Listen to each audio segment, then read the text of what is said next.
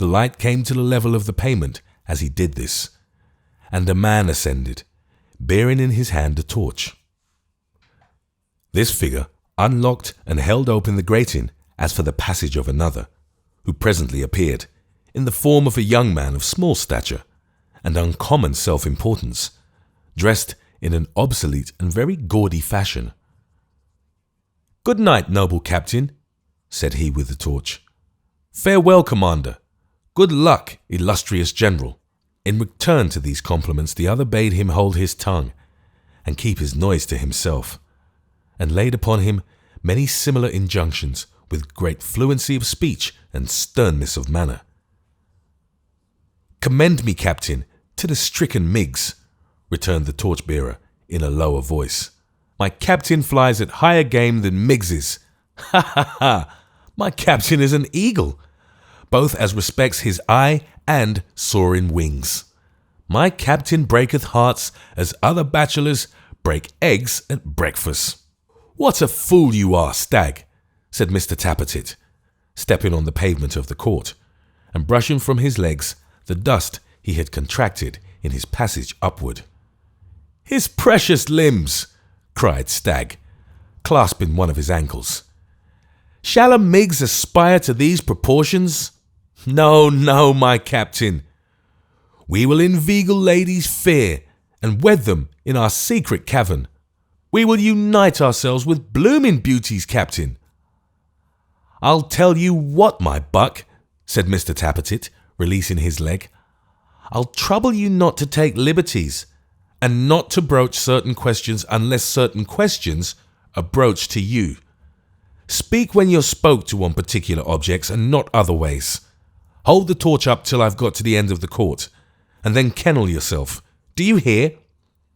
"I hear you, noble captain." "Obey then," said Mr. Tappertit haughtily. "Gentlemen, lead on," with which word of command, addressed to an imaginary staff or retinue, he folded his arms and walked with surpassing dignity down the court. His obsequious follower stood holding the torch above his head, and then the observer saw for the first time from his place of concealment that he was blind. Some involuntary motion on his part caught the quick ear of the blind man before he was conscious of having moved an inch towards him, for he turned suddenly and cried, "Who's there?" "A man," said the other, advancing. "A friend." "A stranger?" rejoined the blind man. "Strangers are not my friends. What do you do there?" "I saw your company come out, and waited here till they were gone. I want a lodging." "A lodging at this time?" returned Stagg, pointing towards the dawn as though he saw it. "Do you know the day is breaking?" "I know it," rejoined the other. "To my cost, I have been traversing this iron-hearted town all night." "You had better traverse it again," said the blind man, preparing to descend, "till you find some lodging suitable to your taste. I don't let any." "Stay!" cried the other, holding him by the arm. "I'll beat this light about that hang-dong face of yours, for hang-dong it is, if it answers to your voice, and rouse the neighbourhood besides, if you detain me," said the blind man. "Let me go. Do you hear?" "Do you hear?" returned the other, chinking a few shillings together and hurriedly pressing them into his hand. "I beg nothing of you. I will pay for the shelter you give me. Death, is it much to ask of such as you? I have come from the country, and desire to rest where there are none to question me. I am faint, exhausted, worn out, almost dead. Let me lie down like a dog before your fire. I ask no more than that. If you would be rid of me, I will depart tomorrow." "If a gentleman has been unfortunate on the road," muttered Stagg, yielding to the other, who, pressing on him, had already gained a footing on the steps, "and can pay for his accommodation." "I will pay you with all I have. I am just now past the want of food," God knows, and wish but to purchase shelter. What companion have you below? None. Then fasten your grate there, and show me the way, quick. The blind man complied after a moment's hesitation, and they descended together. The dialogue had passed as hurriedly as the words could be spoken, and they stood in his wretched room before he had time to recover from his first surprise. "May I see where that door leads to, and what is beyond?" said the man, glancing keenly round. "You will not mind that." "I will show you myself. Follow me, or go before. Take your choice." He bade him lead the way, and by the light of the torch, which his conductor held up for the purpose, inspected all 3 cellars narrowly.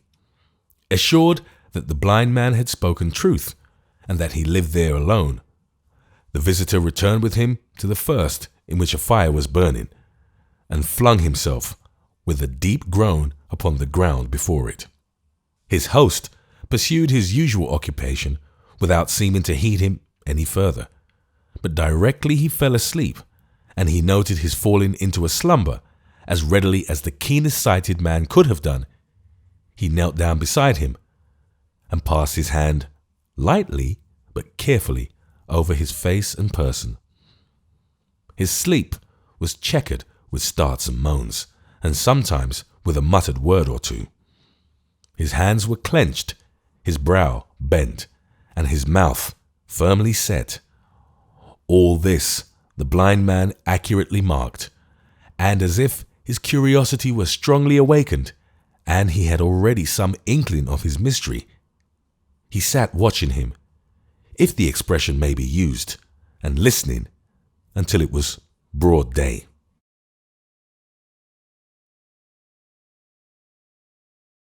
Chapter 19. Dolly Varden's pretty little head was yet bewildered by various recollections of the party, and her bright eyes were yet dazzled by a crowd of images, dancing before them like motes in the sunbeams, among which the effigy of one partner in particular did especially figure, the same being a young coachmaker, a master in his own right, who had given her to understand, when he handed her into the chair at parting, that it was his fixed resolve to neglect his business from that time and die slowly for the love of her.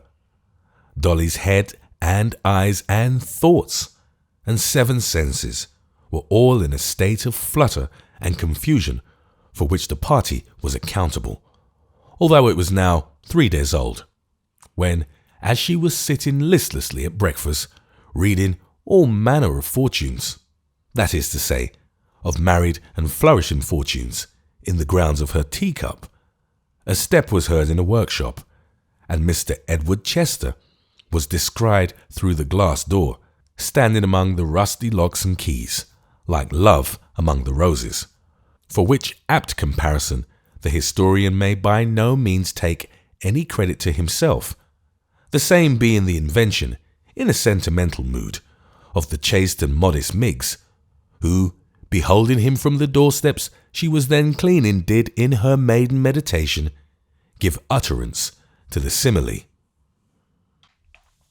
The locksmith, who happened at the moment to have his eyes thrown upward and his head backward in an intense communing with Toby, did not see his visitor until Mrs. Varden, more watchful than the rest, had desired Sime Tappertit to open the glass door and give him admission, from which untoward circumstance the good lady argued, for she could deduce a precious moral from the most trifling event, that to take a draught of small ale in the morning was to observe a pernicious, irreligious, and pagan custom, the relish whereof should be left to swine and Satan, or at least to popish persons, and should be shunned by the righteous as a work of sin and evil. She would no doubt have pursued her admonition much further, and would have founded on it a long list of precious precepts of inestimable value, but that the young gentleman standing by in a somewhat uncomfortable and discomfited manner while she read her spouse this lecture, occasioned her to bring it to a premature conclusion. "I'm sure you'll excuse me, sir," said Mrs. Varden, rising and curtsying. "Varden is so very thoughtless, and needs so much reminding. Syme, bring a chair here." Mr. Tappertit obeyed, with a flourish implying that he did so under protest. "And you can go, Syme," said the locksmith. Mr. Tappertit obeyed again, still under protest, and betaking himself to the workshop, began seriously to fear that he might find it necessary to poison his master before his time was out. In the meantime, Edward returned suitable replies to Mrs. Varden's curtsies, and that lady brightened up very much, so that when he accepted a dish of tea from the fair hands of Dolly, she was perfectly agreeable. "I am sure if there's anything we can do, Varden or I, or Dolly either, to serve you, sir, at any time, you have only to say it, and it shall be done," said Mrs. V. "I am much obliged to you, I am sure," returned Edward. "You encourage me to say that I have come here now to beg your good offices." Mrs. Varden was delighted beyond measure. "It occurred to me that probably your fair daughter might be going to the Warren, either today or tomorrow," said Edward, glancing at Dolly. "And if so, and you will allow her to take charge of this letter, ma'am, you will oblige me more than I can tell you. The truth is, that while I am very anxious it should reach its destination, I have particular reasons for not trusting it to any other conveyance, so that without your help, I am wholly at a loss." "She was not going that way, sir, either today or tomorrow, nor indeed all next week," the lady graciously rejoined. "But we shall be very glad to put ourselves out of the way on your account, and if you wish it, you may depend upon its going today. You might suppose," said Mrs. Varden, frowning at her husband, "from Varden's sitting there so glum and silent, that he objected to this arrangement. But you must not mind that, sir, if you please. It's his way at home. Out of doors he can be cheerful and talkative enough." Now the fact was that the unfortunate locksmith, blessing his stars to find his helpmate in such good humour, had been sitting with a beaming face, hearing this discourse with a joy past all expression, wherefore this sudden attack quite took him by surprise. "My dear Martha," he said. "Oh yes, I dare say," interrupted Mrs. Varden, with a smile of mingled scorn and pleasantry. "Very dear. We all know that." "No, but my good soul," said Gabriel, "you are quite mistaken. You are indeed. I was delighted to find you so kind and ready. I waited, my dear, anxiously, I assure you, to hear what you would say." "You waited anxiously," repeated Mrs. V. "Yes, thank you, Varden. You waited, as you always do, that I might bear the blame, if any came of it. But I am used to it," said the lady with a kind of solemn titter, "and that's my comfort." "I give you my word, Martha," said Gabriel. "Let me give you my word, my dear," interposed his wife, with a Christian smile, "that such discussions as these between married people are much better left alone. Therefore, if you please, Varden, we'll drop the subject. I have no wish to pursue it. I might say a great deal, but I would rather not. Pray don't say any more." "I don't want to say any more," rejoined the goaded locksmith. "Well then, don't," said Mrs. Varden. "Nor did I begin it, Martha," added the locksmith good-humouredly. "I must say that." "You did not begin it, Varden," exclaimed his wife, opening her eyes very wide and looking round upon the company, as though she would say, "You hear this man." You did not begin it, Varden. But you shall not say I was out of temper. No, you did not begin it. Oh dear, no, not you, my dear. Well, well, said the locksmith, that's settled then. Oh yes, rejoined his wife, quite. If you like to say Dolly began it, my dear, I shall not contradict you. I know my duty.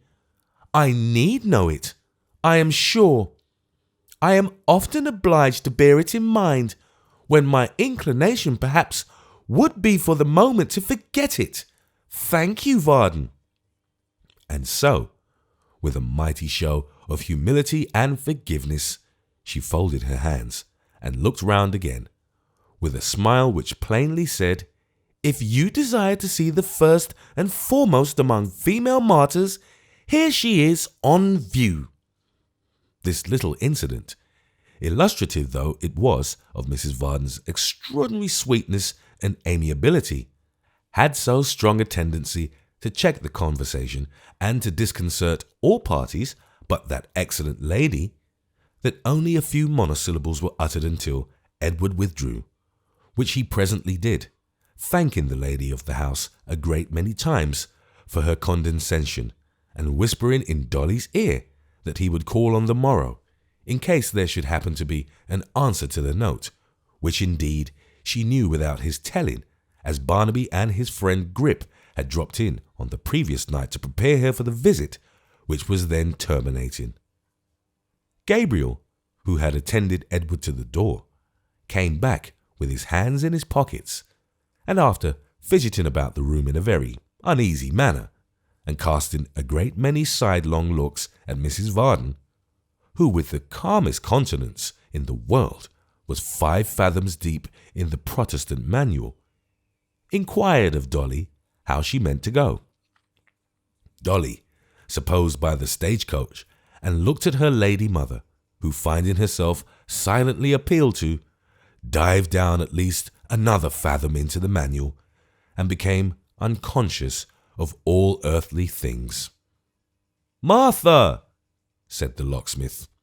I hear you, Varden, said his wife, without rising to the surface. I am sorry, my dear, you have such an objection to the Maypole and old John, for otherwise it's a very fine morning, and Saturday's not a busy day with us. We might have all 3 gone to Chigwell in the chaise, and had quite a happy day of it. Mrs. Varden immediately closed the manual, and bursting into tears, requested to be led upstairs. What is the matter now, Martha? inquired the locksmith. To which Martha rejoined, Oh, don't speak to me, and protested in agony that if anybody had told her so, she wouldn't have believed it.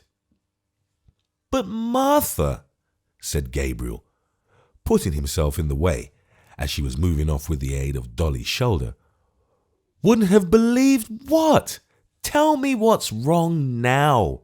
Do tell me. Upon my soul, I don't know. Do you know, child? Damn! cried the locksmith, plucking at his wig in a kind of frenzy.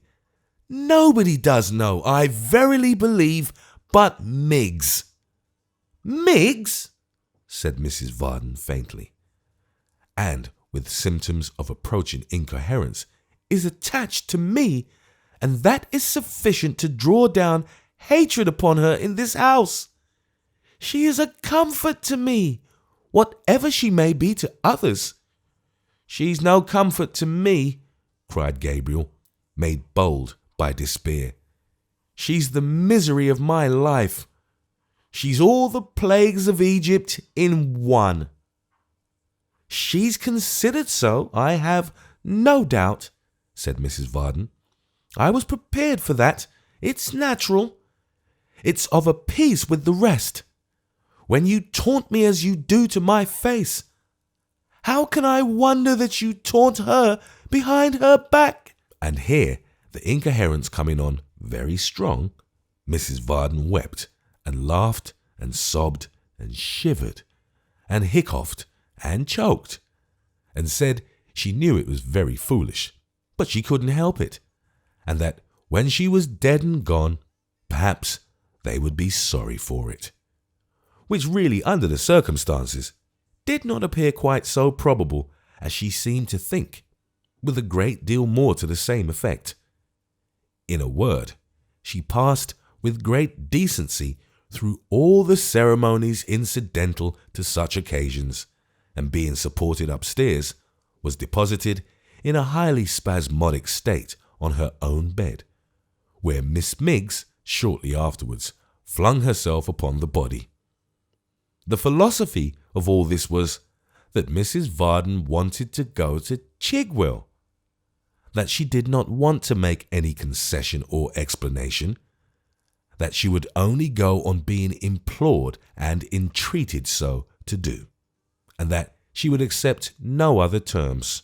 Accordingly, after a vast amount of moaning and crying upstairs, and much damping of foreheads and vinegering of temples, and hartshorning of noses, and so forth, and after most pathetic adjurations from Miggs, assisted by warm brandy and water, not over weak, and divers other cordials, also of a stimulating quality, administered at first in teaspoonfuls, and afterwards in increasing doses, and of which Miss Miggs herself partook, as a preventive measure, for fainting is infectious, after all these remedies, and many more too numerous to mention, but not to take, had been applied, and many verbal consolations, moral, religious, and miscellaneous, had been superadded thereto.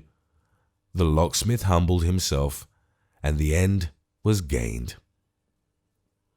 "If it's only for the sake of peace and quietness, father," said Dolly, urging him to go upstairs.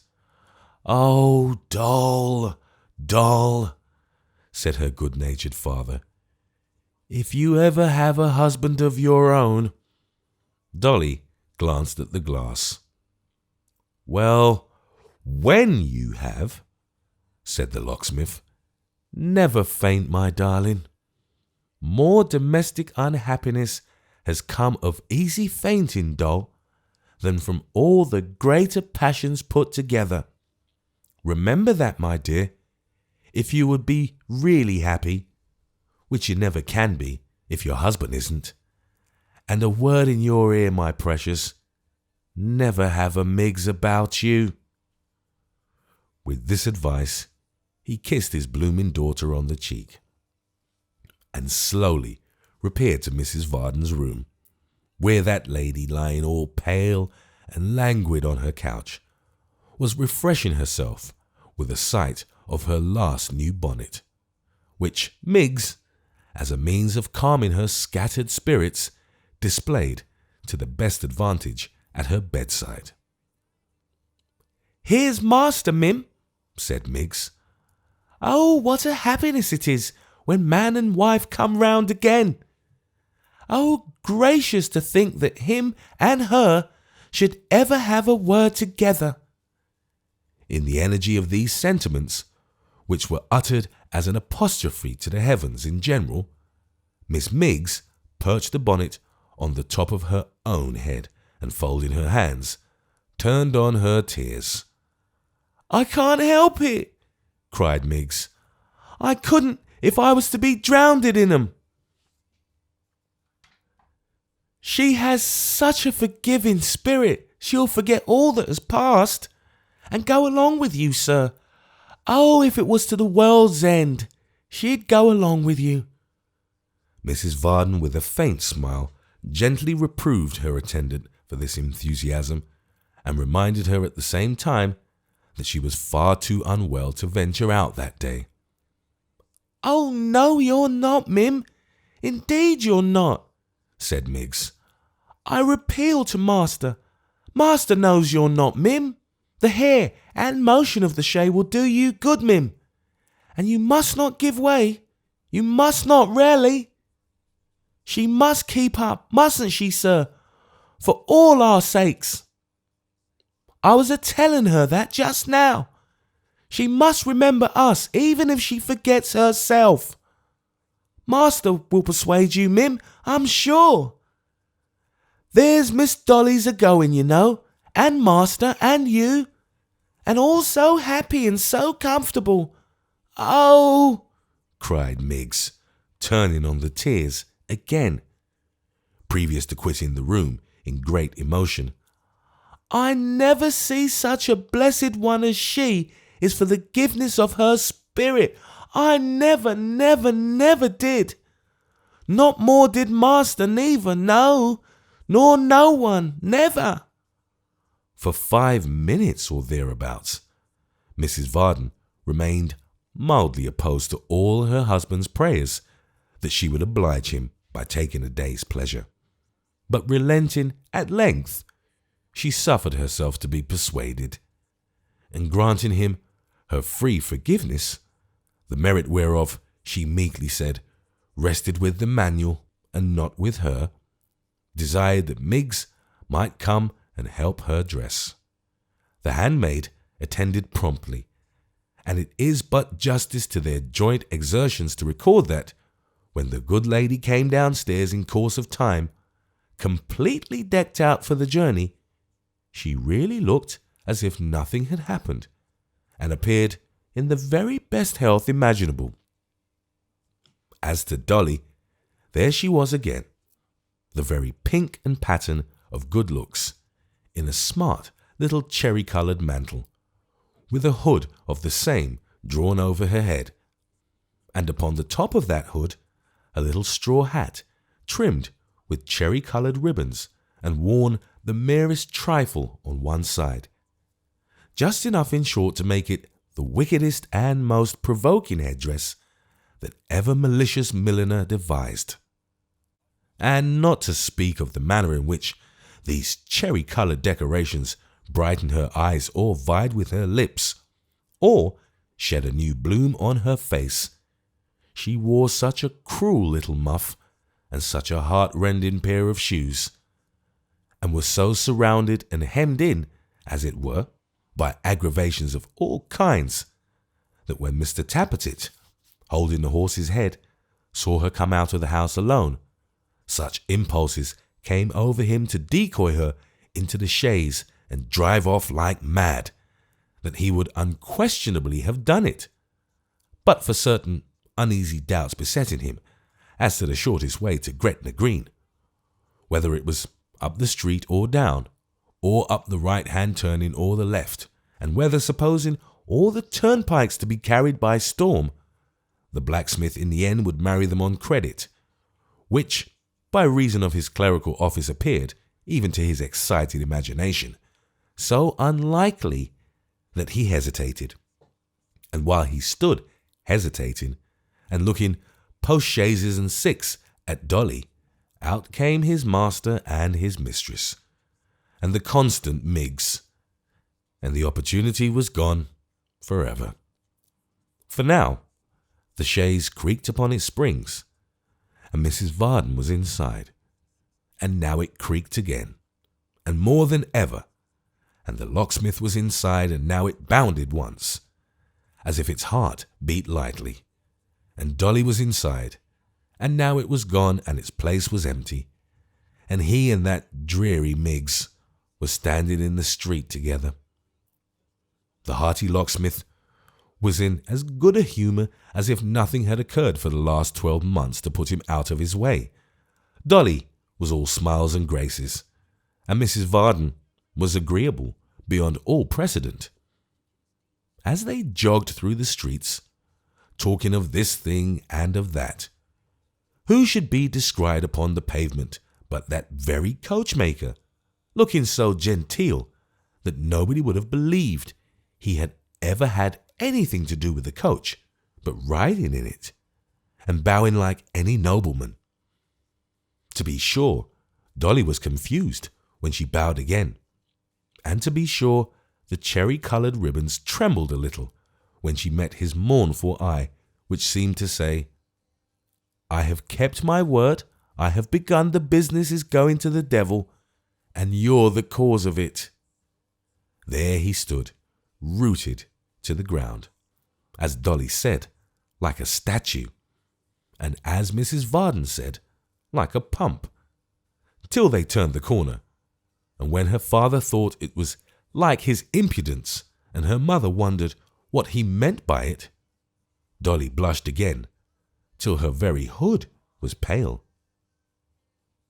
But on they went, not the less merrily for this, and there was the locksmith, in the incautious fullness of his heart, pulling up at all manner of places, and evincing a most intimate acquaintance with all the taverns on the road, and all the landlords and all the landladies, with whom, indeed, the little horse was on equally friendly terms, for he kept on stopping of his own accord. Never were people so glad to see other people as these landlords and landladies were to behold Mr. Varden and Mrs. Varden and Miss Varden. And wouldn't they get out, said one. And they really must walk upstairs, said another. And she would take it ill and be quite certain they were proud if they wouldn't have a little taste of something, said a third, and so on, that it was really quite a progress, rather than a ride, and one continued scene of hospitality from beginning to end. It was pleasant enough to be held in such esteem, not to mention the refreshments, so Mrs. Varden said nothing at the time, and was all affability and delight. But such a body of evidence as she collected against the unfortunate locksmith that day, to be used thereafter as occasion might require, never was got together for matrimonial purposes. In course of time, and in course of a pretty long time too, for these agreeable interruptions delayed them not a little, they arrived upon the skirts of the forest, and riding pleasantly on among the trees, came at last to the Maypole, where the locksmith's cheerful "Yo-ho!" speedily brought to the porch old John, and after him young Joe, both of whom were so transfixed at sight of the ladies that for a moment they were perfectly unable to give them any welcome, and could do nothing but stare. It was only for a moment, however, that Joe forgot himself, for speedily reviving he thrust his drowsy father aside, to Mr. Willet's mighty and inexpressible indignation, and darting out, stood ready to help them to alight. It was necessary for Dolly to get out first. Joe had held her in his arms, yes, though for a space of time no longer than you could count one in, Joe had her in his arms. Here was a glimpse of happiness. It would be difficult to describe what a flat and commonplace affair that helping Mrs. Varden out afterwards was, but Joe did it, and did it too, with the best grace in the world. Then old John, who, entertaining a dull and foggy sort of idea that Mrs. Varden wasn't fond of him, had been in some doubt whether she might not have come for purposes of assault and battery, took courage, hoped she was well, and offered to conduct her into the house. This tender being amicably received, they marched in together. Joe and Dolly followed, arm in arm. Happiness again. And Varden brought up the rear. Old John would have it that they must sit in the bar, and nobody objecting, into the bar they went. All bars are snug places, but the Maypole's was the very snuggest, cosiest, and completest bar that ever the wit of a man devised. Such amazing bottles in old oaken pigeonholes, such gleaming tankards dangling from pegs at about the same inclination as thirsty men would hold them to their lips, such sturdy little Dutch kegs ranged in rows on shelves, so many lemons hanging in separate nets, and forming the fragrant grove already mentioned in this chronicle, suggestive with goodly loaves of snowy sugar stowed away hard by, of punch, idealized beyond all mortal knowledge, such closets, such presses, such drawers full of pipes, such places for putting things away in hollow window seats, all crammed to the throat with eatables, drinkables, or savoury condiments. Lastly, and to crown all as typical of the immense resources of the establishment and its defiances to all visitors to cut and come again, such a stupendous cheese. It is a poor heart that never rejoices. It must have been the poorest, weakest, and most watery heart that ever beat, which would not have warmed towards the Maypole bar. Mrs. Varden's did directly. She could no more have reproached John Willett among those household gods, the kegs and bottles, lemons, pipes and cheese, than she could have stabbed him with his own bright carving knife. The order for dinner, too, it might have soothed a savage. "A bit of fish," said John to the cook, "and some lamb chops, breaded, with plenty of ketchup, and a good salad, and a roast spring chicken, with a dish of sausages and mashed potatoes, or something of that sort." Something of that sort? The resources of these inns! To talk carelessly about dishes, which in themselves were a first-rate holiday kind of dinner, suitable to one's wedding day, as something of that sort, meaning, if you can't get a spring chicken, any other trifle in the way of poultry will do, such as a peacock perhaps. The kitchen, too, with its great, broad, cavernous chimney, the kitchen, where nothing in the way of cookery seemed impossible, where you could believe in anything to eat they chose to tell you of. Mrs. Varden returned from the contemplation of these wonders to the bar again, with a head quite dizzy and bewildered. Her housekeeping capacity was not large enough to comprehend them. She was obliged to go to sleep. Waking was pain in the midst of such immensity. Dolly, in the meanwhile, whose gay heart and head ran upon other matters, passed out at the garden door, and glancing back now and then, but of course not wondering whether Joe saw her, tripped away by a path across the fields, with which she was well acquainted, to discharge her mission at the Warren. And this deponent hath been informed, and verily believes, that you might have seen many less pleasant objects than the cherry-coloured mantle and ribbons, as they went fluttering along the green meadows, in the bright light of the day, like giddy things, as they were.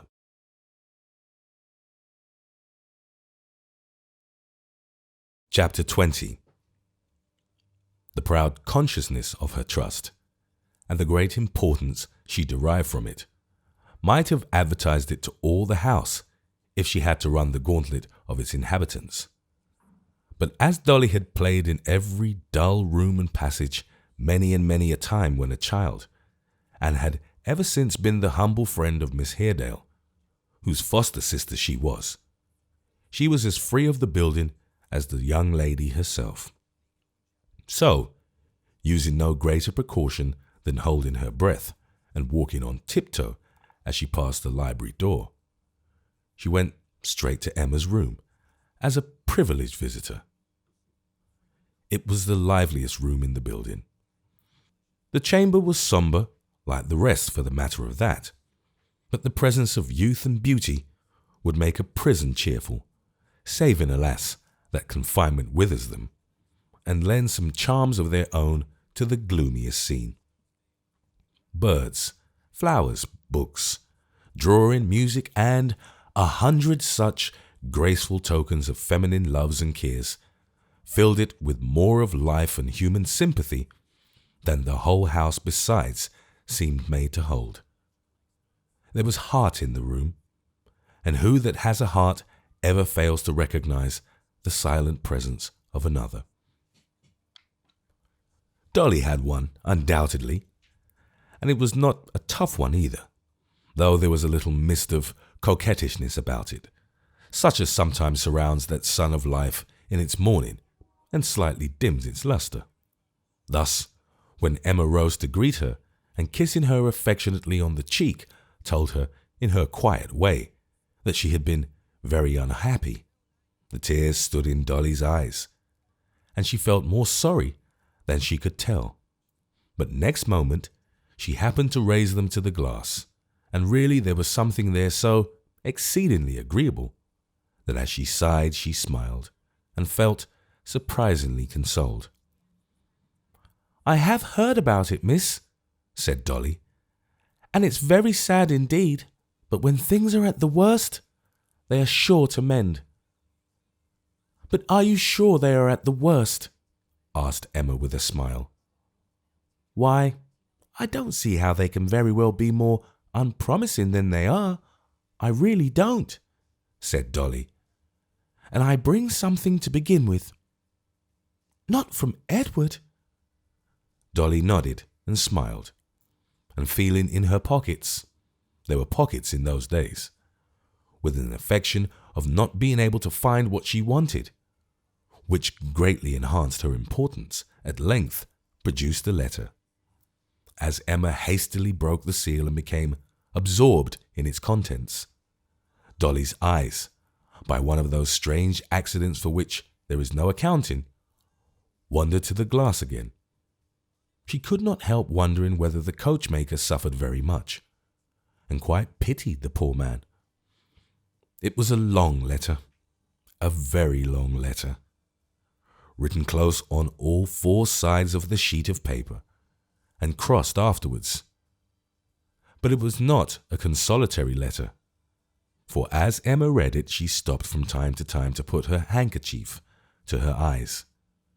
To be sure, Dolly marvelled greatly to see her in so much distress, for to her thinking a love affair ought to be one of the best jokes, and the slyest, merriest kind of thing in life.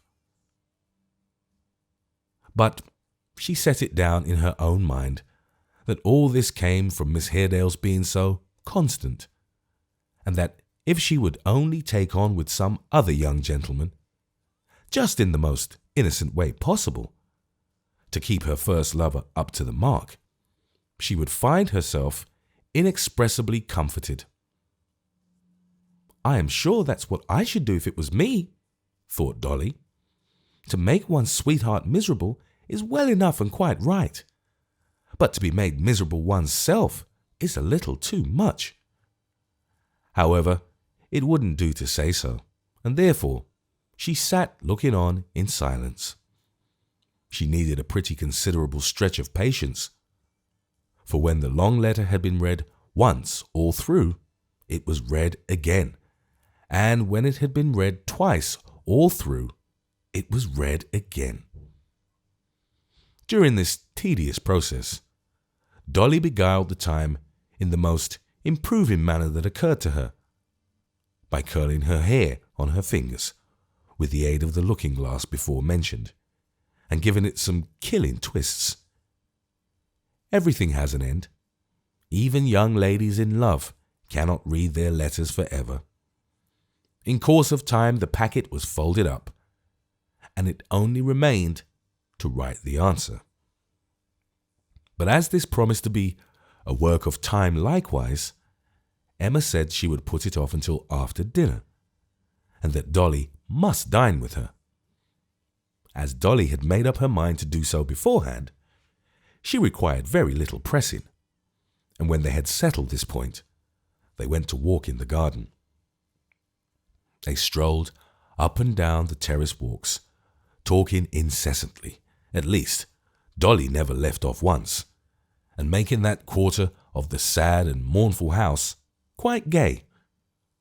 Not that they talked loudly or laughed much, but they were both so very handsome, and it was such a breezy day, and their light dresses and dark curls appeared so free and joyous in their abandonment, and Emma was so fair and Dolly so rosy, and Emma so delicately shaped, and Dolly so plump, and, in short, There are no flowers for any garden like such flowers.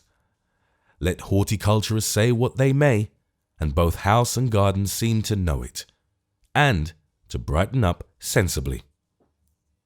After this came the dinner and the letter writing, and some more talking, in the course of which Miss Haredale took occasion to charge upon Dolly certain flirtish and inconstant propensities, which accusations Dolly seemed to think very complimentary indeed, and to be mightily amused with. Finding her quite incorrigible in this respect, Emma suffered her to depart, but not before she had confided to her that important and never sufficiently to be taken care of answer, and endowed her moreover with a pretty little bracelet as a keepsake. Having clasped it on her arm, and again advised her, half in jest and half in earnest, to amend her roguish ways, for she knew she was fond of Joe at heart, which Dolly stoutly denied, with a great many haughty protestations that she hoped she could do better than that indeed, and so forth. She bade her farewell, and after calling her back to give her more supplementary messages for Edward than anybody with tenfold the gravity of Dolly Varden could be reasonably expected to remember, at length dismissed her. Dolly bade her good-bye, and tripping lightly down the stairs, arrived at the dreaded library door, and was about to pass it again on tiptoe, when it opened, and behold, there stood Mr. Haredale.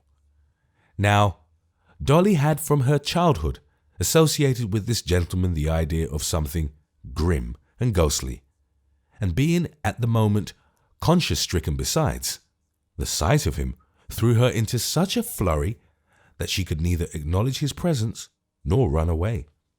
So she gave a great start, and then with downcast eyes stood still and trembled. "Come here, girl," said Mr. Haredale, taking her by the hand. "I want to speak to you." "If you please, sir, I'm in a hurry," faltered Dolly. "And you have frightened me by coming so suddenly upon me, sir. I would rather go, sir, if you'll be so good as to let me." "Immediately," said Mr. Haredale, who had by this time led her into the room and closed the door. "You shall go directly." "You have just left Emma?" "Yes, sir, just this minute." "Father's waiting for me, sir, if you'll please to have the goodness—" I know, said Mr. Haredale. "Answer me a question. What did you bring here today?" "Bring here, sir?" faltered Dolly. "You will tell me the truth, I am sure." "Yes." Dolly hesitated for a little while, and somewhat emboldened by his manner said at last, "Well then, sir, it was a letter." "From Mr. Edward Chester, of course. And you are the bearer of the answer?" Dolly hesitated again, and not being able to decide upon any other course of action, burst into tears. "You alarm yourself without cause," said Mr. Haredale. "Why are you so foolish? Surely you can answer me.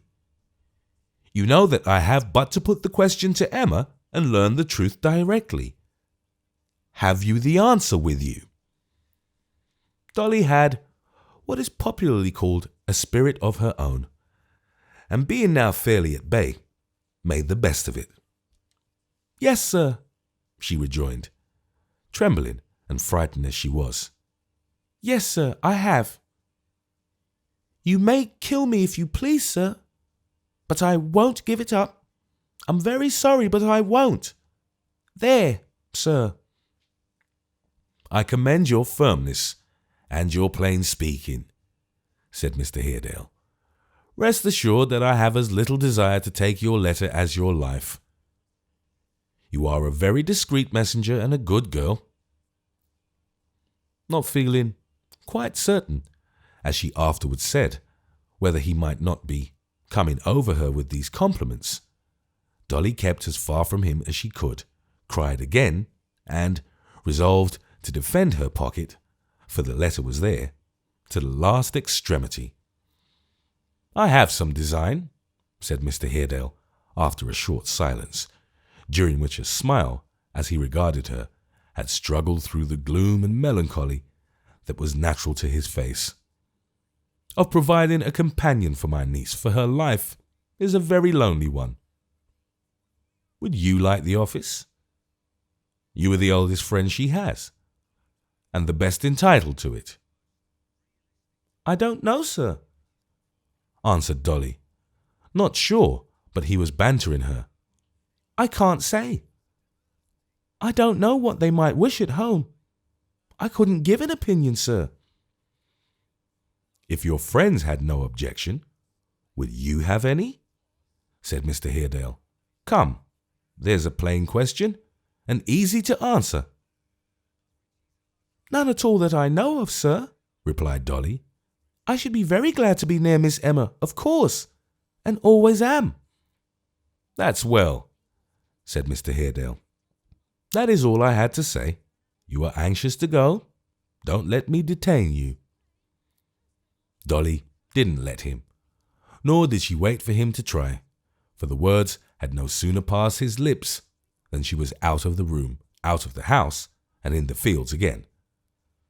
The first thing to be done, of course, when she came to herself and considered what a flurry she had been in, was to cry afresh, and the next thing, when she reflected how well she had got over it, was to laugh heartily.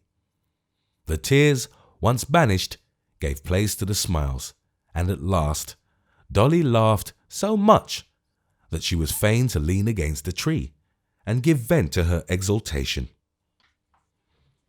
When she could laugh no longer and was quite tired, she put her headdress to rights, dried her eyes, looked back very merrily and triumphantly at the Warren chimneys, which were just visible, and resumed her walk. The twilight had come on, and it was quickly growing dusk, but the path was so familiar to her from frequent traversing that she hardly thought of this, and certainly felt no uneasiness at being left alone.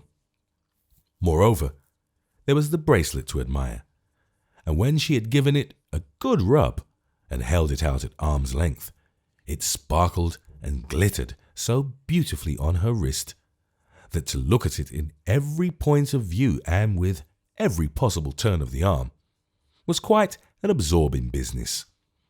There was the letter too, and it looked so mysterious and knowing when she took it out of her pocket, and it held, as she knew, so much inside that to turn it over and over and think about it and wonder how it began and how it ended and what it said all through was another matter of constant occupation.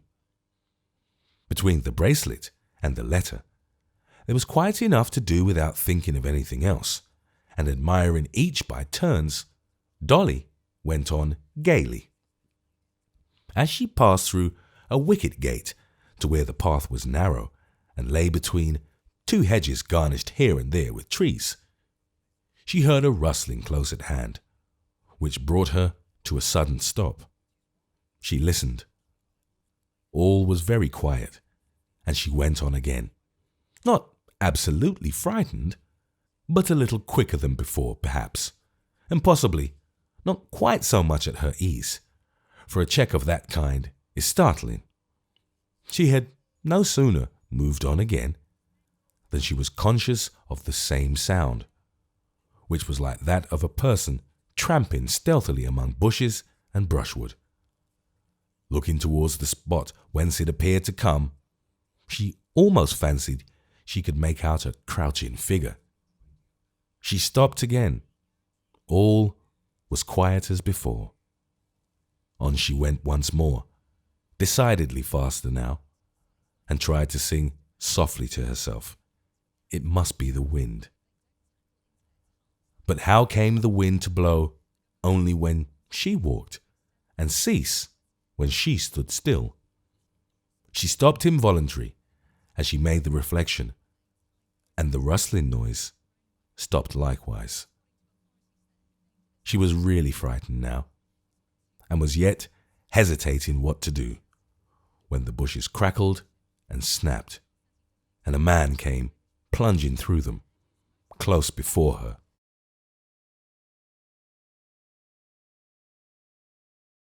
Chapter 21. It was for the moment an inexpressible relief to Dolly to recognize in the person who forced himself into the path so abruptly and now stood directly in her way, Hugh of the Maypole, whose name she uttered in a tone of delighted surprise that came from her heart.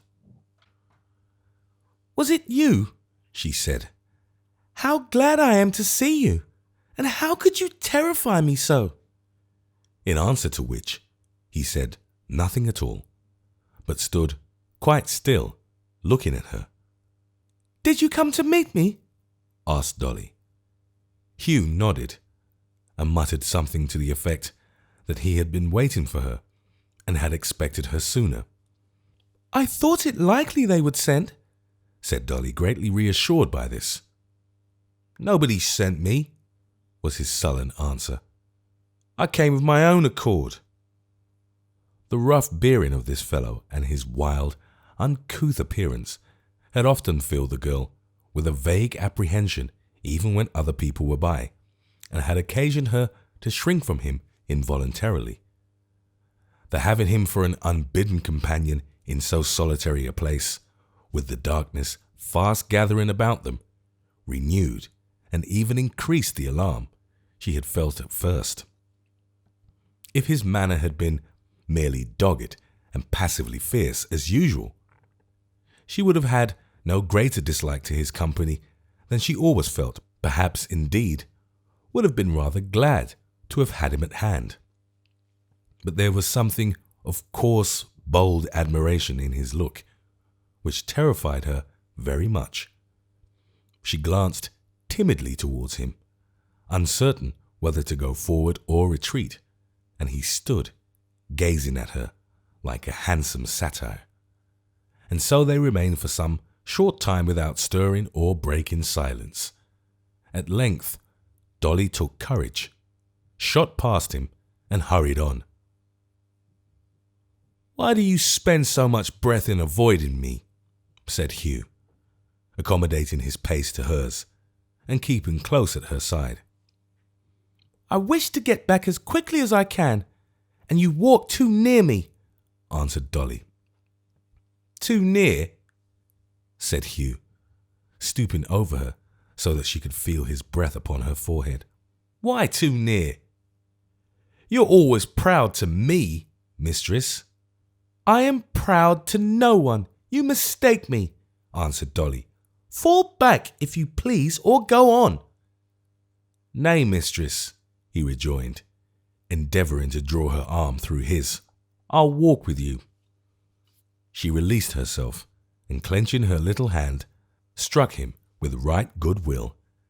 At this, Maypole Hugh burst into a roar of laughter, and passing his arm about her waist, held her in his strong grasp as easily as if she had been a bird. "Ha, ha, ha! Well done, mistress! Strike again! You shall beat my face and tear my hair, and pluck my beard up by the roots, and welcome for the sight of your bright eyes. Strike again, mistress! Do!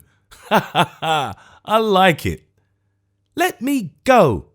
she cried, endeavouring with both her hands to push him off.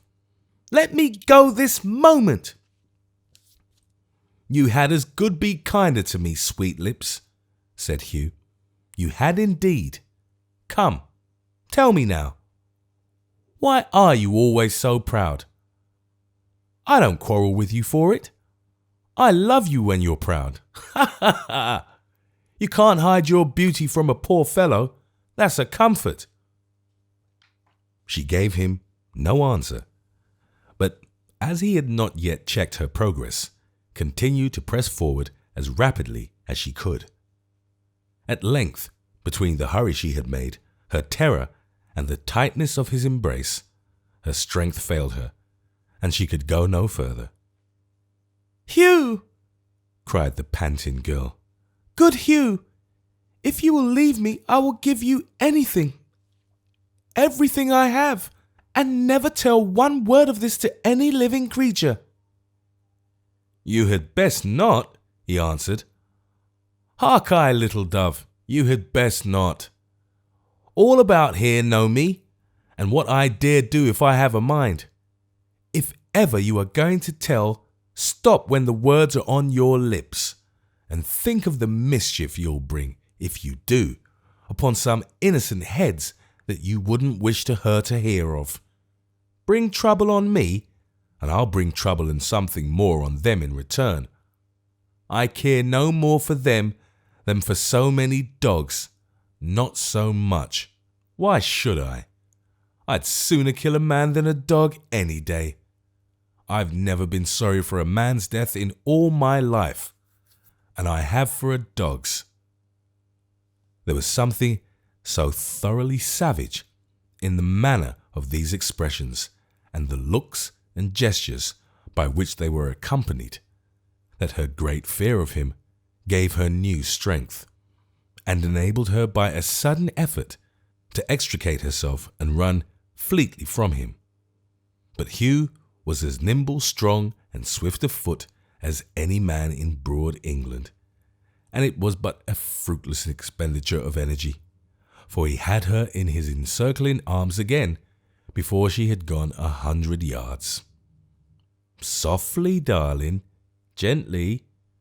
Would you fly from rough Hugh, that loves you as well as any drawing-room gallant?" "I would," she answered, struggling to free herself again. "I will. Help!" "A fine for crying out," said Hugh. "Ha, ha, ha! A fine, pretty one. From your lips I pay myself. Ha, ha, ha! Help! Help! Help!" as she shrieked with the utmost violence she could exert. A shout was heard in answer, and another, and another.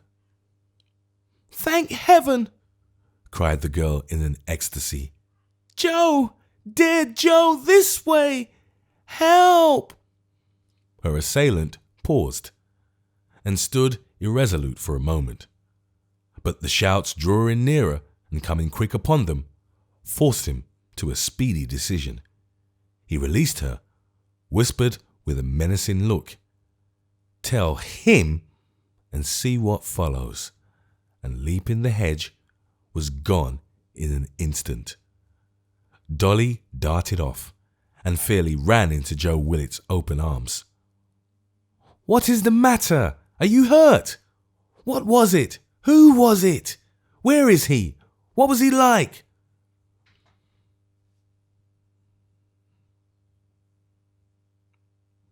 With a great many encouraging expressions and assurances of safety were the first words Joe poured forth.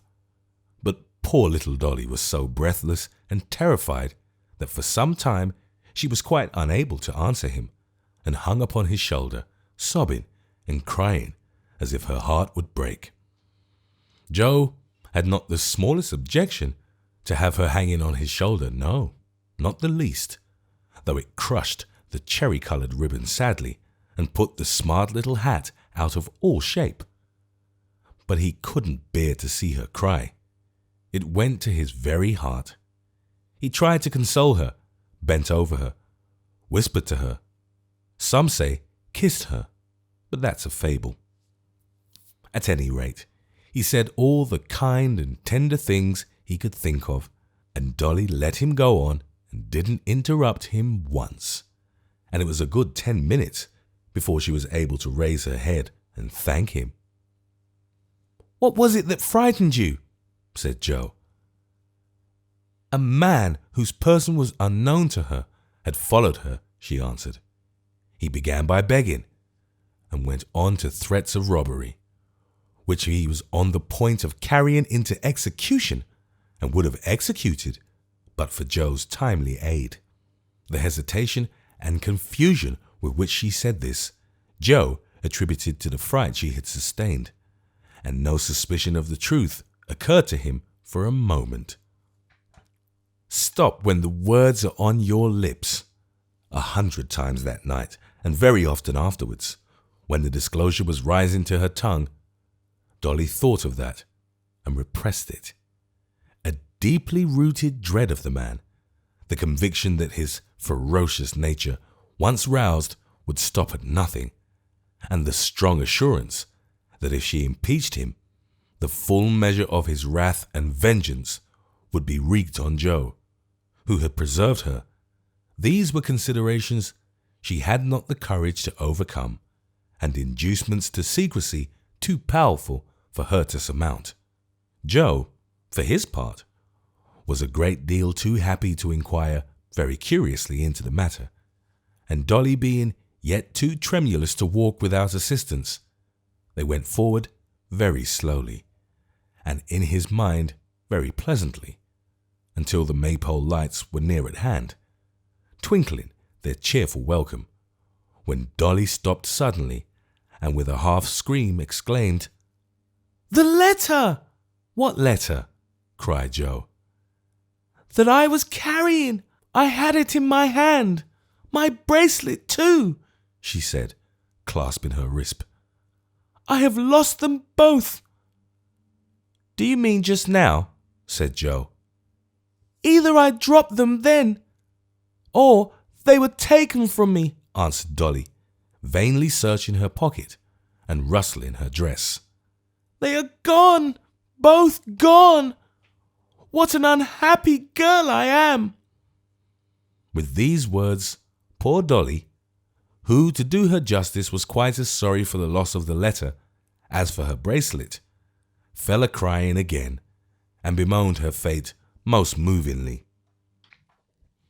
Joe tried to comfort her with the assurance that directly he had housed her in the Maypole, he would return to the spot with a lantern, for it was now quite dark, and make strict search for the missing articles, which there was great probability of his finding, as it was not likely that anyone had passed that way since, and she was not conscious that they had been forcibly taken from her.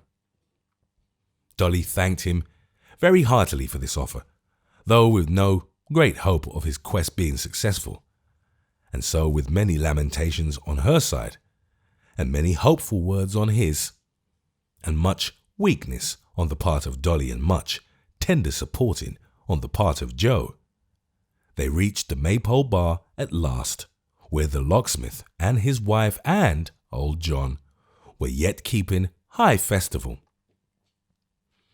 Mr. Willett received the intelligence of Dolly's trouble with that surprising presence of mind and readiness of speech for which he was so eminently distinguished above all other men. Mrs. Varden expressed her sympathy for her daughter's distress by scolding her roundly for being so late, and the honest locksmith divided himself between condoling with and kissing Dolly, and shaking hands heartily with Joe, whom he could not sufficiently praise or thank. In reference to this latter point, old John was far from agreeing with his friend, for besides that he by no means approved of an adventurous spirit in the abstract, it occurred to him that if his son and heir had been seriously damaged in a scuffle, the consequences would assuredly have been expensive and inconvenient, and might perhaps have proved detrimental to the Maypole business.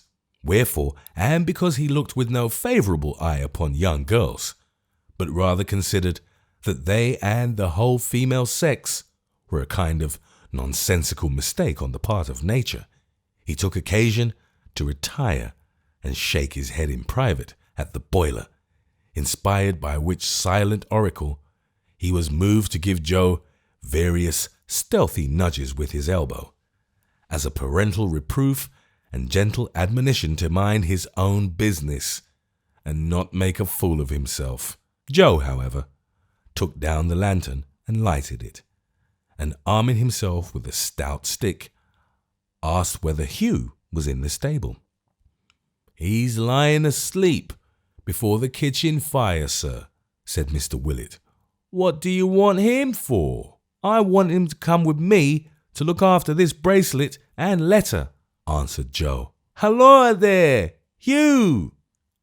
Dolly turned pale as death, and felt as if she must faint forthwith. After a few moments, Hugh came staggering in, stretching himself and yawning according to custom, and presenting every appearance of having been roused from a sound nap. "Here, sleepyhead," said Joe, giving him the lantern. "Carry this, and bring the dog, and that small cudgel of yours, and woe betide the fellow if we come upon him." "What fellow?" growled Hugh, rubbing his eyes and shaking himself. "What fellow?" returned Joe, who was in a state of great valour and bustle. "A fellow you ought to know of, and be more alive about. It's well for the like of you, lazy giant, that you are to be snoring your time away in chimney corners, when honest men's daughters can't cross even our quiet meadows at nightfall, without being set upon by footpads and frightened out of their precious lives." "They never rob me," cried Hugh with a laugh. "I have got nothing to lose, but I'd as lief knock them at head as any other men. How many are there?" "Only one," said Dolly faintly, for everybody looked at her. "And what was he like, mistress?" said Hugh, with a glance at young Willett so slight and momentary that the scowl it conveyed was lost on all but her. "About my height?" Not so tall," Dolly replied, scarce knowing what she said. "His dress," said Hugh, looking at her keenly. Like any of ours now?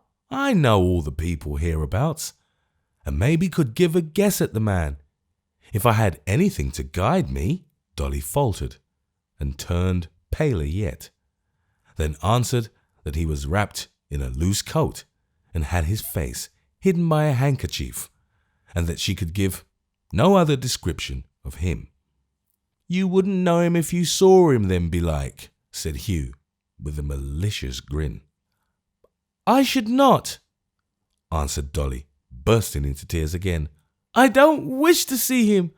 I can't bear to think of him. I can't talk about him any more. Don't go to look for these things.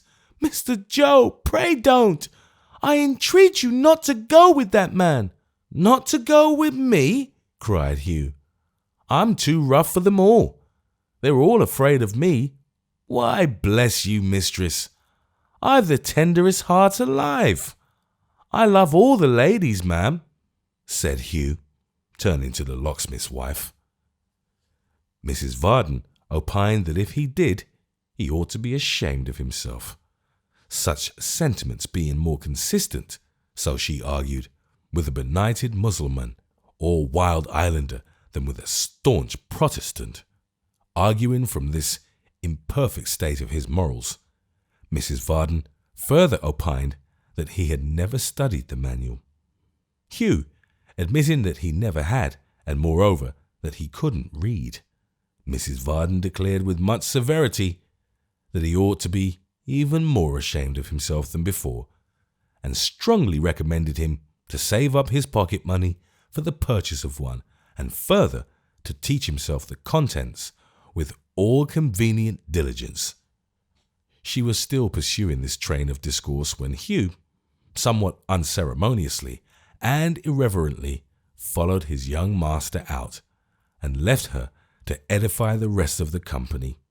This she proceeded to do, and finding that Mr. Willett's eyes were fixed upon her with an appearance of deep attention, gradually addressed the whole of her discourse to him, whom she entertained with a moral and theological lecture of considerable length, in the conviction that great workings were taking place in his spirit.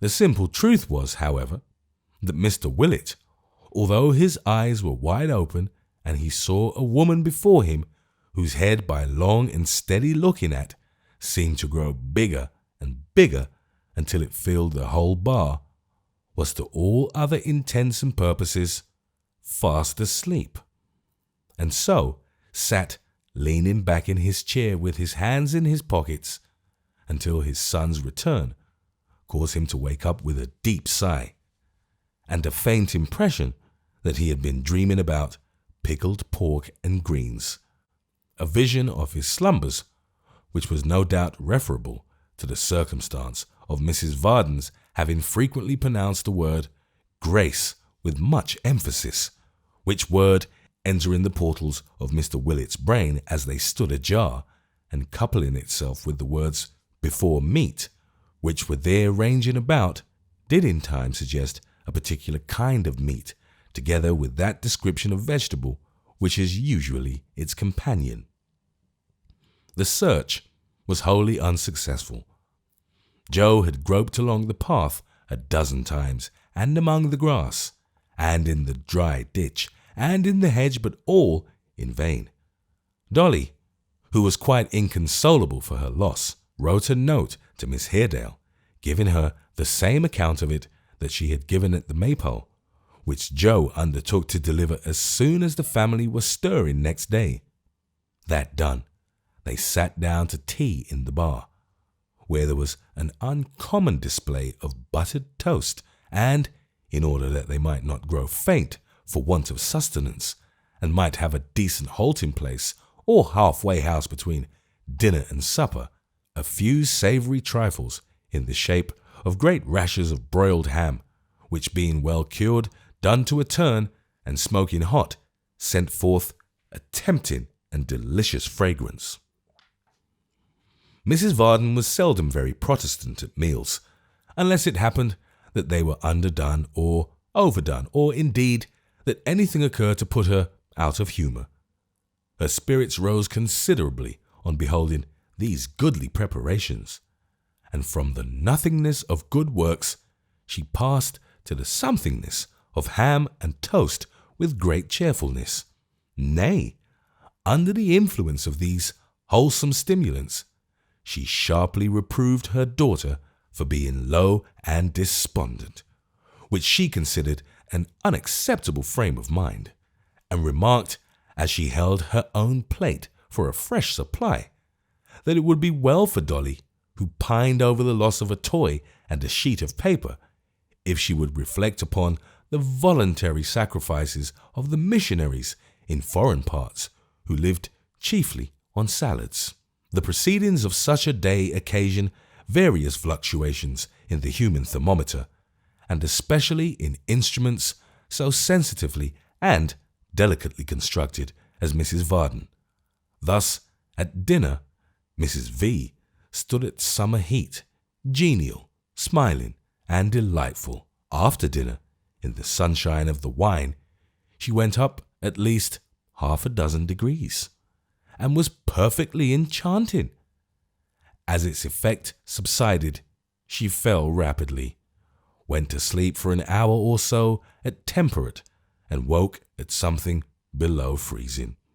Now she was at summer heat again, in the shade, and when tea was over, and old John, producing a bottle of cordial from one of the oaken cases, insisted on her sipping 2 glasses thereof in slow succession, she stood steadily at 90 for 1 hour and a quarter. Profiting by experience, the locksmith took advantage of this genial weather to smoke his pipe in the porch, and in consequence of this prudent management, he was fully prepared when the glass went down again to start homewards directly. The horse was accordingly put in, and the chaise brought round to the door. Joe, who would on no account be dissuaded from escorting them until they had passed the most dreary and solitary part of the road, led out the grey mare at the same time, and having helped Dolly into her seat, more happiness, sprung gaily into the saddle. Then, after many good nights and admonitions to wrap up, and glancing of lights, and handing in of cloaks and shawls, the chaise rolled away, and Joe trotted beside it, on Dolly's side, no doubt, and pretty close to the wheel too.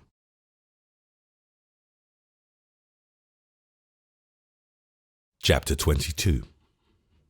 It was a fine, bright night, and for all her lowness of spirits, Dolly kept looking up at the stars in a manner so bewitching, and she knew it, that Joe was clean out of his senses, and plainly showed that if ever a man were, not to say over head and ears, but over the monument and the top of St. Paul's in love, that man was himself. The road was a very good one, not at all a jolting road or an uneven one, and yet Dolly held the side of the chaise with one little hand all the way. If there had been an executioner behind him with an uplifted axe ready to chop off his head if he touched that hand, Joe couldn't have helped doing it. From putting his own hand upon it as if by chance, and taking it away again after a minute or so, he got to riding along without taking it off at all, as if he, the escort, were bound to do that as an important part of his duty, and had come out for the purpose. The most curious circumstance about this little incident was that Dolly didn't seem to know of it. She looked so innocent and unconscious when she turned her eyes on Joe that it was quite provoking. She talked, though. Talked about her fright, and about Joe's coming up to rescue her, and about her gratitude, and about her fear that she might not have thanked him enough, and about their always being friends from that time forth, and about all that sort of thing. And when Joe said, not friends he hoped, Dolly was quite surprised, and said, not enemies she hoped. And when Joe said, couldn't they be something much better than either, Dolly all of a sudden found out a star which was brighter than all the other stars, and begged to call his attention to the same, and was 10,000 times more innocent and unconscious than ever. In this manner they travelled along, talking very little above a whisper, and wishing the road could be stretched out to some dozen times its natural length. At least, that was Joe's desire. When, as they were getting clear of the forest and emerging on the more frequented road, they heard behind them the sound of a horse's feet at a round trot, which, growing rapidly louder as it drew nearer, elicited a scream from Mrs. Varden, and the cry, "A friend!" from the rider, who now came panting up and checked his horse beside them. "This man again!" cried Dolly, shuddering. "Hugh," said Joe, "what errand are you upon?" "I come to ride back with you," he answered, glancing covertly at the locksmith's daughter. "He sent me." "My father?" said poor Joe, adding under his breath with an unfilial apostrophe, "Will he never think me man enough to take care of myself?" "Aye," returned Hugh to the first part of the inquiry. "The roads are not safe just now," he says, "and you'd better have a companion." "Ride on then," said Joe. "I'm not going to turn yet." Hugh complied, and they went on again. It was his whim or humour to ride immediately before the chaise, and from this position he constantly turned his head and looked back. Dolly felt that he looked at her, but she averted her eyes and feared to raise them once, so great was the dread with which he had inspired her. This interruption, and the consequent wakefulness of Mrs. Varden, who had been nodding in her sleep up to this point, except for a minute or two at a time, when she roused herself to scold the locksmith for audaciously taking hold of her to prevent her nodding herself out of the chaise, put a restraint upon the whispered conversation, and made it difficult of resumption. Indeed, before they had gone another mile, Gabriel stopped at his wife's desire, and that good lady protested she would not hear of Joe's going a step further on any account whatever. It was in vain for Joe to protest on the other hand that he was by no means tired, and would turn back presently, and would see them safely past such a point, and so forth. Mrs. Varden was obdurate, and being so, was not to be overcome by mortal agency. "Good night, if I must say it," said Joe sorrowfully. "Good night," said Dolly. She would have added, "Take care of that man, and pray don't trust him. But he had turned his horse's head and was standing close to them. She had therefore nothing for it but to suffer Joe to give her hand a gentle squeeze, and when the chaise had gone on for some distance, to look back and wave it, as he still lingered on the spot where they had parted, with the tall, dark figure of Hugh beside him. What she thought about going home, and whether the coachmaker held as favourable a place in her meditations as he had occupied in the morning, is unknown. They reached home at last, for it was a long way, made none the shorter by Mrs. Varden's grumbling. Miggs, hearing the sound of wheels, was at the door immediately. "Here they are, Simon! Here they are!" cried Miggs, clapping her hands and issuing forth to help her mistress to alight. "Bring a chair, Simon! Now, ain't you the better for it, Mim? Don't you feel more gracious than you would have done if you'd have stopped at home? Oh, gracious, how cold you are! Goodness me, sir, she's a perfect heap of ice." "I can't help it, my good girl. You had better take her into the fire," said the locksmith. "Master sounds unfeeling, Mim," said Miggs, in a tone of commiseration. "But such is not his intentions, I'm sure. After what he has seen of you this day, I never will believe but that he has a deal more affection in his heart than to speak unkind. Come in and sit yourself down by the fire. There's a good dear, do." Mrs. Varden complied. The locksmith followed with his hands in his pockets, and Mr. Tappertit trundled off with the chaise to a neighbouring stable. "Martha, my dear," said the locksmith when they reached the parlour, "if you'll look to Dolly yourself or let somebody else do it, perhaps it will be only kind and reasonable. She has been frightened, you know, and is not at all well tonight."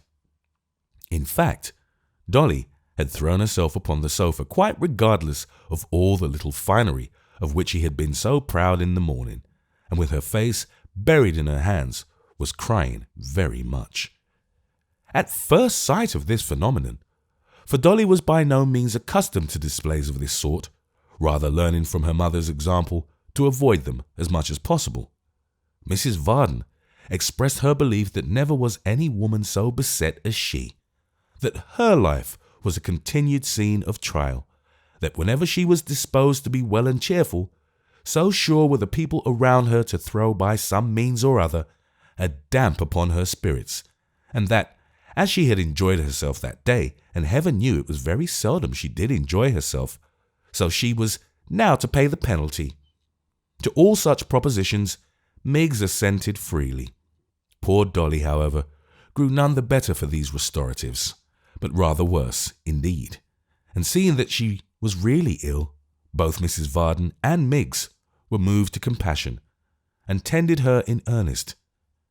But even then their very kindness shaped itself into their usual course of policy, and though Dolly was in a swoon, it was rendered clear to the meanest capacity that Mrs. Varden was the sufferer. Thus, when Dolly began to get a little better, and passed into that stage in which matrons hold that remonstrance and argument may be successfully applied, her mother represented to her, with tears in her eyes, that if she had been flurried and worried that day, she must remember it was the common lot of humanity, and in especial of womankind, who through the whole of their existence must expect no less, and were bound to make up their minds to meek endurance and patient resignation. Mrs. Varden entreated her to remember that one of these days she would in all probability have to do violence to her feelings so far as to be married, and that marriage, as she might see every day of her life, and truly she did, was a state requiring great fortitude and forbearance. She represented to her in lively colours that if she, Mrs. V, had not, in steering her course through this vale of tears, been supported by a strong principle of duty, which alone upheld and prevented her from drooping, she must have been in her grave many years ago, in which case She desired to know what would have become of that errant spirit, meaning the locksmith, of whose eye she was the very apple, and in whose path she was, as it were, a shining light and guiding star. Miss Miggs also put in her word to the same effect. She said that indeed and indeed Miss Dolly might take pattern by her blessed mother, who, she always had said and always would say, though she were to be hanged, drawn, and quartered for it next minute, was the mildest, amiablest, forgivingest spirited, longest sufferingest female as ever she could have believed. The mere narration of whose excellencies had worked such a wholesome change in the mind of her own sister-in-law, that whereas before she and her husband lived like cat and dog, and were in the habit of exchanging brass candlesticks, pot lids, flat irons, and other such strong resentments, they were now the happiest and affectionatest couple on earth, as could be proved any day on application at Golden Lion Court, number 27, second bell handle on the right-hand doorpost. After glancing at herself as a comparatively worthless vessel, but still as one of some desert, she besought her to bear in mind that her aforesaid dear and only mother was of a weakly constitution and excitable temperament, who had constantly to sustain afflictions in domestic life, compared with which thieves and robbers were as nothing, and yet never sunk down or gave way to despair or wrath, but in prize-fighting phraseology, always came up to time with a cheerful countenance, and went in to win as if nothing had happened. When Miggs finished her solo, her mistress struck in again, and the two together performed a duet to the same purpose, the burden being that Mrs. Varden was persecuted perfection, and Mr. Varden, as the representative of mankind in that apartment, a creature of vicious and brutal habits, utterly insensible to the blessings he enjoyed. Of so refined a character, indeed, was their talent of assault under the mask of sympathy, that when Dolly, recovering, embraced her father tenderly, as in vindication of his goodness, Mrs. Varden expressed her solemn hope that this would be a lesson to him for the remainder of his life, and that he would do some little justice to a woman's nature ever afterwards, in which aspiration Miss Miggs, by divers sniffs and coughs, more significant than the longest oration, expressed her entire concurrence. But the great joy of Miggs's heart was that she not only picked up a full account of what had happened, but had the exquisite delight of conveying it to Mr. Tappertit for his jealousy and torture. For that gentleman, on account of Dolly's indisposition, had been requested to take his supper in the workshop, and it was conveyed thither by Miss Miggs's own fair hands. "Oh, Simon," said the young lady, "such goings on today! Oh, gracious me, Simon!" Mr. Tappertit, who was not in the best of humours, and who disliked Miss Miggs more when she laid her hand on her heart and panted for breath than at any other time, as her deficiency of outline was most apparent under such circumstances, eyed her over in his loftiest style, and deigned to express no curiosity whatever. "I never heard the like, nor nobody else," pursued Miggs. "The idea of interfering with her! What people can see in her to make it worth their while to do so, that's the joke! He he he!" Finding there was a lady in the case, Mr. Tappertit haughtily requested his fair friend to be more explicit, and demanded to know what she meant by her. "Why, that Dolly," said Miggs, with an extremely sharp emphasis on the name. "But, oh, upon my word and honour, young Joseph Willett is a brave one, and he do deserve her, that he do." "Woman," said Mr. Tappertit, jumping off the counter on which he was seated, "beware!" "My stars, Simon," cried Miggs, in affected astonishment, "you frighten me to death. What's the matter?" There are strings, said Mr. Tappertit, flourishing his bread and cheese knife in the air, in the human heart that had better not be vibrated. That's what's the matter. Oh, very well, if you're in a huff, cried Miggs, turning away. Huff or no huff, said Mr. Tappertit, detaining her by the wrist. What do you mean, Jezebel? What were you going to say? Answer me.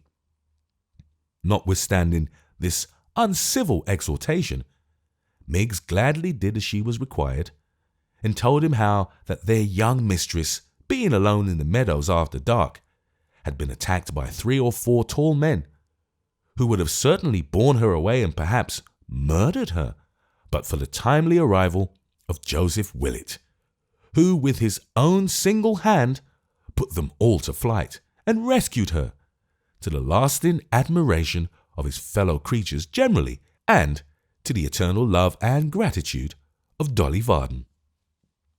Very good, said Mr. Tappertit, fetching a long breath when the tale was told and rubbing his hair up till it stood stiff and straight on end all over his head. His days are numbered. Oh, Simon! I tell you, said the prentice, his days are numbered. Leave me. Get along with you.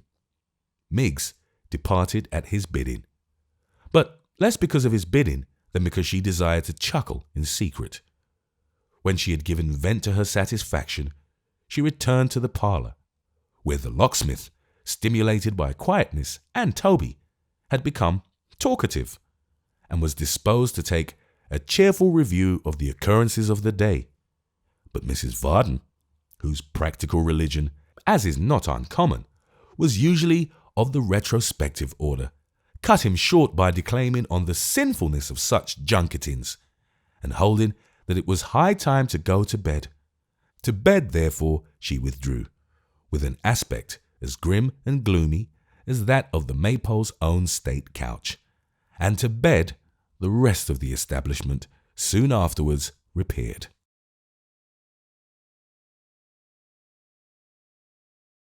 Chapter 23. Twilight had given place to night some hours, and it was high noon in those quarters of the town in which the world condescended to dwell, the world being then, as now, of very limited dimensions and easily lodged, when Mr. Chester reclined upon a sofa in his dressing-room in the Temple, entertaining himself with a book. He was dressing, as it seemed, by easy stages, and having performed half the journey, was taking a long rest. Completely attired as to his legs and feet in the trimmest fashion of the day, he had yet the remainder of his toilet to perform. The coat was stretched, like a refined scarecrow, on its separate horse. The waistcoat was displayed to the best advantage. The various ornamental articles of dress were severally set out in most alluring order, and yet he lay dangling his legs between the sofa and the ground, as intent upon his book as if there were nothing but bed before him. Upon my honour, he said at length, raising his eyes to the ceiling, with the air of a man who was reflecting seriously on what he had read. Upon my honour, the most masterly composition, the most delicate thoughts, the finest code of morality, and the most gentlemanly sentiments in the universe. Ah, Ned, Ned, if you would but form your mind by such precepts, we should have but one common feeling on every subject that could possibly arise between us. This apostrophe was addressed, like the rest of his remarks, to empty air, for Edward was not present, and the father was quite alone. My Lord Chesterfield, he said, pressing his hand tenderly upon the book as he laid it down, if I could but have profited by your genius soon enough to have formed my son on the model you have left to all wise fathers, both he and I would have been rich men. Shakespeare was undoubtedly very fine in his way, Milton good, though prosy, Lord Bacon deep, and decidedly knowing. But the writer who should be his country's pride is my Lord Chesterfield. He became thoughtful again, and the toothpick was in requisition. I thought I was tolerably accomplished as a man of the world, he continued. I flattered myself that I was pretty well versed in all those little arts and graces which distinguish men of the world from boors and peasants, and separate their character from those intensely vulgar sentiments which are called the national character. Apart from any natural prepossession in my own favour, I believed I was. Still, in every page of this enlightened writer, I find some captivating hypocrisy which has never occurred to me before, or some superlative piece of selfishness to which I was utterly a stranger. I should quite blush for myself before this stupendous creature if, remembering his precepts, one might blush at anything. An amazing man, a nobleman indeed. Any king or queen may make a lord, but only the devil himself and the Graces can make a Chesterfield. Men who are thoroughly false and hollow seldom try to hide those vices from themselves, and yet, in the very act of avowing them, they lay claim to the virtues they feign most to despise. For, say they, this is honesty, this is truth. All mankind are like us, but they have not the candour to avow it. The more they affect to deny the existence of any sincerity in the world, the more they will be thought to possess it in its boldest shape, and this is an unconscious compliment to truth on the part of these philosophers, which will turn the laugh against them to the day of judgment. Mr. Chester, having extolled his favourite author as above recited, took up the book again in the excess of his admiration, and was composing himself for a further perusal of its sublime morality, when he was disturbed by a noise at the outer door, occasioned as it seemed by the endeavours of his servant to obstruct the entrance of some unwelcome visitor. "A late hour for an importunate creditor," he said, raising his eyebrows with as indolent an expression of wonder as if the noise were in the street, and one with which he had not the smallest possible concern. "Much after their accustomed time. The usual pretence, I suppose. No doubt a heavy payment to make up tomorrow.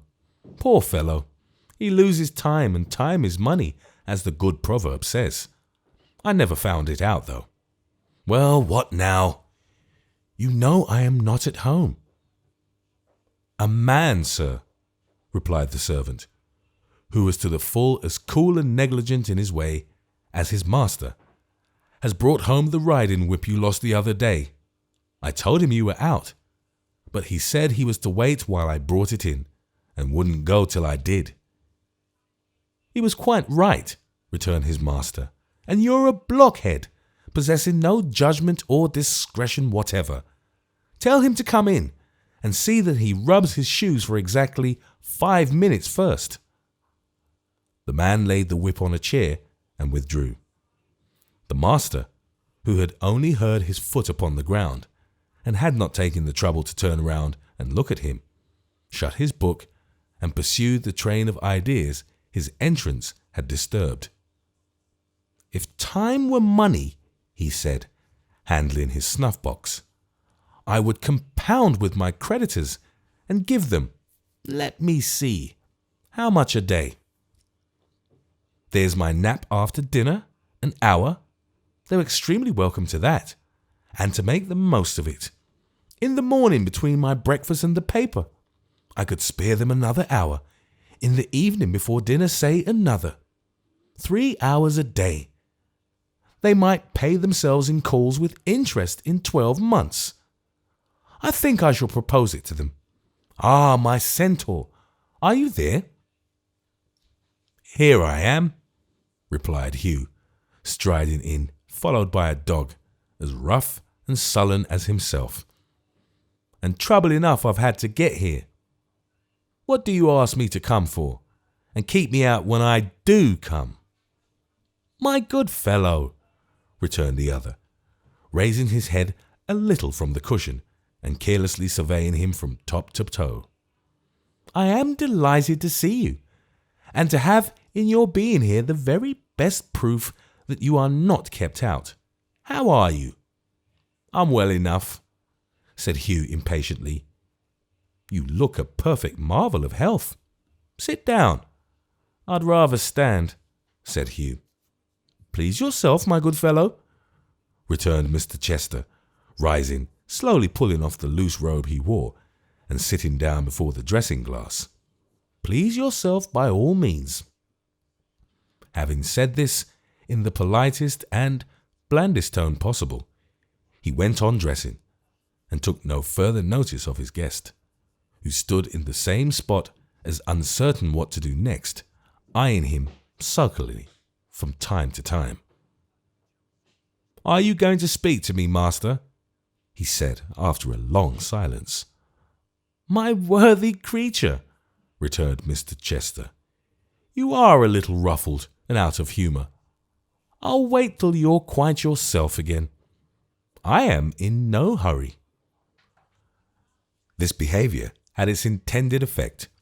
It humbled and abashed the man, and made him still more irresolute and uncertain. Hard words he could have returned. Violence he would have repaid with interest. But this cool, complacent, contemptuous, self-possessed reception caused him to feel his inferiority more completely than the most elaborate arguments. Everything contributed to this effect. His own rough speech contrasted with the soft, persuasive accents of the other, his rude bearing, and Mr. Chester's polished manner, the disorder and negligence of his ragged dress, and the elegant attire he saw before him, with all the unaccustomed luxuries and comforts of the room, and the silence that gave him leisure to observe these things, and feel how ill at ease they made him. All these influences, which have too often some effect on tutored minds, and become of almost resistless power when brought to bear on such a mind as his, quelled Hugh completely. He moved by little and little nearer to Mr. Chester's chair, and glancing over his shoulder at the reflection of his face in the glass, as if seeking for some encouragement in its expression, said at length, with a rough attempt at conciliation, "Are you going to speak to me, master, or am I to go away?" "Speak you?" said Mr. Chester. "Speak you, good fellow. I have spoken, have I not? I am waiting for you."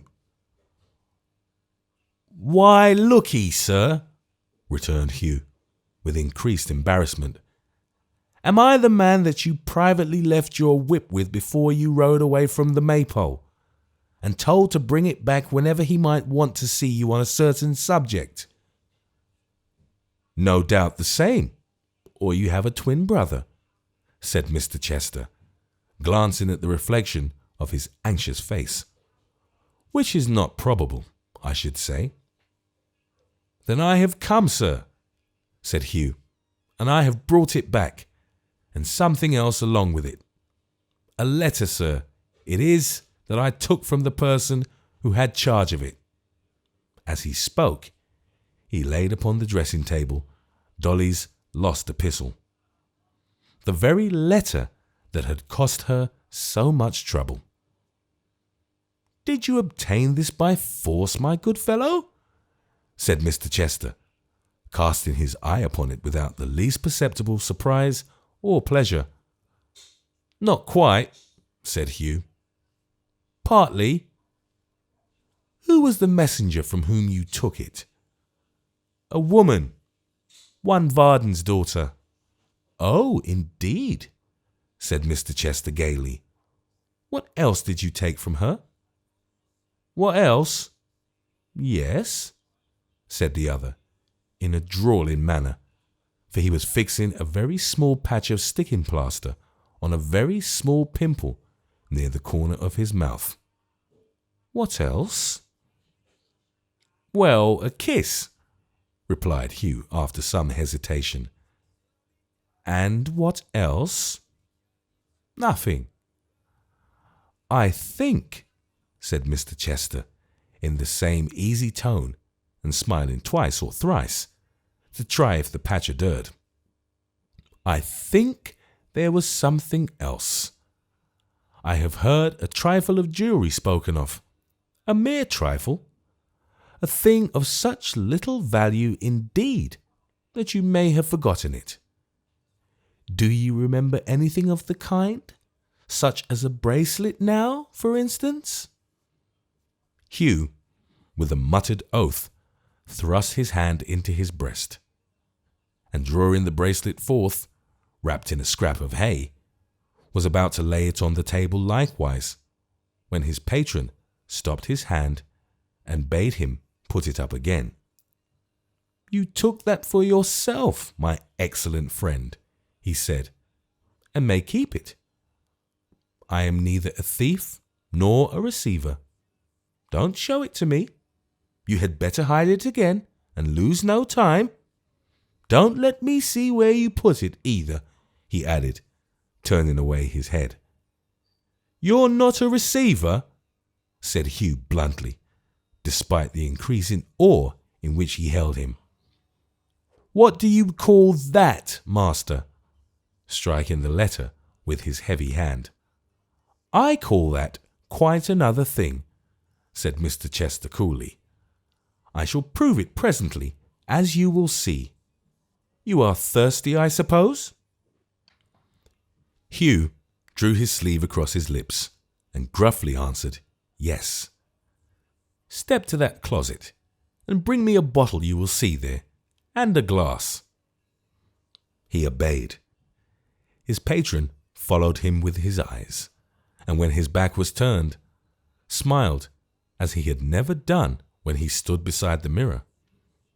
On his return, he filled the glass and bade him drink. That dram dispatched, he poured him out another and another. "How many can you bear?" he said, filling the glass again. "As many as you like to give me. Pour on. Fill high. A bumper with a bead in the middle. Give me enough of this," he added, as he tossed it down his hairy throat, "and I'll do murder if you ask me." "As I don't mean to ask you, and you might possibly do it without being invited if you went on much further," said Mr. Chester, with great composure, "we will stop, if agreeable to you, my good friend, at the next glass. You were drinking before you came here." "I always am when I can get it," cried Hugh boisterously, waving the empty glass above his head and throwing himself into a rude dancing attitude. "I always am. Why not? Ha ha ha! What's so good to me as this? Whatever has been? What else has kept away the cold on bitter nights and driven hunger off in starving times? What else has given me the strength and courage of a man when men would have left me to die a puny child?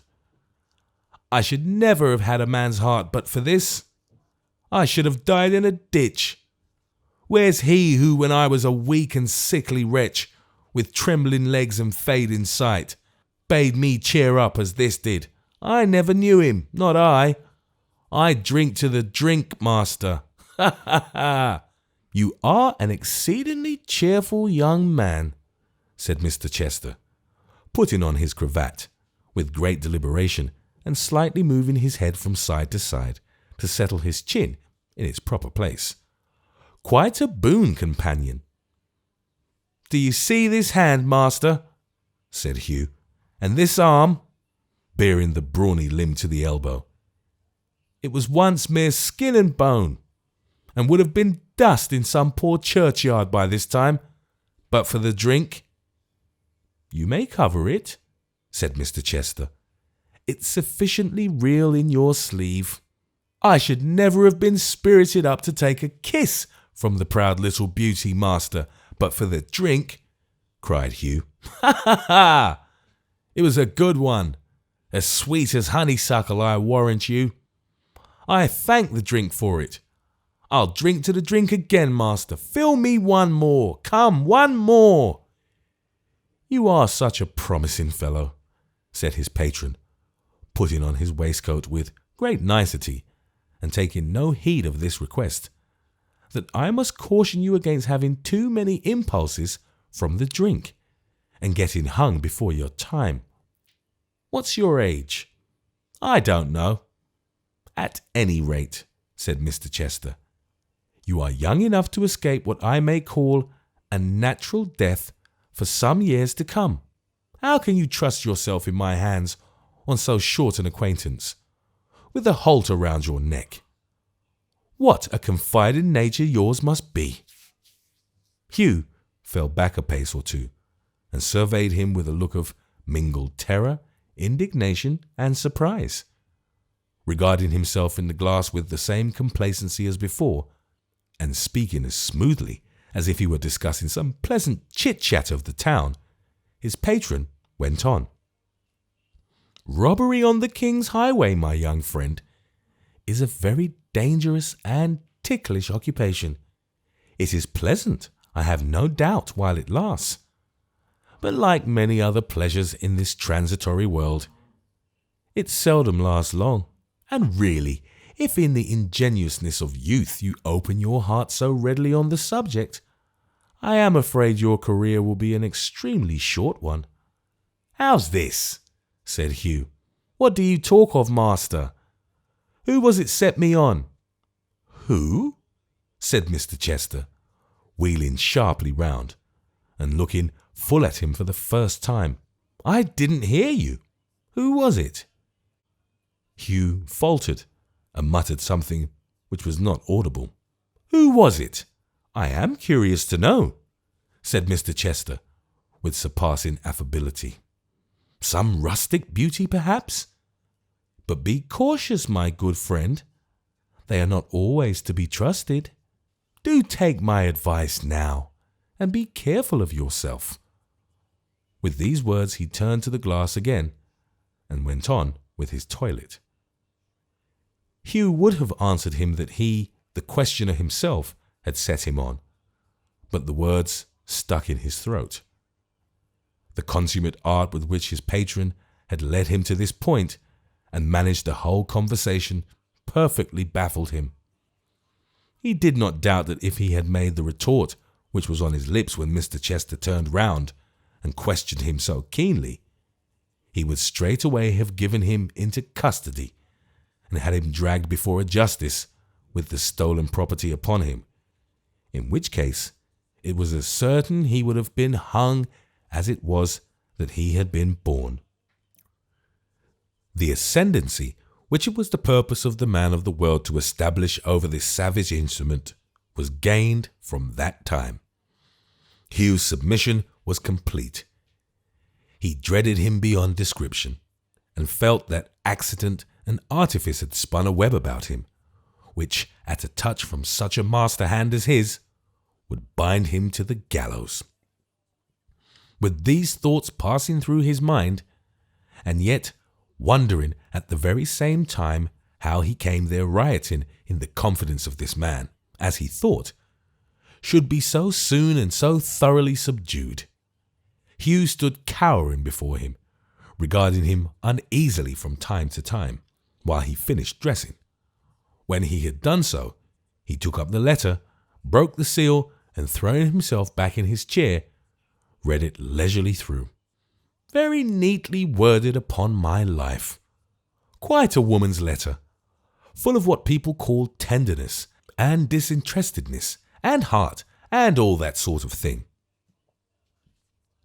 As he spoke, he twisted it up and, glancing lazily round at Hugh as though he would say, "You see this?" held it in the flame of the candle. When it was in a full blaze, he tossed it into the grate, and there it smouldered away. "It was directed to my son," he said, turning to Hugh, "and you did quite right to bring it here. I opened it on my own responsibility, and you see what I have done with it. Take this for your trouble." Hugh stepped forward to receive the piece of money he held out to him. As he put it in his hand, he added, "If you should happen to find anything else of this sort, or to pick up any kind of information you may think I would like to have, bring it here, will you, my good fellow?" This was said with a smile which implied, or Hugh thought it did, "Fail to do so at your peril." He answered that he would. "And don't," said his patron, with an air of the very kindest patronage, "don't be at all downcast or uneasy respecting that little rashness we have been speaking of. Your neck is as safe in my hands, my good fellow, as though a baby's fingers clasped it, I assure you. Take another glass. You are quieter now." Hugh accepted it from his hand, and looking stealthily at his smiling face, drank the contents in silence. "Don't you? Ha ha! Don't you drink to the drink any more?" said Mr. Chester in his most winning manner. "To you, sir," was the sullen answer, with something approaching to a bow. "I drink to you." "Thank you. God bless you. By the by, what is your name, my good soul? You are called Hugh, I know, of course. Your other name?" "I have no other name." "A very strange fellow. Do you mean that you never knew one, or that you don't choose to tell it? Which?" "I'd tell it if I could," said Hugh quickly. "I can't. I have been always called Hugh, nothing more. I never knew, nor saw, nor thought about a father, and I was a boy of 6. That's not very old, when they hung my mother up at Tyburn for a couple of 1,000 men to stare at. They might have let her live, she was poor enough." "How very sad!" exclaimed his patron, with a condescending smile. "I have no doubt she was an exceedingly fine woman. You see that dog of mine?" said Hugh abruptly. "Faithful, I dare say," rejoined his patron, looking at him through his glass, "and immensely clever. Virtuous and gifted animals, whether man or beast, always are so very hideous. Such a dog as that, and one of the same breed, was the only living thing except me that howled that day," said Hugh. "Out of the 2,000 odd, there was a larger crowd for its being a woman. The dog and I alone had any pity. If he'd have been a man, he'd have been glad to be quit of her, for she had been forced to keep him lean and half-starved. But being a dog, and not having a man's sense, he was sorry."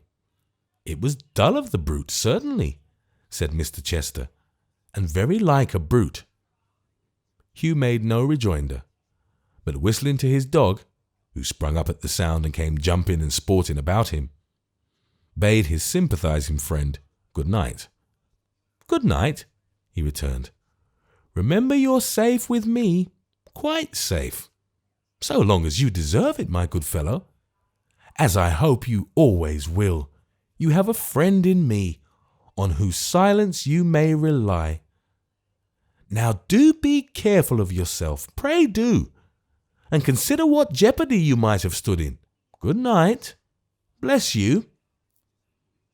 Hugh truckled before the hidden meaning of these words, as much as such a being could, and crept out of the door so submissively and subserviently, with an air, in short, so different from that which he had entered, that his patron, on being left alone, smiled more than ever. "And yet," he said, as he took a pinch of snuff, "I do not like their having hanged his mother. The fellow has a fine eye, and I am sure she was handsome. But very probably she was coarse, red-nosed perhaps, and had clumsy feet. Aye, It was all for the best, no doubt. With this comforting reflection, he put on his coat, took a farewell glance at the glass, and summoned his man, who promptly attended, followed by a chair and its 2 bearers. "Foe," said Mr. Chester, "the very atmosphere that centaur has breathed seems tainted with the cart and ladder. Here, Peak, bring some scent and sprinkle the floor, and take away the chair he sat upon, and air it, and dash a little of that mixture upon me. I am stifled." The man obeyed, and the room and its master both being purified, nothing remained for Mr. Chester but to demand his hat, to fold it jauntily under his arm, to take his seat in the chair, and be carried off, humming a fashionable tune.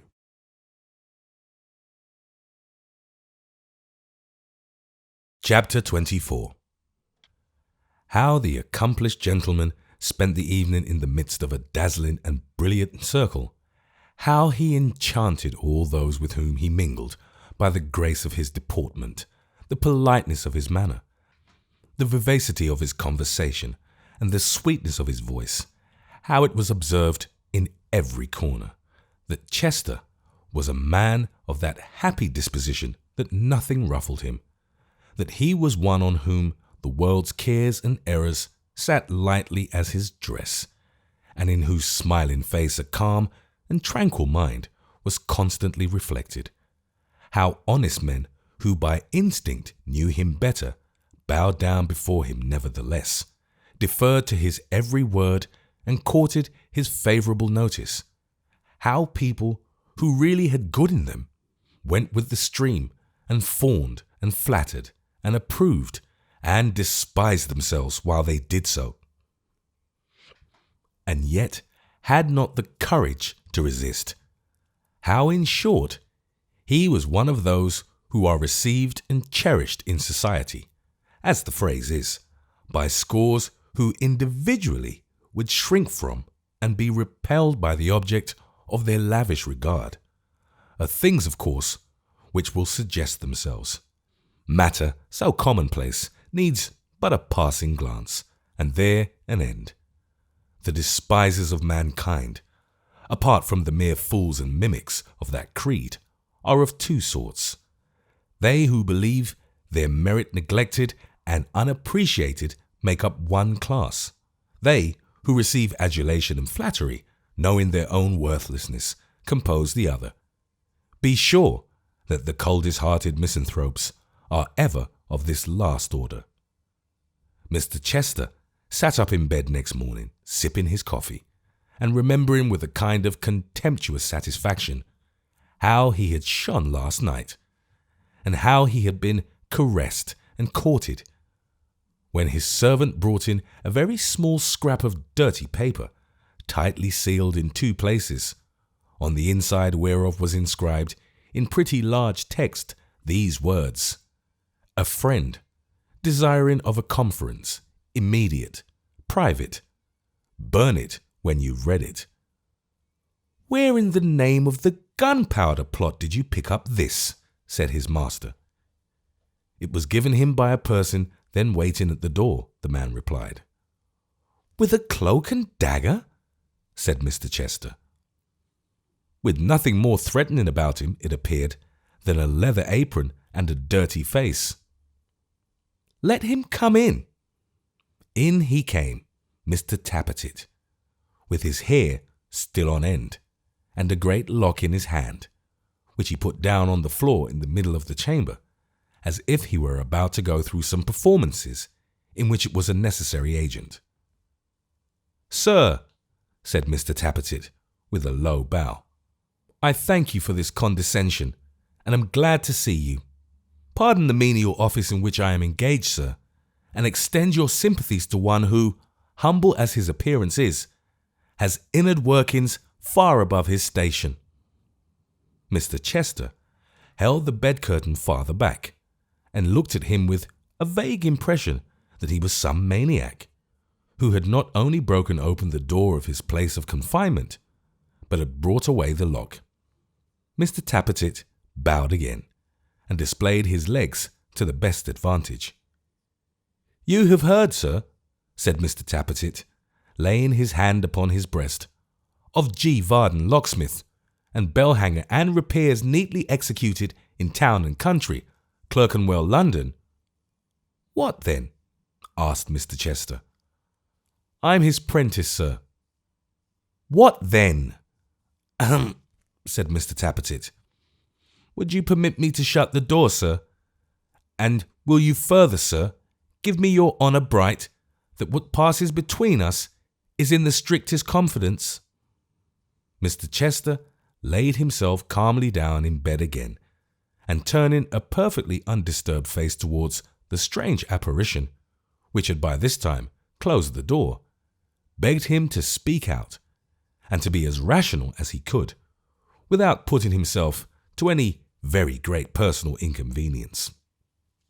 "In the first place, sir," said Mr. Tappertit, producing a small pocket handkerchief and shaking it out of the folds, "as I have not a card about me, for the envy of masters debases us below that level, allow me to offer the best substitute that circumstances will admit of. If you will take that in your own hand, sir, and cast your eye on the right-hand corner," said Mr. Tappertit, offering it with a graceful air, "you will meet with my credentials." "Thank you," answered Mr. Chester, politely accepting it, and turning to some blood-red characters at one end.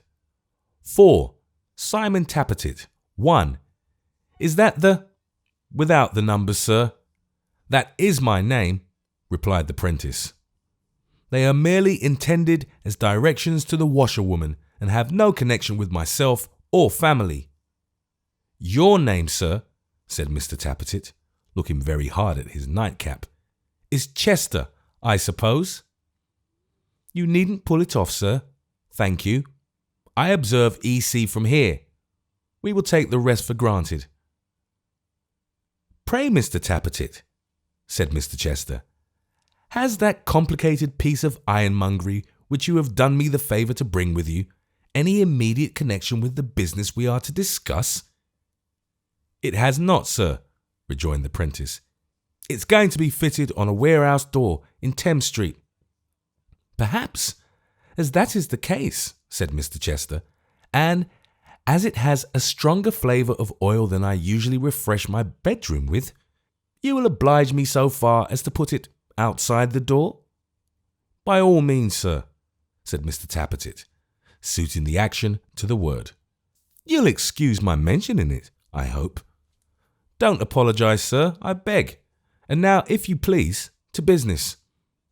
During the whole of this dialogue, Mr. Chester had suffered nothing but his smile of unvarying serenity and politeness to appear on his face. Simon Tappertit, who had far too good an opinion of himself to suspect that anybody could be playing upon him, thought within himself that this was something like the respect to which he was entitled, and drew a comparison from this courteous demeanour of a stranger by no means favourable to the worthy locksmith. "From what passes in our house," said Mr. Tappertit, "I am aware, sir, that your son keeps company with a young lady against your inclinations. Sir, your son has not used me well." "Mr. Tappertit," said the other, "you grieve me beyond description." "Thank you, sir," replied the prentice. "I'm glad to hear you say so. He's very proud, sir, is your son, very haughty." "I am afraid he is haughty," said Mr. Chester. "Do you know I was really afraid of that before, and you confirm me." "To recount the menial offices I've had to do for your son, sir," said Mr. Tappertit, "the chairs I've had to hand him, the coaches I've had to call for him, the numerous degrading duties, wholly unconnected with my indenters, that I've had to do for him, would fill a family Bible. Besides which, sir, he is but a young man himself, and I do not consider "Thank'ee, Sime" a proper form of address on those occasions." "Mr. Tappertit, your wisdom is beyond your years. Pray, go on." "I thank you for your good opinion, sir," said Sime, much gratified, "and will endeavour so to do. Now, sir, on this account—" And perhaps for another reason or two, which I needn't go into, I am on your side. And what I tell you is this, that as long as our people go backwards and forwards, to and fro, up and down, to that there jolly old Maypole, lettering and messaging, and fetching and carrying, you couldn't help your son keeping company with that young lady by deputy. Not if he was minded night and day by all the horse guards, and every man of 'em in the very fullest uniform.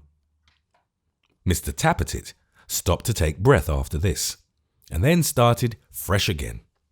Now, sir, I am coming to the point. You will inquire of me, how is this to be prevented? I'll tell you how.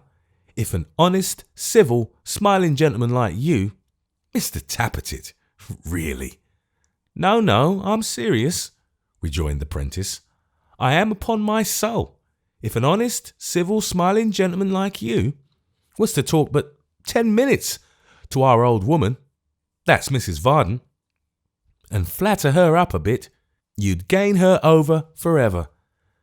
Then there's this point got, that her daughter Dolly, here a flush came over Mr. Tappertit's face, wouldn't be allowed to be a go-between from that time forward. Until that point's got, there's nothing ever will prevent her. Mind that. Mr. Tappertit, your knowledge of human nature. Wait a minute, said Syme, folding his arms with a dreadful calmness.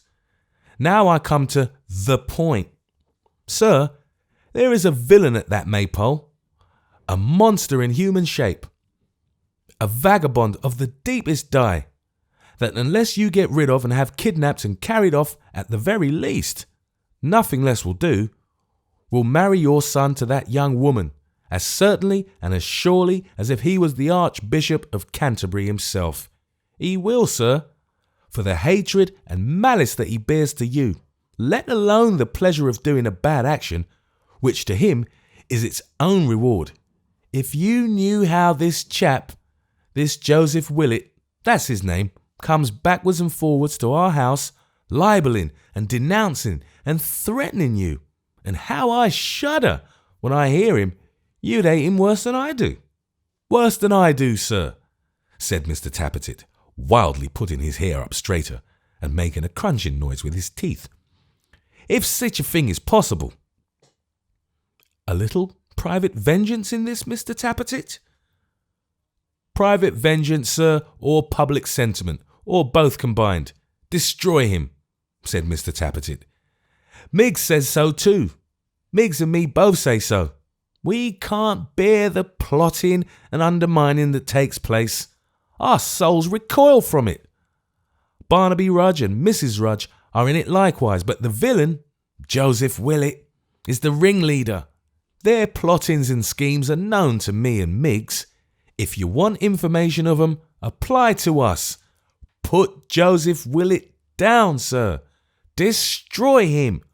Crush him. And be happy.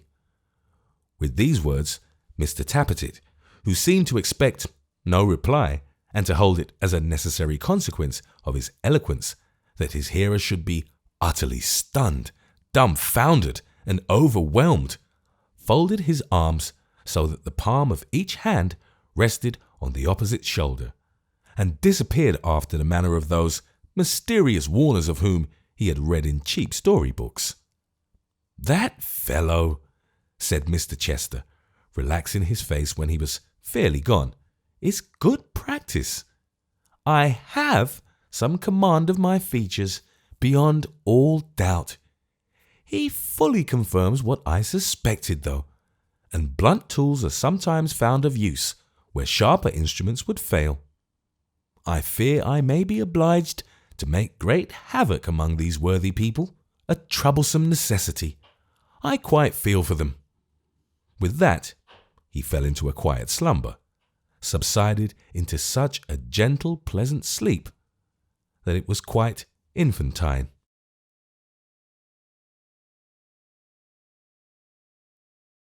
Chapter 25. Leaving the favoured and well-received and flattered of the world, him of the world most worldly, who never compromised himself by an ungentlemanly action and never was guilty of a manly one, to lie smilingly asleep, for even sleep, working but little change in his dissembling face, became with him a piece of cold, conventional hypocrisy. We follow in the steps of two slow travellers on foot, making towards Chigwell, Barnaby and his mother, Grip in their company, of course. The widow, to whom each painful mile seemed longer than the last, toiled wearily along, while Barnaby, yielding to every inconstant impulse, fluttered here and there, now leaving her far behind, now lingering far behind himself, now darting into some by-lane or path and leaving her to pursue her way alone, until he stealthily emerged again and came upon her with a wild shout of merriment, as his wayward and capricious nature prompted.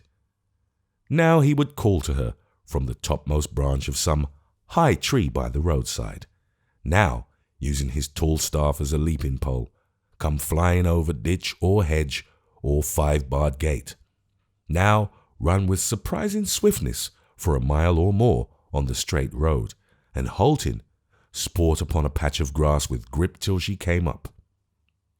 These were his delights, and when his patient mother heard his merry voice, or looked into his flushed and healthy face, she would not have abated them by one sad word or murmur, though each had been to her a source of suffering in the same degree as it was to him of pleasure.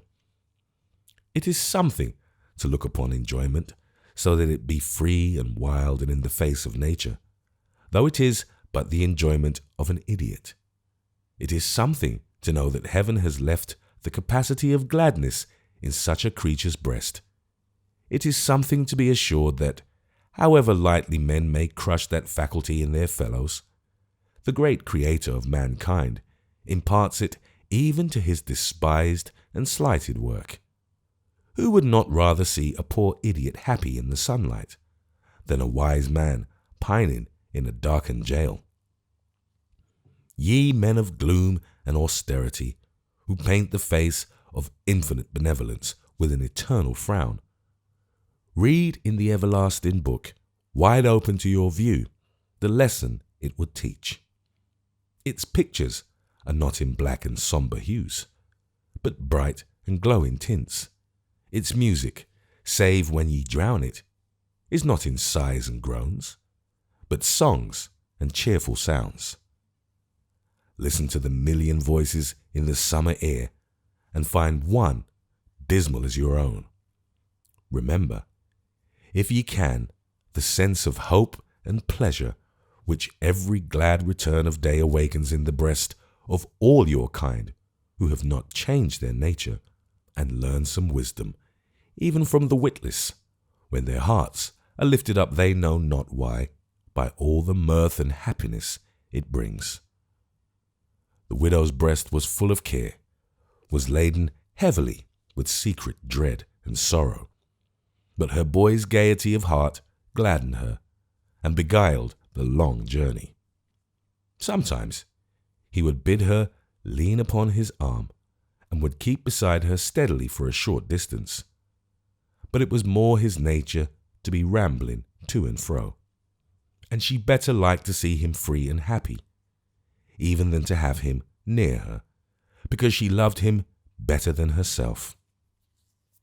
She had quitted the place to which they were travelling directly after the event which had changed her whole existence, and for 22 years had never had courage to revisit it. It was her native village. How many recollections crowded on her mind when it appeared in sight? 22 years. Her boy's whole life and history. The last time she looked back upon those roofs among the trees, she carried him in her arms, an infant. How often since that time had she sat beside him night and day, watching for the dawn of mind that never came? How had she feared and doubted and yet hoped, long after conviction forced itself upon her, the little stratagems she had devised to try him, the little tokens he had given in his childish way, not of dullness, but of something infinitely worse. So ghastly and unchildlike in its cunning, came back as vividly as if but yesterday had intervened. The room in which they used to be, the spot in which his cradle stood, he old and elfin-like in face, but ever dear to her, gazing at her with a wild and vacant eye, and crooning some uncouth song as she sat by and rocked him. Every circumstance of his infancy came thronging back, and the most trivial, perhaps, the most distinctly. His older childhood, too, the strange imaginings he had, his terror of certain senseless things, familiar objects he endowed with life, the slow and gradual breaking out of that one horror in which, before his birth, his darkened intellect began, how in the midst of all, she had found some hope and comfort in his being unlike another child, and had gone on almost believing in the slow development of his mind until he grew a man. And then his childhood was complete and lasting. One after another, all these old thoughts sprung up within her, strong after their long slumber and bitterer than ever. She took his arm, and they hurried through the village street. It was the same as it was wont to be in old times, yet different too, and wore another air. The change was in herself, not it, but she never thought of that, and wondered at its alteration and where it lay, and what it was. The people all knew Barnaby, and the children of the place came flocking round him, as she remembered to have done with their fathers and mothers round some silly beggar man when a child herself. None of them knew her. They passed each well-remembered house and yard and homestead, and striking into the fields, were soon alone again. The warren was the end of their journey. Mr. Haredale was walking in the garden, and seeing them as they passed the iron gate, unlocked it, and bade them enter that way. "At length you have mustered heart to visit the old place," he said to the widow. "I am glad you have." "For the first time and the last time, sir," she replied. "The first for many years, but not the last." "The very last."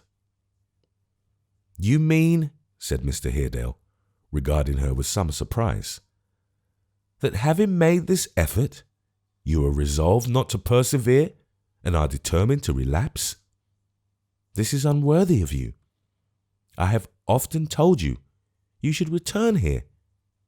You would be happier here than elsewhere, I know. As to Barnaby, it's quite his home." "And Grips," said Barnaby, holding the basket open. The raven hopped gravely out, and perching on his shoulder and addressing himself to Mr. Haredale, cried, as a hint, perhaps, that some temperate refreshment would be acceptable, "Polly, put the kettle on. We'll all have tea." "Hear me, Mary," said Mr. Haredale kindly, as he motioned her to walk with him towards the house. "Your life has been an example of patience and fortitude, except in this one particular, which has often given me great pain. It is enough to know that you were cruelly involved in the calamity which deprived me of an only brother, and Emma of her father, without being obliged to suppose, as I sometimes am, that you associate us with the author of our joint misfortunes." "Associate you with him, sir?" she cried. "Indeed," said Mr. Haredale, "I think you do. I almost believe that because your husband was bound by so many ties to our relation and died in his service and defence, you have come in some sort to connect us with his murder." "Alas," she answered, "you little know my heart, sir. You little know the truth." "It is natural you should do so. It is very probable you may, without being conscious of it," said Mr. Haredale, speaking more to himself than her. "We are a fallen house. Money, dispensed with the most lavish hand, would be a poor recompense for sufferings like yours, and thinly scattered by hands so pinched and tied as ours, it becomes a miserable mockery. I feel it so. God knows," he added hastily. "Why should I wonder if she does?" "You do me wrong, dear sir, indeed," she rejoined with great earnestness. "And yet, when you come to hear what I desire your leave to say—" "I shall find my doubts confirmed," he said, observing that she faltered and became confused. "Well?" He quickened his pace for a few steps, but fell back again to her side and said, "And have you come all this way at last, solely to speak to me?" She answered, "Yes." "A curse," he muttered, "upon the wretched state of us proud beggars, from whom the poor and rich are equally at a distance, the one being forced to treat us with a show of cold respect, the other condescending to us in their every deed and word, and keeping more aloof the nearer they approach us. Why, if it were pain to you, as it must have been, to break for this slight purpose the chain of habit forged through 22 years, could you not let me know your wish and beg me to come to you?" "There was not time, sir," she rejoined. "I took my resolution but last night, and taking it, felt that I must not lose a day, an hour, in having speech with you." They had by this time reached the house. Mr. Haredale paused for a moment and looked at her as if surprised by the energy of her manner. Observing, however, that she took no heed of him, but glanced up, shuddering, at the old walls with which such horrors were connected in her mind, he led her by a private stair into his library, where Emma was seated in a window, reading. The young lady, seeing who approached, hastily rose and laid aside her book, and with many kind words and not without tears, gave her a warm and earnest welcome. But the widow shrunk from her embrace as though she feared her, and sunk down trembling on a chair. "It is the return to this place after so long an absence," said Emma gently. "Pray ring, dear uncle, or stay. Barnaby will run himself and ask for wine." "Not for the world," she cried. "It would have another taste. I could not touch it. I want but a minute's rest, nothing but that." Miss Haredale stood beside her chair regarding her with silent pity. She remained for a little time quite still, then rose and turned to Mr. Haredale, who had sat down in his easy chair and was contemplating her with fixed attention. The tale connected with the mansion borne in mind, it seemed, as has already been said, the chosen theatre for such a deed as it had known. The room in which this group were now assembled, hard by the very chamber where the act was done, dull, dark, and somber, heavy with worm-eaten books, deadened and shut in by faded hangings, muffling every sound, shadowed mournfully by trees whose rustling boughs gave ever and anon a spectral knocking at the glass, wore beyond all others in the house a ghostly, gloomy air. Nor were the group assembled there unfitting tenants of the spot. The widow, with her marked and startling face and downcast eyes, Mr. Haredale, stern and despondent ever, his niece beside him, like, yet most unlike, the picture of her father, which gazed reproachfully down upon them from the blackened wall. Barnaby, with his vacant look and restless eye, were all in keeping with the place and actors in the legend. Nay, the very raven who had hopped upon the table and with the air of some old necromancer appeared to be profoundly studying a great folio volume that lay open on a desk was strictly in unison with the rest and looked like the embodied spirit of evil, biding his time of mischief.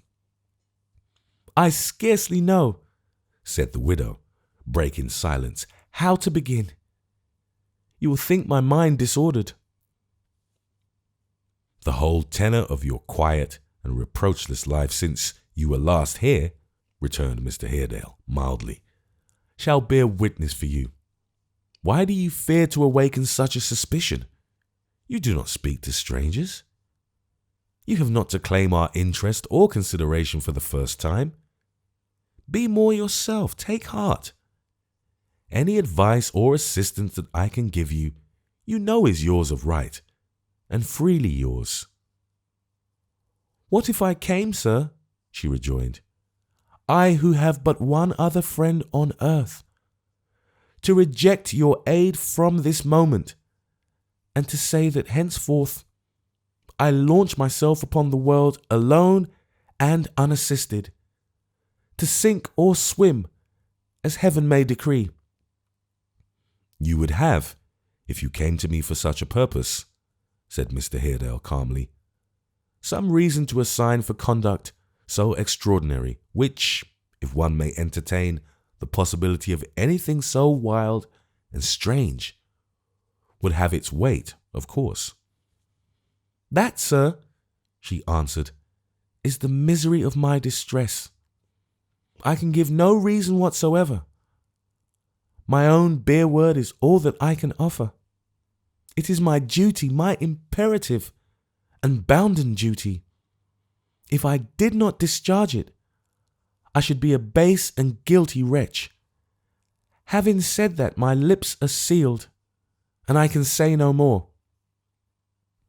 As though she felt relieved at having said so much, and had nerved herself to the remainder of her task, she spoke from this time with a firmer voice and heightened courage.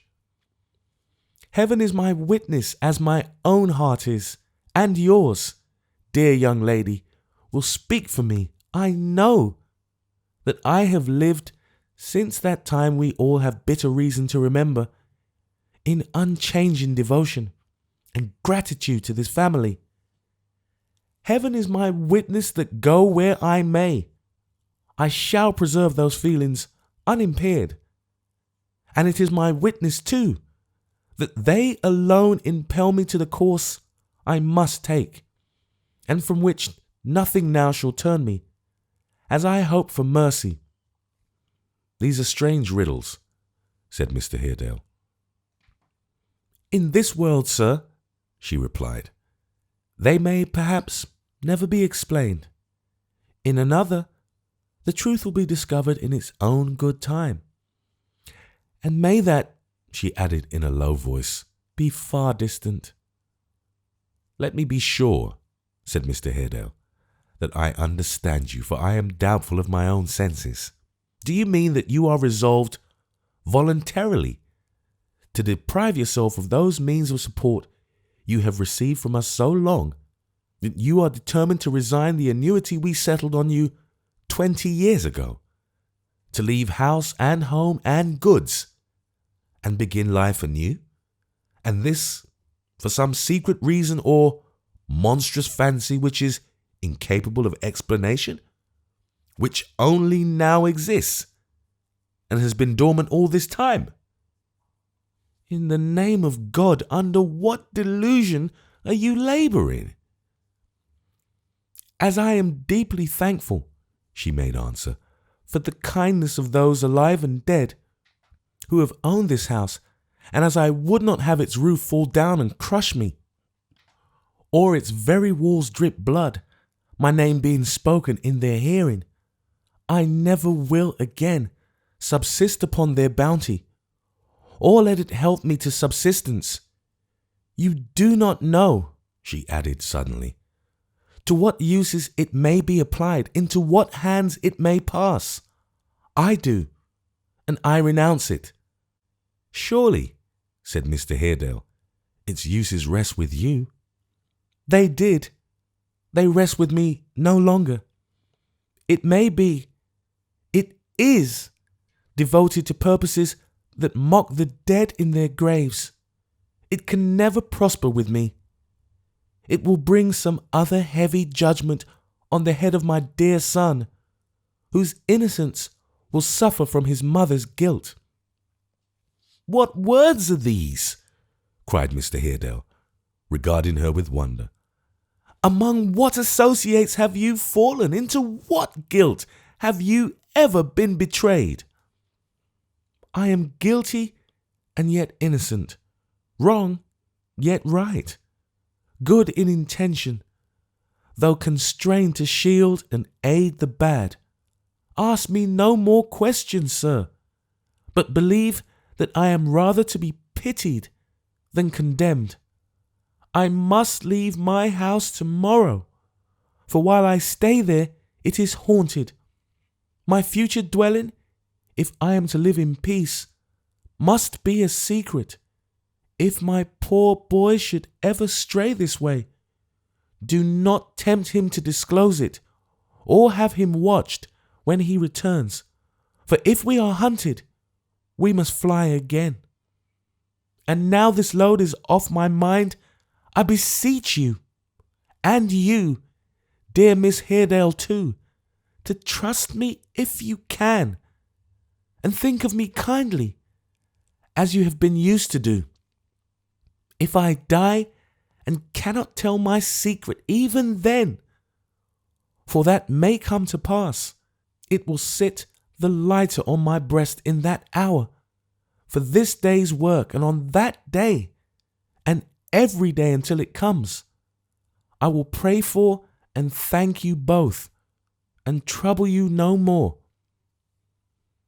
With that, she would have left them, but they detained her, and with many soothing words and kind entreaties, besought her to consider what she did, and above all to repose more freely upon them, and say what weighed so sorely on her mind.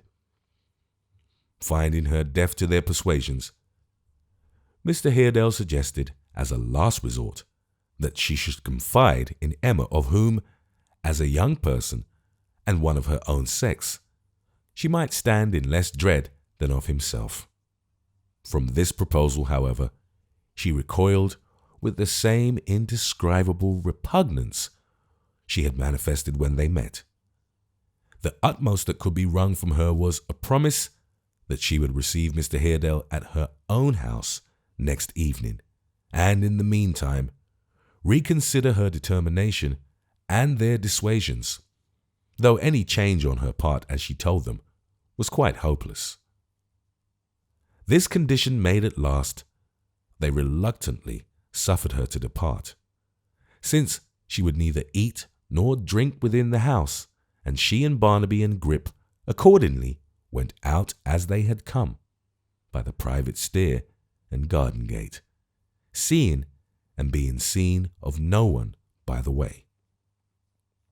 It was remarkable in the Raven that during the whole interview he had kept his eye on his book with exactly the air of a very sly human rascal who, under the mask of pretending to read hard, was listening to everything. He still appeared to have the conversation very strongly in his mind, for although, when they were alone again, he issued orders for the instant preparation of innumerable kettles for purposes of tea, he was thoughtful, and rather to do so from an abstract sense of duty than with any regard to making himself agreeable, or being what is commonly called good company. They were to return by the coach, as there was an interval of full 2 hours before it started, and they needed rest and some refreshment. Barnaby begged hard for a visit to the Maypole, but his mother, who had no wish to be recognized by any of those who had known her long ago, and who feared besides that Mr. Haredale might, on second thoughts, dispatch some messenger to that place of entertainment in quest of her, proposed to wait in the churchyard instead. As it was easy for Barnaby to buy and carry thither such humble viands as they required, he cheerfully assented, and in the churchyard they sat down to take their frugal dinner.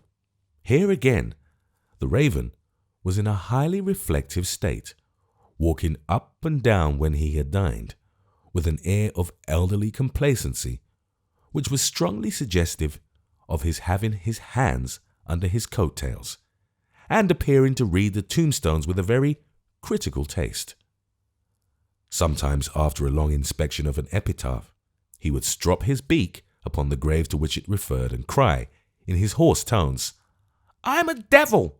I'm a devil! I'm a devil!" But whether he addressed his observations to any supposed person below, or merely threw them off as a general remark, is matter of uncertainty.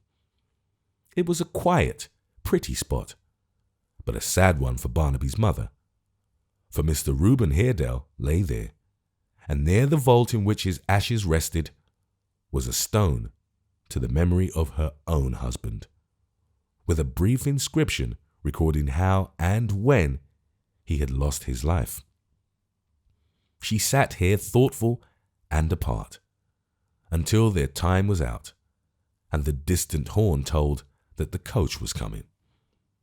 Barnaby, who had been sleeping on the grass, sprung up quickly at the sound, and Grip, who appeared to understand it equally well, walked into his basket straight away, entreating society in general, as though he intended a kind of satire upon them in connection with churchyards, never to say die on any terms.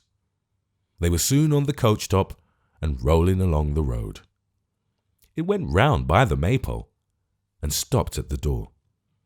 Joe was from home, and Hugh came sluggishly out to hand up the parcel that it called for. There was no fear of old John coming out. They could see him from the coach roof, fast asleep in his cosy bar. It was a part of John's character. He made a point of going to sleep at the coach's time. He despised gadding about. He looked upon coaches as things that ought to be indicted, as disturbers of the peace of mankind, as restless, bustling, busy, horn-blowing contrivances, quite beneath the dignity of men, and only suited to giddy girls that did nothing but chatter and go a-shopping. "We know nothing about coaches here, sir," John would say if any unlucky stranger made inquiry touching the offensive vehicles. "We don't book for 'em, we'd rather not. They're more trouble than they're worth, with their noise and rattle. If you like to wait for 'em, you can, but we don't know anything about 'em. They may call and they may not. There's a carrier.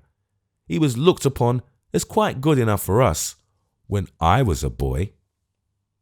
She dropped her veil as Hugh climbed up, and while he hung behind and talked to Barnaby in whispers, but neither he nor any other person spoke to her or noticed her, or had any curiosity about her, and so, an alien, she visited and left the village where she had been born, and had lived a merry child, a comely girl, a happy wife, where she had known all her enjoyment of life, and had entered on its hardest sorrows.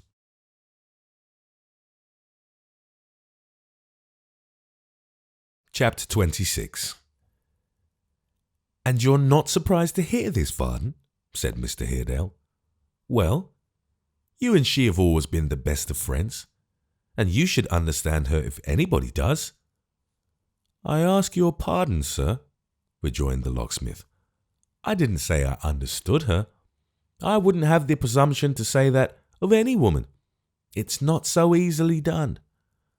But I am not so much surprised, sir, as you expected me to be, certainly. May I ask why not, my good friend?" "I have seen, sir," returned the locksmith, with evident reluctance, "I have seen in connection with her something that has filled me with distrust and uneasiness. She has made bad friends, how or when, I don't know. But that her house is a refuge for one robber and cutthroat at least, I am certain. There, sir, now it's out. Varden!" My own eyes, sir, are my witnesses, and for her sake I would be willingly half blind if I could but have the pleasure of mistrusting 'em. I have kept the secret till now, and it will go no further than yourself, I know. But I tell you that with my own eyes, broad awake, I saw in the passage of her house one evening after dark the highwayman who robbed and wounded Mr. Edward Chester, and on the same night threatened me." "And you made no effort to detain him?" said Mr. Haredale quickly. "Sir," returned the locksmith, "she herself prevented me, held me with all her strength, and hung about me until he had got clear off." And having gone so far, he related circumstantially all that had passed upon the night in question. This dialogue was held in a low tone in the locksmith's little parlour, into which honest Gabriel had shown his visitor on his arrival. Mr. Haredale had called upon him to entreat his company to the widow's, that he might have the assistance of his persuasion and influence, and out of this circumstance the conversation had arisen. "I forbore," said Gabriel, "from repeating one word of this to anybody, as it could do her no good and might do her great harm. I thought and hoped to say the truth, that she would come to me and talk to me about it, and tell me how it was, but though I have purposefully put myself in her way more than once or twice, she has never touched upon the subject, except by a look. And indeed," said the good-natured locksmith, "there was a good deal in the look. More than could have been put into a great many words. It said, among other matters, 'Don't ask me anything,' so imploringly that I didn't ask her anything. You'll think me an old fool, I know, sir. If it's any relief to call me one, pray do. I am greatly disturbed by what you tell me," said Mr. Haredale, after a silence. "What meaning do you attach to it?" The locksmith shook his head and looked doubtfully out of window at the failing light. "She cannot have married again," said Mr. Haredale. "Not without our knowledge, surely, sir." "She may have done so, in the fear that it would lead, if known, to some objection or estrangement. Suppose she married incautiously. It is not improbable, for her existence has been a lonely and monotonous one for many years, and the man turned out a ruffian. She would be anxious to screen him, and yet would revolt from his crimes. This might be. It bears strongly on the whole drift of her discourse yesterday, and would quite explain her conduct. Do you suppose Barnaby is privy to these circumstances?" "Quite impossible to say, sir," returned the locksmith, shaking his head again, "and next to impossible to find out from him. If what you suppose is really the case, I tremble for the lad. A notable person, sir, to put to bad uses." "It is not possible, Varden," said Mr. Haredale, in a still lower tone of voice than he had spoken yet, "that we have been blinded and deceived by this woman from the beginning. It is not possible that this connection was formed in her husband's lifetime, and led to his and my brother's—" "Good God, sir!" cried Gabriel, interrupting him. "Don't entertain such dark thoughts for a moment. 25 years ago, where was there a girl like her? A gay, handsome, laughing, bright-eyed damsel. Think what she was, sir. It makes my heart ache now, even now, though I'm an old man, with a woman for a daughter, to think what she was and what she is. We all change, but that's with time. Time does his work honestly, and I don't mind him. A fig for time, sir. Use him well, and he's a hearty fellow, and scorns to have you at a disadvantage. But care and suffering, and those have changed her, are devils, sir. Secret, stealthy, undermining devils, who tread down the brightest flowers in Eden, and do more havoc in a month than time does in a year. Picture to yourself for 1 minute what Mary was before they went to work with her fresh heart and face. Do her that justice, and say whether such a thing is possible. You're a good fellow, Varden, said Mr. Haredale, and are quite right. I have brooded on that subject so long that every breath of suspicion carries me back to it. You are quite right. It isn't, sir, cried the locksmith with bright eyes and sturdy, honest voice. It isn't because I courted her before Rudge and failed that I say she was too good for him. She would have been as much too good for me. But she was too good for him. He wasn't free and frank enough for her. I don't reproach his memory with it, poor fellow. I only want to put her before you as she really was. For myself, I'll keep her old picture in my mind. And thinking of that and what has altered her, I'll stand her friend and try to win her back to peace. And damn, sir, cried Gabriel, with your pardon for the word, I'd do the same if she had married 50 highwaymen in a 12-month, and think it in the Protestant manual too, though Martha said it wasn't, tooth and nail, till doomsday. If the dark little parlour had been filled with a dense fog, which, clearing away in an instant, left it all radiance and brightness, it could not have been more suddenly cheered than by this outbreak on the part of the hearty locksmith. In a voice nearly as full and round as his own, Mr. Haredale cried, "Well said!" and bade him come away without more parley. The locksmith complied right willingly, and both, getting into a hackney coach, which was waiting at the door, drove off straight away. They alighted at the street corner, and dismissing their conveyance, walked to the house. To their first knock at the door, there was no response. A second met with the like result.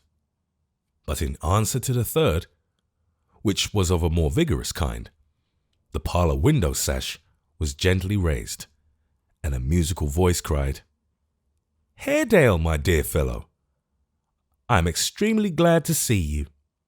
How very much you have improved in your appearance since our last meeting. I never saw you looking better. How do you do?" Mr. Haredale turned his eyes towards the casement whence the voice proceeded, though there was no need to do so, to recognize the speaker, and Mr. Chester waved his hand and smiled a courteous welcome. "The door will be opened immediately," he said. "There is nobody but a very dilapidated female to perform such offices. You will excuse her infirmities. If she were in a more elevated station of society, she would be gouty. Being but a hewer of wood and drawer of water, she is rheumatic. My dear Haredale, these are natural class distinctions, depend upon it." Mr. Haredale, whose face resumed its lowering and distrustful look the moment he heard the voice, inclined his head stiffly, and turned his back upon the speaker. "Not opened yet?" said Mr. Chester. "Dear me! I hope the aged soul has not caught her foot in some unlucky cobweb by the way. She is there at last. Come in, I beg." Mr. Haredale entered, followed by the locksmith.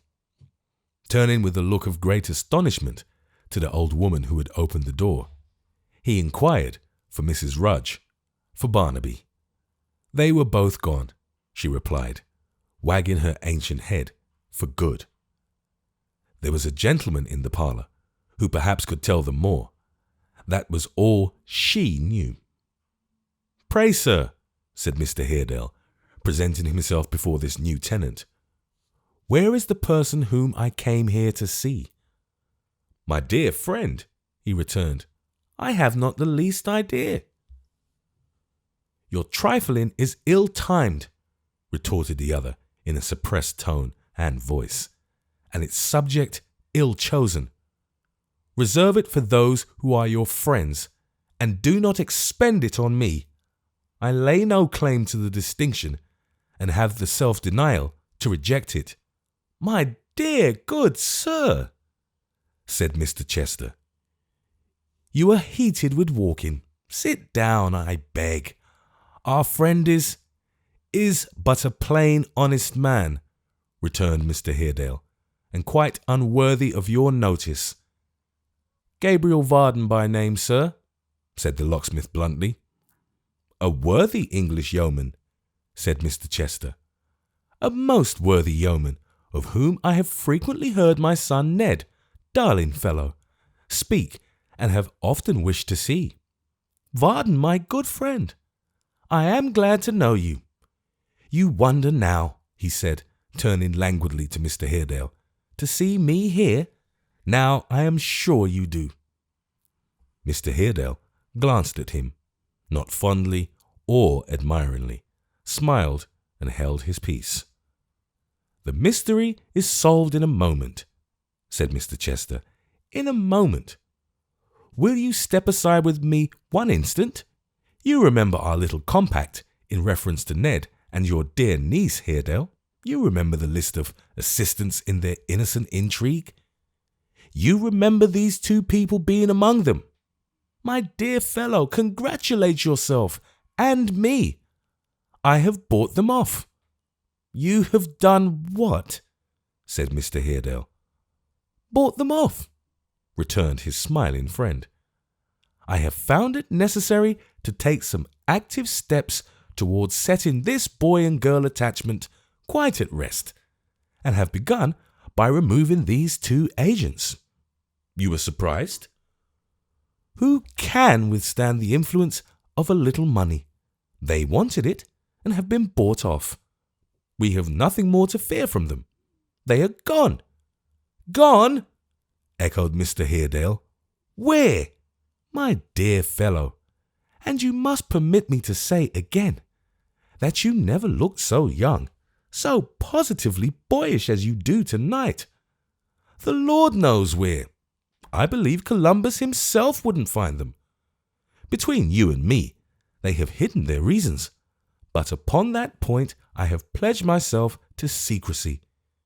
She appointed to see you here tonight, I know, but found it inconvenient and couldn't wait. Here is the key of the door. I am afraid you'll find it inconveniently large, but as the tenement is yours, your good nature will excuse that, Haredale, I am certain."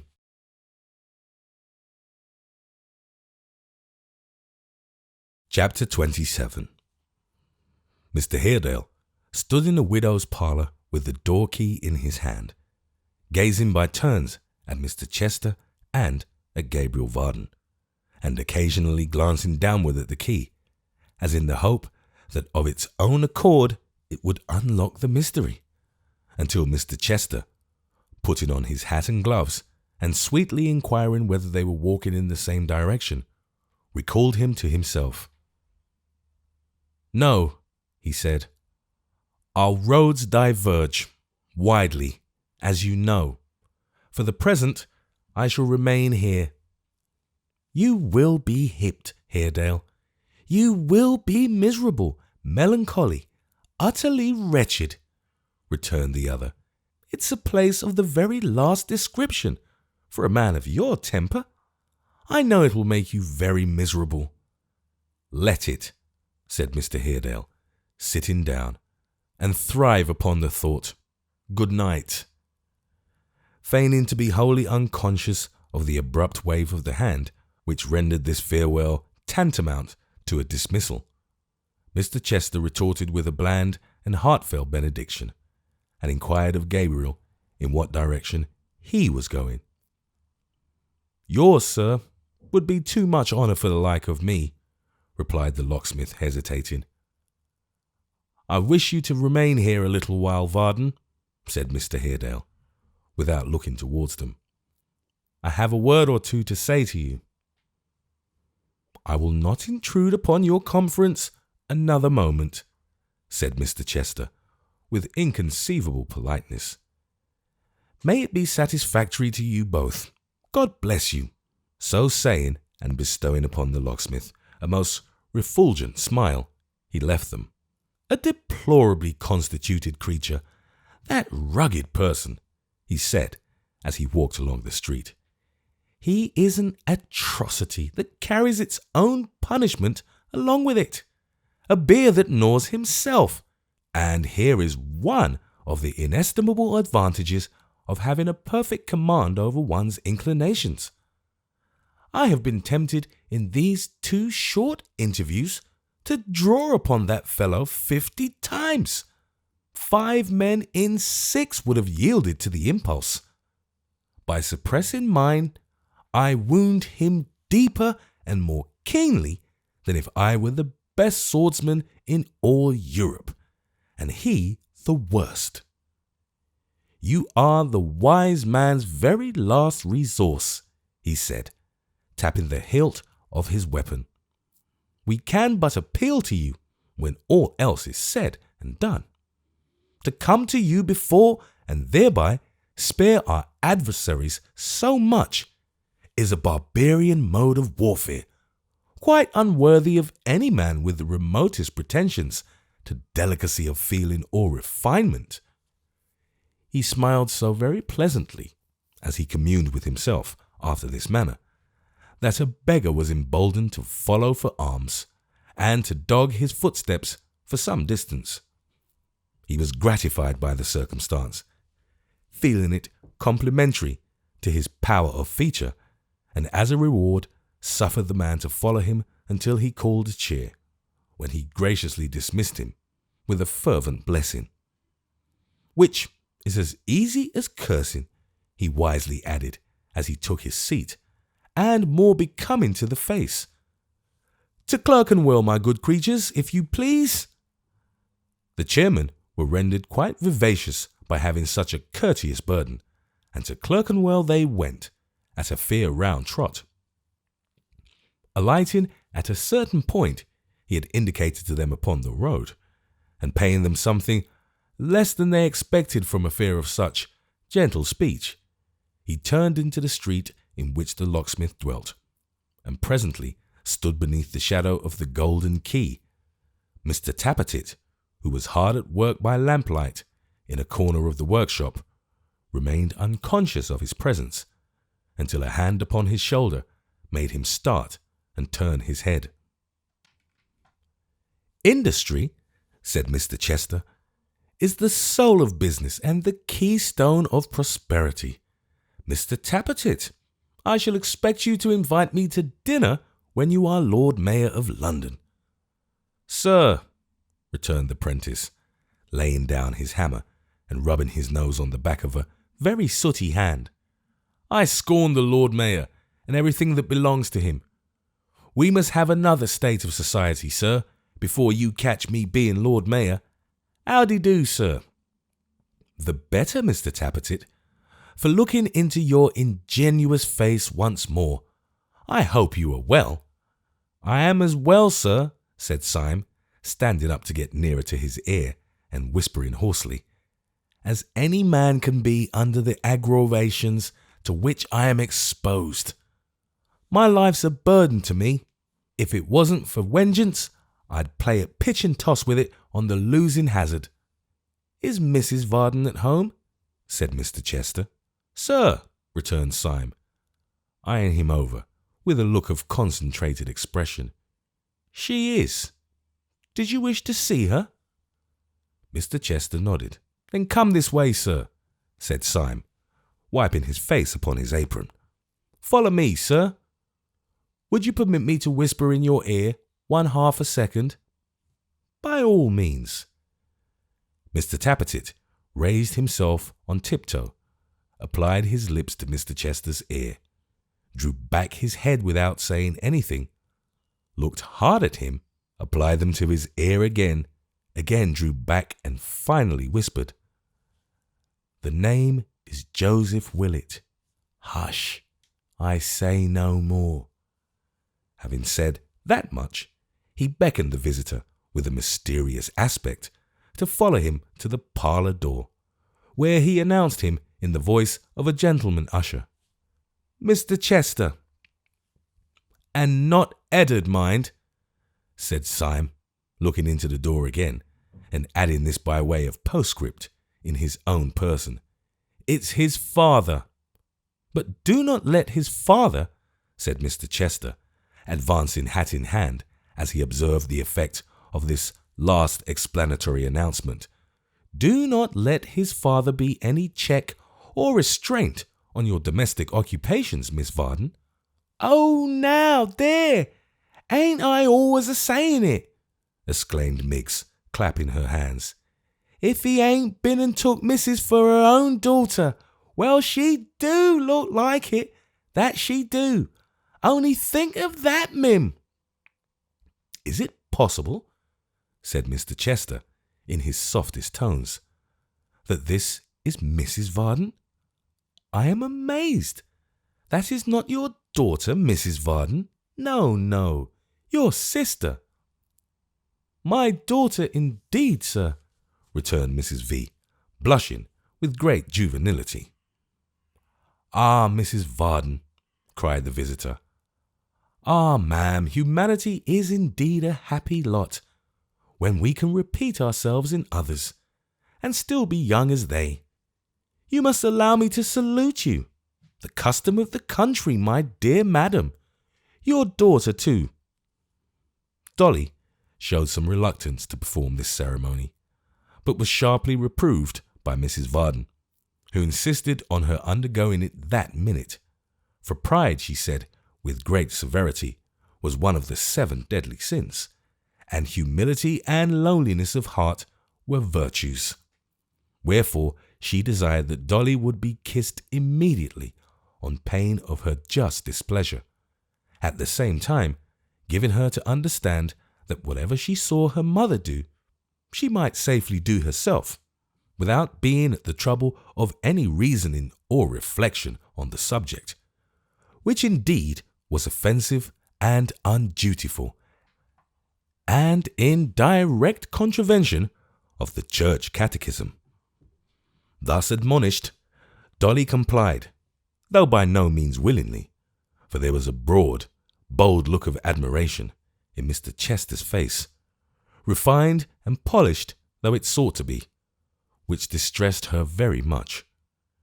As she stood with downcast eyes, not liking to look up and meet his, he gazed upon her with an approving air, and then turned to her mother. "My friend Gabriel, whose acquaintance I only made this very evening, should be a happy man, Mrs. Varden." "Ah," sighed Mrs. V, shaking her head. "Ah," echoed Miggs. "Is that the case?" said Mr. Chester, compassionately. "Dear me." "Master has no intention, sir," murmured Miggs, as she sidled up to him, "but to be as grateful as his nature will let him, for everythink he owns, which it is in his powers to appreciate. But we never, sir," said Miggs, looking sideways at Mrs. Varden and interlarding her discourse with a sigh, "we never know the full value of some wines and fig trees till we lose 'em. So much the worse, sir, for them as has the slighting of 'em on their consciences when they're gone to be in full blow elsewhere." And Miss Miggs cast up her eyes to signify where that might be. As Mrs. Varden distinctly heard and was intended to hear all that Miggs said, and as these words appeared to convey in metaphorical terms a presage or foreboding that she would at some early period droop beneath her trials and take an easy flight towards the stars, she immediately began to languish, and taking a volume of the manual from a neighbouring table, leant her arm upon it as though she were hope and that her anchor. Mr. Chester, perceiving this, and seeing how the volume was lettered on the back, took it gently from her hand and turned the fluttering leaves. "My favourite book, dear madam. How very often, in his early life, before he can remember," this clause was strictly true, "have I deduced little easy moral lessons from its pages, for my dear son Ned. You know Ned." Mrs. Varden had that honour, and a fine affable young gentleman he was. "You're a mother, Mrs. Varden," said Mr. Chester, taking a pinch of snuff, "and you know what I as a father feel when he is praised. He gives me some uneasiness, much uneasiness. He's of a roving nature, ma'am, from flower to flower, from sweet to sweet. But his is the butterfly time of life, and we must not be hard upon such trifling." He glanced at Dolly. She was attending evidently to what he said, just what he desired. "The only thing I object to in this little trait of Ned's is," said Mr. Chester, "and the mention of his name reminds me, by the way, that I am about to beg the favour of a minute's talk with you alone. The only thing I object to in it is that it does partake of insincerity. Now, however, I may attempt to disguise the fact from myself in my affection for Ned. Still, I always revert to this, that if we are not sincere, we are nothing, nothing upon earth. Let us be sincere, my dear madam." "And Protestant," murmured Mrs. Varden. "And Protestant above all things. Let us be sincere and Protestant. Strictly moral, strictly just, though always with a leaning towards mercy. Strictly honest and strictly true. And we gain. It is a slight point, certainly, but still it is something tangible. We throw up a groundwork and foundation, so to speak, of goodness, on which we may afterwards erect some worthy superstructure. Now, to be sure, Mrs. Varden thought, here is a perfect character. Here is a meek, righteous, thoroughgoing Christian, who, having mastered all these qualities, so difficult of attainment, who, having dropped a pinch of salt on the tails of all the cardinal virtues, and caught them every one, makes light of their possession, and pants for more morality. For the good woman never doubted, as many good men and women never do, that this slighting kind of profession, this setting so little store by great matters, this seeming to say, I am not proud, I am what you hear, but I consider myself no better than other people. Let us change the subject, pray, was perfectly genuine and true. He so contrived it, and said it in that way that it appeared to have been forced from him, and its effect was marvellous. Aware of the impression he had made, few men were quicker than he at such discoveries. Mr. Chester followed up the blow by propounding certain virtuous maxims, somewhat vague and general in their nature, doubtless, and occasionally partaking of the character of truisms, worn a little out at elbow, but delivered in so charming a voice, and with such uncommon serenity and peace of mind, that they answered as well as the best. Nor is this to be wondered at, for as hollow vessels produce a far more musical sound in falling than those which are substantial, so it will oftentimes be found that sentiments which have nothing in them make the loudest ringing in the world, and are the most relished. Mr. Chester, with the volume gently extended in one hand and with the other planted lightly on his breast, talked to them in the most delicious manner possible, and quite enchanted all his hearers, notwithstanding their conflicting interests and thoughts. Even Dolly, who between his keen regards and her eyeing over by Mr. Tappertit was put quite out of countenance, could not help owning within herself that he was the sweetest spoken gentleman she had ever seen. Even Miss Miggs, who was divided between admiration of Mr. Chester and a mortal jealousy of her young mistress, had sufficient leisure to be propitiated. Even Mr. Tappertit, though occupied as we have seen in gazing at his heart's delight, could not wholly divert his thoughts from the voice of the other charmer. Mrs. Varden, to her own private thinking, had never been so improved in all her life, and when Mr. Chester, rising and craving permission to speak with her apart, took her by the hand and led her at arm's length upstairs to the best sitting-room, she almost deemed him something more than human. "Dear madam," he said, pressing her hand delicately to his lips, "be seated." Mrs. Varden called up quite a courtly air and became seated. "You guess my object," said Mr. Chester, drawing a chair towards her. "You divine my purpose. I am an affectionate parent, my dear Mrs. Varden." "That I am sure you are, sir," said Mrs. V. "Thank you," returned Mr. Chester, tapping his snuff-box lid. "Heavy moral responsibilities rest with parents, Mrs. Varden." Mrs. Varden slightly raised her hands, shook her head, and looked at the ground as though she saw straight through the globe, out at the other end, and into the immensity of space beyond. "I may confide in you," said Mr. Chester. "Without reserve, I love my son, ma'am, dearly, and loving him as I do, I would save him from working certain misery. You know of his attachment to Miss Haredale. You have abetted him in it, and very kind of you it was to do so.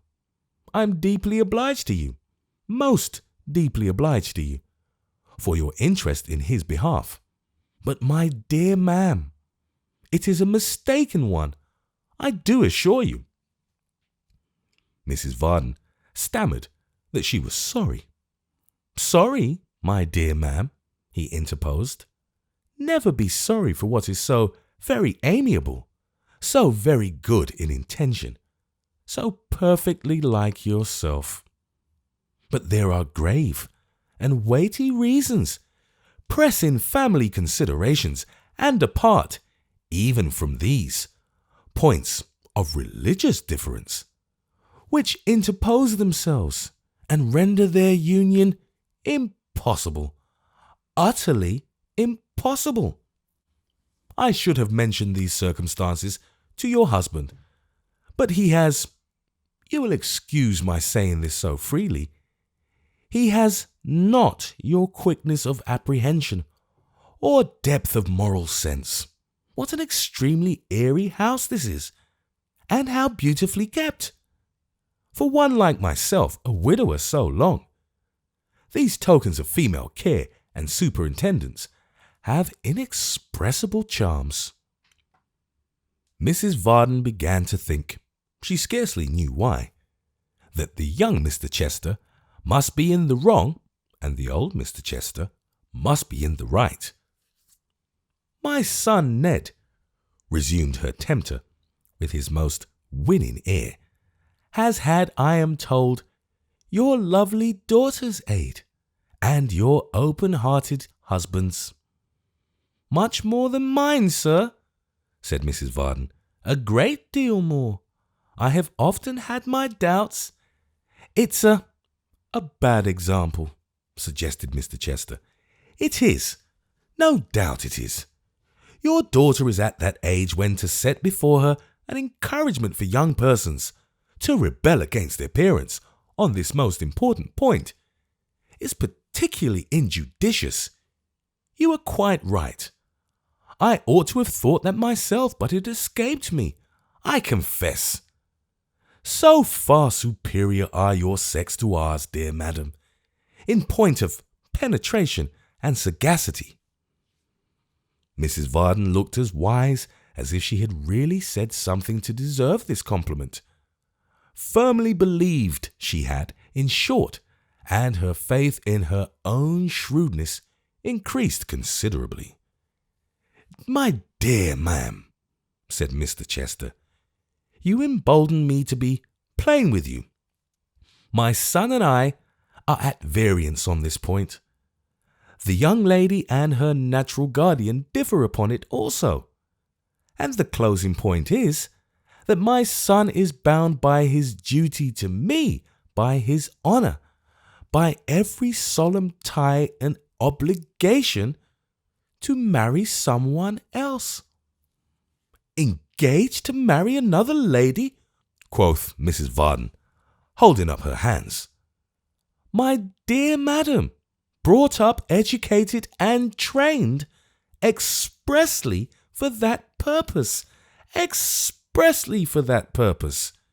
Miss Haredale, I am told, is a very charming creature. I am her foster mother and should know, the best young lady in the world," said Mrs. Varden. "I have not the smallest doubt of it. I am sure she is. And you, who have stood in that tender relation towards her, are bound to consult her happiness. Now can I, as I have said to Haredale, who quite agrees, can I possibly stand by and suffer her to throw herself away, although she is of a Catholic family, upon a young fellow who, as yet, has no heart at all? It is no imputation upon him to say he has not, because young men who have plunged deeply into the frivolities and conventionalities of society very seldom have. Their hearts never grow, my dear ma'am, till after 30. I don't believe, no, I do not believe that I had any heart myself when I was Ned's age." "Oh, sir," said Mrs. Varden, "I think you must have had. It's impossible that you, who have so much now, can ever have been without any." "I hope," he answered, shrugging his shoulders meekly, "I have a little, I hope. A very little, heaven knows. But to return to Ned, I have no doubt you thought, and therefore interfered benevolently in his behalf, that I objected to Miss Haredale. How very natural, my dear madam. I object to him emphatically, to Ned himself." Mrs. Varden was perfectly aghast at the disclosure. "He has, if he honourably fulfils this solemn obligation of which I have told you, and he must be honourable, dear Mrs. Varden, or he is no son of mine, a fortune within his reach. He is of most expensive, ruinously expensive habits, and if in a moment of caprice and wilfulness he were to marry this young lady, and so deprive himself of the means of gratifying the taste to which he has been so long accustomed, he would, my dear madam, he would break the gentle creature's heart. Mrs. Varden, my good lady, my dear soul, I put it to you, is such a sacrifice to be endured? Is the female heart a thing to be trifled with in this way? Ask your own, my dear madam. Ask your own, I beseech you." "Truly," thought Mrs. Varden, "this gentleman is a saint. But," she added aloud, and not unnaturally, "if you take Miss Emma's lover away, sir, what becomes of the poor thing's heart then? the very point," said Mr. Chester, not at all abashed, "to which I wish to lead you. A marriage with my son, whom I should be compelled to disown, would be followed by years of misery. They would be separated, my dear madam, in a 12-month. To break off this attachment, which is more fancied than real, as you and I know very well, will cost the dear girl but a few tears, and she is happy again. Take the case of your own daughter, the young lady downstairs, who is your breathing image." Mrs. Varden coughed and simpered. "There is a young man, I am sorry to say a dissolute fellow, of very indifferent character, of whom I have heard Ned speak. Bullet, was it? Pullet? Mullet? There is a young man of the name of Joseph Willett, sir," said Mrs. Varden, folding her hands loftily. "That's he!" cried Mr. Chester. "Suppose this Joseph Willett, now, were to aspire to the affections of your charming daughter, and were to engage them." "It would be like his impudence," interposed Mrs. Varden, bridling, "to dare to think of such a thing. My dear madam, that's the whole case. I know it would be like his impudence. It is like Ned's impudence to do as he has done. But you would not on that account, or because of a few tears from your beautiful daughter, refrain from checking their inclinations in their birth. I meant to have reasoned thus with your husband when I saw him at Mrs. Rudge's this evening." "My husband," said Mrs. Varden, interposing with emotion, "would be a great deal better at home than going to Mrs. Rudge's so often. I don't know what he does there. I don't see what occasion he has to busy himself in her affairs at all, sir." "If I don't appear to express my concurrence in those last sentiments of yours," returned Mr. Chester, "quite so strongly as you might desire, it is because his being there, my dear madam, and not proving conversational, led me hither, and procured me the happiness of this interview with one in whom the whole management, conduct, and prosperity of her family are centred, I perceive." With that, he took Mrs. Varden's hand again, and having pressed it to his lips, with the high-flown gallantry of the day, a little burlesqued to render it the more striking in the good lady's unaccustomed eyes, proceeded in the same strain of mingled sophistry, cajolery, and flattery, to entreat that her utmost influence might be exerted to restrain her husband and daughter from any further promotion of Edward's suit to Miss Haredale, and from aiding or abetting either party in any way. Mrs. Varden was but a woman, and had her share of vanity, obstinacy, and love of power.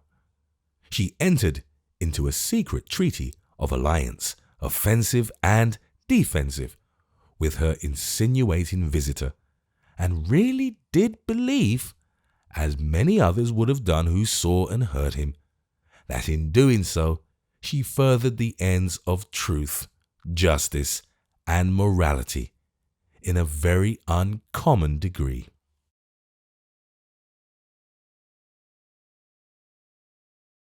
Chapter 28.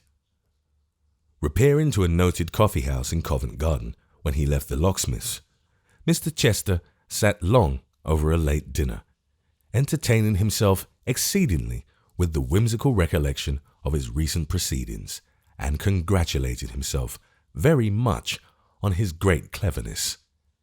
Influenced by these thoughts, his face wore an expression so benign and tranquil that the waiter, in immediate attendance upon him, felt he could have almost died in his defence, and settled in his own mind, until the receipt of the bill and a very small fee for very great trouble disabused it of the idea that such an apostolic customer was worth half a dozen of the ordinary run of visitors at least. A visit to the gambling table, not as a heated, anxious venturer, but one whom it was quite a treat to see staking his 2 or 3 pieces in deference to the follies of society, and smiling with equal benevolence on winners and losers, made it late before he reached home.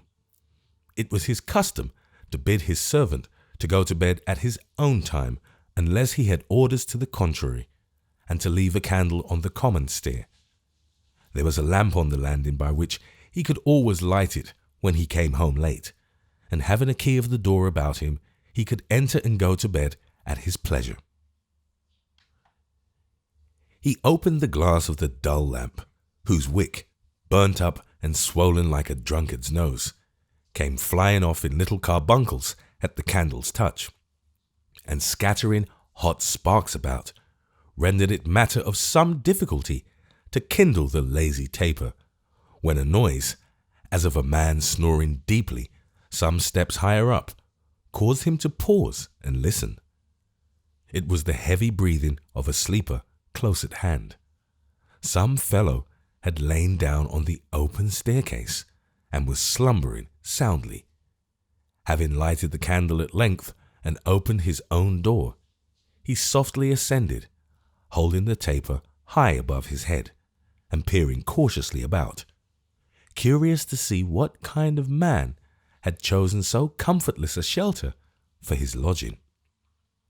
With his head upon the landing and his great limbs flung over half a dozen stairs as carelessly as though he were a dead man whom drunken bearers had thrown down by chance, there lay Hugh, face uppermost, his long hair drooping like some wild weed upon his wooden pillow, and his huge chest heaving with the sounds which so unwontedly disturbed the place and hour. He who came upon him so unexpectedly was about to break his rest by thrusting him with his foot, when, glancing at his upturned face, he arrested himself in the very action, and stooping down and shading the candle with his hand, examined his features closely. Close as his first inspection was, it did not suffice, for he passed the light, still carefully shaded as before, across and across his face, and yet observed him with a searching eye. While he was thus engaged, the sleeper, without any starting or turning round, awoke. There was a kind of fascination in meeting his steady gaze so suddenly, which took from the other the presence of mind to withdraw his eyes, and forced him, as it were, to meet his look. So they remained staring at each other, until Mr. Chester at last broke silence, and asked him in a low voice why he lay sleeping there. "I thought," said Hugh, struggling into a sitting posture and gazing at him intently still, "that you were a part of my dream. It was a curious one. I hope it may never come true, master." "What makes you shiver?" The cold, I suppose," he growled, as he shook himself and rose. "I hardly know where I am yet." "Do you know me?" said Mr. Chester. "Aye, I know you," he answered. "I was dreaming of you. We're not where I thought we were. That's a comfort." He looked round him as he spoke, and in particular looked above his head, as though he half expected to be standing under some object which had had existence in his dream. Then he rubbed his eyes and shook himself again, and followed his conductor into his own rooms. Mr. Chester lighted the candles which stood upon his dressing table, and wheeling an easy chair towards the fire, which was yet burning, stirred up a cheerful blaze, sat down before it, and bade his uncouth visitor come here and draw his boots off. "You have been drinking again, my fine fellow," he said, as Hugh went down on one knee, and did as he was told.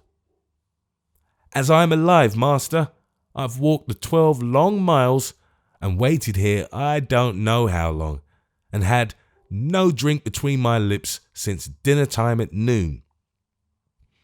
"And can you do nothing better, my pleasant friend, than fall asleep and shake the very building with your snores?" said Mr. Chester. "Can't you dream in your straw at home, dull dog as you are, that you need come here to do it? Reach me those slippers and tread softly." Hugh obeyed in silence. "And harkye, my dear young gentleman," said Mr. Chester, as he put them on, "the next time you dream, don't let it be of me, but of some dog or horse with whom you are better acquainted. Fill the glass once, you'll find it and the bottle in the same place, and empty it to keep yourself awake." Hugh obeyed again, even more zealously, and having done so, presented himself before his patron. "Now," said Mr. Chester, "what do you want with me?" "There was news today," returned Hugh. "Your son was at our house, came down on horseback. He tried to see the young woman, but couldn't get sight of her. He left some letter or some message, which our Joe had charge of, but he and the old one quarrelled about it when your son had gone, and the old one wouldn't let it be delivered. He says, that's the old one does, that none of his people shall interfere and get him into trouble. He's a landlord, he says, and lives on everybody's custom." "He's a jewel," smiled Mr. Chester, "and the better for being a dull one. Well?" "Varden's daughter, that's the girl I kissed." "And stole the bracelet from upon the King's highway," said Mr. Chester composedly. "Yes. What of her?" "She wrote a note at our house to the young woman, saying she lost the letter I brought to you, and you burnt. Our Joe was to carry it, but the old one kept him at home all next day, on purpose that he shouldn't. Next morning he gave it to me to take, and here it is." "You didn't deliver it then, my good friend?" said Mr. Chester, twirling Dolly's note between his finger and thumb, and feigning to be surprised. "I suppose you'd want to have it," retorted Hugh. "Burn one, burn all, I thought." "My devil-may-care acquaintance," said Mr. Chester. "Really, if you do not draw some nicer distinctions, your career will be cut short with most surprising suddenness. Don't you know that the letter you brought to me was directed to my son, who resides in this very place? And can you descry no difference between his letters and those addressed to other people?" "If you don't want it," said Hugh, disconcerted by this reproof, for he had expected high praise, "give it me back and I'll deliver it. I don't know how to please you, master." "I shall deliver it," returned his patron, putting it away after a moment's consideration, "myself. Does the young lady walk out on fine mornings?" "Mostly. About noon is her usual time." "Alone?" "Yes, alone." "Where?" "In the grounds before the house. Them that the footpath crosses." "If the weather should be fine, I may throw myself in her way tomorrow, perhaps," said Mr. Chester, as coolly as if she were one of his ordinary acquaintance. "Mr. Hugh, if I should ride up to the Maypole door, you will do me the favour only to have seen me once. You must suppress your gratitude, and endeavour to forget my forbearance in the matter of the bracelet. It is natural it should break out, and it does you honour. But when other folks are by, you must, for your own sake and safety, be as like your usual self, as though you owed me no obligation whatever, and had never stood within these walls. You comprehend me?" Hugh understood him perfectly. After a pause, he muttered that he hoped his patron would involve him in no trouble about this last letter, for he had kept it back solely with the view of pleasing him. He was continuing in this strain when Mr. Chester, with a most beneficent and patronizing air, cut him short by saying, "My good fellow, you have my promise, my word, my sealed bond, for a verbal pledge with me is quite as good, that I will always protect you so long as you deserve it. Now, do set your mind at rest. Keep it at ease, I beg of you. When a man puts himself in my power so thoroughly as you have done, I really feel as though he had a kind of claim upon me. I am more disposed to mercy and forbearance under such circumstances than I can tell you, Hugh. Do look upon me as your protector, and rest assured, I entreat you, that on the subject of that indiscretion you may preserve as long as you and I are friends the lightest heart that ever beat within a human breast. Fill that glass once more to cheer you on your road homewards. I am really quite ashamed to think how far you have to go. And then God bless you for the night." "They think," said Hugh, when he had tossed the liquor down, "that I am sleeping soundly in the stable. Ha ha ha! The stable door is shut, but the steed's gone, master." "You are a most convivial fellow," returned his friend, "and I love your humour of all things. Good night. Take the greatest possible care of yourself, for my sake." It was remarkable that during the whole interview, each had endeavoured to catch stolen glances of the other's face, and had never looked full at it. They interchanged one brief and hasty glance as Hugh went out, averted their eyes directly, and so separated. Hugh closed the double doors behind him, carefully and without noise, and Mr. Chester remained in his easy chair, with his gaze intently fixed upon the fire. "Well," he said, after meditating for a long time, and said with a deep sigh and an uneasy shifting of his attitude, as though he dismissed some other subject from his thoughts, and returned to that which had held possession of them all the day. "The plot thickens. I have thrown the shell. It will explode, I think, in 48 hours, and should scatter these good folks amazingly. We shall see." He went to bed and fell asleep, but had not slept long when he started up and thought that Hugh was at the outer door, calling in a strange voice, very different from his own, to be admitted. The delusion was so strong upon him, and was so full of that vague terror of the night in which such visions have their being, that he rose, and taking his sheath sword in his hand, opened the door and looked out upon the staircase, and towards the spot where Hugh had lain asleep, and even spoke to him by name. But all was dark and quiet, and creeping back to bed again, he fell, after an hour's uneasy watching, into a second sleep, and woke no more till morning.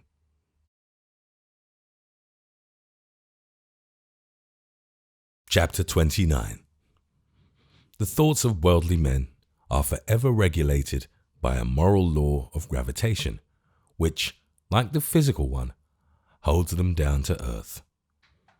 The bright glory of day and the silent wonders of a starlit night appeal to their minds in vain. There are no signs in the sun, or in the moon, or in the stars for their reading. They are like some wise men who, learning to know each planet by its Latin name, have quite forgotten such small heavenly constellations as charity, forbearance, universal love, and mercy, although they shine by night and day so brightly that the blind may see them, and who, looking upward at the spangled sky, see nothing there but the reflection of their own great wisdom and book learning. It is curious to imagine these people of the world busy in thought, turning their eyes towards the countless spheres that shine above us, and making them reflect the only images their minds contain, The man who lives but in the breath of princes has nothing his sight but stars for courtiers' breasts. The envious man beholds his neighbour's honours even in the sky. To the money hoarder and the mass of worldly folk, the whole great universe above glitters with sterling coin, fresh from the mint, stamped with the sovereign's head, coming always between them and heaven, turn where they may. So do the shadows of our own desires stand between us and our better angels, and thus their brightness is eclipsed. Everything was fresh and gay, as though the world were but that morning made, when Mr. Chester rode at a tranquil pace along the forest road. Though early in the season, it was warm and genial weather. The trees were budding into leaf, the hedges and the grass were green, the air was musical with songs of birds, and high above them all the lark poured out her richest melody. In shady spots, the morning dew sparkled on each young leaf and blade of grass, and where the sun was shining, some diamond drops yet glistened brightly, as in unwillingness to leave so fair a world, and have such brief existence. Even the light wind, whose rustling was as gentle to the ear as softly falling water, had its hope and promise, and leaving a pleasant fragrance in its track as it went fluttering by, whispered of its intercourse with summer and of his happy coming. The solitary rider went glancing on among the trees, from sunlight into shade and back again, at the same even pace, looking about him certainly from time to time, but with no greater thought of the day or the scene through which he moved, than that he was fortunate, being choicely dressed, to have such favourable weather. He smiled very complacently at such times, but rather as if he were satisfied with himself than with anything else, and so went riding on upon his chestnut cob, as pleasant to look upon as his own horse, and probably far less sensitive to the many cheerful influences by which he was surrounded. In the course of time, the Maypole's massive chimneys rose upon his view, but he quickened not his pace one jot, and with the same cool gravity rode up to the tavern porch. John Willett, who was toasting his red face before a great fire in the bar, and who, with surpassing foresight and quickness of apprehension, had been thinking, as he looked at the blue sky, that if that state of things lasted much longer, it might ultimately become necessary to leave off fires and throw the windows open, issued forth to hold his stirrup, calling lustily for Hugh. "Oh, you're here, are you, sir?"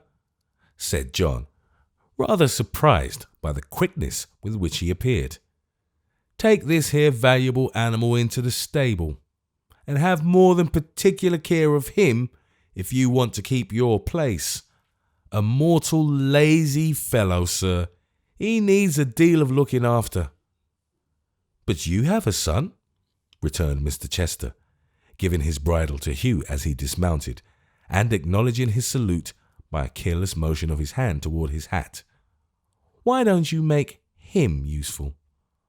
"Why, the truth is, sir," replied John, with great importance, "that my son—" "What, you're a-listening, are you, villain?" "Who's listening?" returned Hugh angrily. "A treat indeed to hear you speak. Would you have me take him in till he's cool?" "Walk him up and down further off then, sir," cried old John, "and when you see me and a noble gentleman entertaining ourselves with talk, keep your distance. If you don't know your distance, sir," added Mr. Willett, after an enormously long pause, during which he fixed his great dull eyes on Hugh, and waited with exemplary patience for any little property in the way of ideas that might come to him, "we'll find a way to teach you pretty soon." Hugh shrugged his shoulders scornfully, and in his reckless swaggering way crossed to the other side of the little green, and there, with the bridle slung loosely over his shoulder, led the horse to and fro, glancing at his master every now and then from under his bushy eyebrows, with as sinister an aspect as one would desire to see. Mr. Chester, who, without appearing to do so, had eyed him attentively during this brief dispute, stepped into the porch, and turning abruptly to Mr. Willett, said, "You keep strange servants, John." "Strange enough to look at, sir, certainly," answered the host. "But out of doors for horses, dogs, and the likes of that, there ain't a better man in England than is that Maypole Hugh yonder. He ain't fit for indoors," added Mr. Willett, with the confidential air of a man who felt his own superior nature. "I do that. But if that chap had only a little imagination, sir." "He's an active fellow now, I dare swear," said Mr. Chester in a musing tone which seemed to suggest that he would have said the same had there been nobody to hear him. "Active, sir," retorted John, with quite an expression in his face. "That chap. Hello there, you, sir. Bring that horse here, and go and hang my wig on the weathercock to show this gentleman whether you're one of the lively sort or not." Hugh made no answer, but throwing the bridle to his master and snatching his wig from his head in a manner so unceremonious and hasty that the action discomposed Mr. Willett not a little, though performed at his own special desire, climbed nimbly to the very summit of the maypole before the house, and hanging the wig upon the weathercock, sent it twirling round like a roasting jack. Having achieved this performance, he cast it on the ground, and sliding down the pole with inconceivable rapidity, alighted on his feet almost as soon as it had touched the earth. "There, sir," said John, relapsing into his usual stolid state.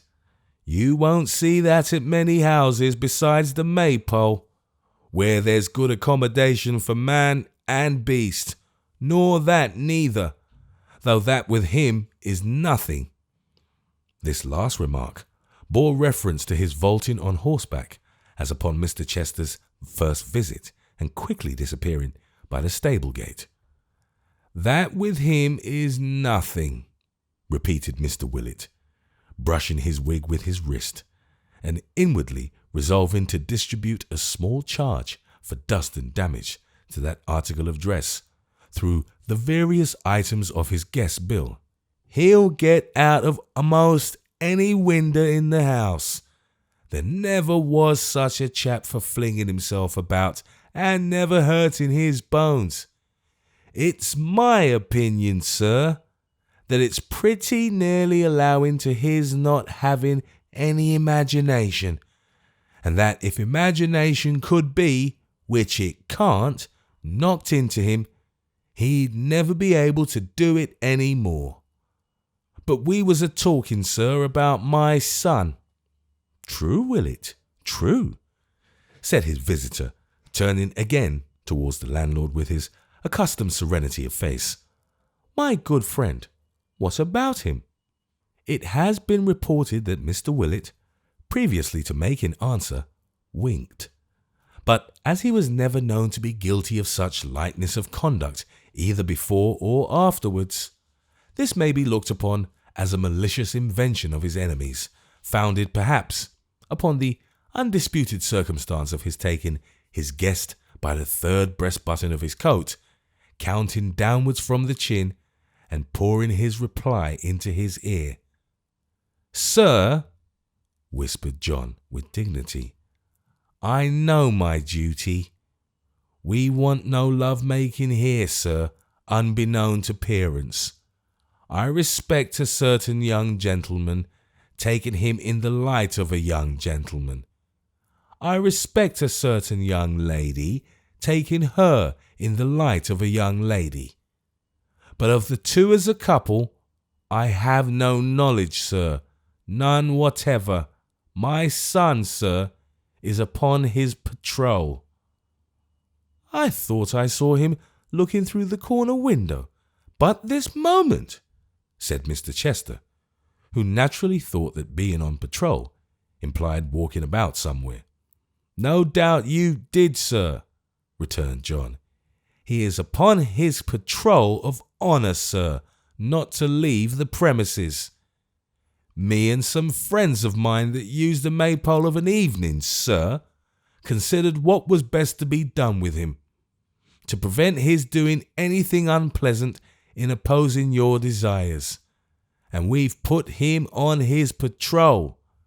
And what's more, sir, he won't be off his patrol for a pretty long time to come, I can tell you that."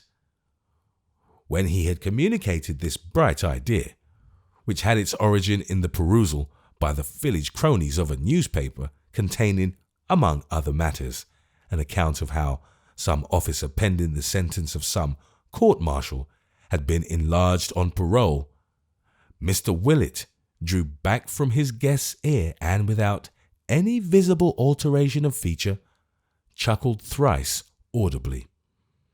This nearest approach to a laugh in which he ever indulged, and that but seldom and only on extreme occasions, never even curled his lip or affected the smallest change in, no, not so much as a slight wagging of his great fat double chin, which at these times, as at all others, remained a perfect desert in the broad map of his face, one changeless, dull, tremendous blank. Lest it should be matter of surprise to any that Mr. Willett adopted this bold course in opposition to one whom he had often entertained and who had always paid his way at the Maypole gallantly, it may be remarked that it was his very penetration and sagacity in this respect which occasioned him to indulge in those unusual demonstrations of jocularity just now recorded. For Mr. Willett, after carefully balancing father and son in his mental scales, had arrived at the distinct conclusion that the old gentleman was a better sort of a customer than the young one. Throwing his landlord into the same scale, which was already turned by this consideration, and heaping upon him again his strong desires to run counter to the unfortunate Joe, and his opposition as a general principle to all matters of love and matrimony, it went down to the very ground straight away, and sent the light cause of the younger gentleman flying upwards to the ceiling.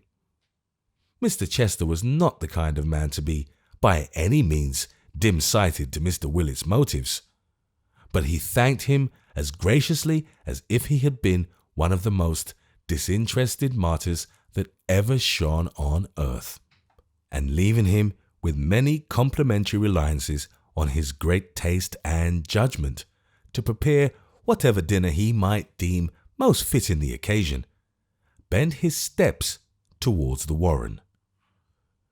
Dressed with more than his usual elegance, assuming a gracefulness of manner which, though it was the result of long study, sat easily upon him and became him well, composing his features into their most serene and prepossessing expression, and setting in short that guard upon himself at every point, which denoted that he attached no slight importance to the impression he was about to make, he entered the bounds of Miss Haredale's usual walk. He had not gone far or looked about him long, when he descried coming towards him a female figure. A glimpse of the form and dress as she crossed a little wooden bridge which lay between them satisfied him that he had found her whom he desired to see. He threw himself in her way, and a very few paces brought them close together. He raised his hat from his head, and yielding the path, suffered her to pass him. Then, as if the idea had but that moment occurred to him, he turned hastily back and said in an agitated voice, "I beg pardon. Do I address Miss Haredale?" She stopped in some confusion at being so unexpectedly accosted by a stranger, and answered, "Yes." Something told me, he said, looking a compliment to her beauty, that it could be no other. Miss Haredale, I bear a name which is not unknown to you, which it is a pride and yet a pain to me to know, sounds pleasantly in your ears. I am a man advanced in life, as you see. I am the father of him whom you honour and distinguish above all other men. May I, for weighty reasons which fill me with distress, beg but a minute's conversation with you here? Who that was inexperienced in deceit and had a frank and youthful heart could doubt the speaker's truth, could doubt it too, when the voice that spoke was like the faint echo of one she knew so well, and so much loved to hear. She inclined her head, and stopping, cast her eyes upon the ground. A little more apart, among these trees. It is an old man's hand, Miss Haredale, an honest one, believe me. She put hers in it as he said these words, and suffered him to lead her to a neighbouring seat. You alarm me, sir, she said in a low voice. You are not the bearer of any ill news, I hope. Of none that you anticipate, he answered, sitting down beside her. Edward is well, quite well. It is of him I wish to speak, certainly, but I have no misfortune to communicate. She bowed her head again, and made as though she would have begged him to proceed, but said nothing. I am sensible that I speak to you at a disadvantage, dear Miss Haredale. Believe me that I am not so forgetful of the feelings of my younger days as not to know that you are little disposed to view me with favour. You have heard me described as cold-hearted, calculating, selfish. I have never, sir, she interposed with an altered manner and a firmer voice. I have never heard you spoken of in harsh or disrespectful terms. You do a great wrong to Edward's nature if you believe him capable of any mean or base proceeding. Pardon me, my sweet young lady, but your uncle.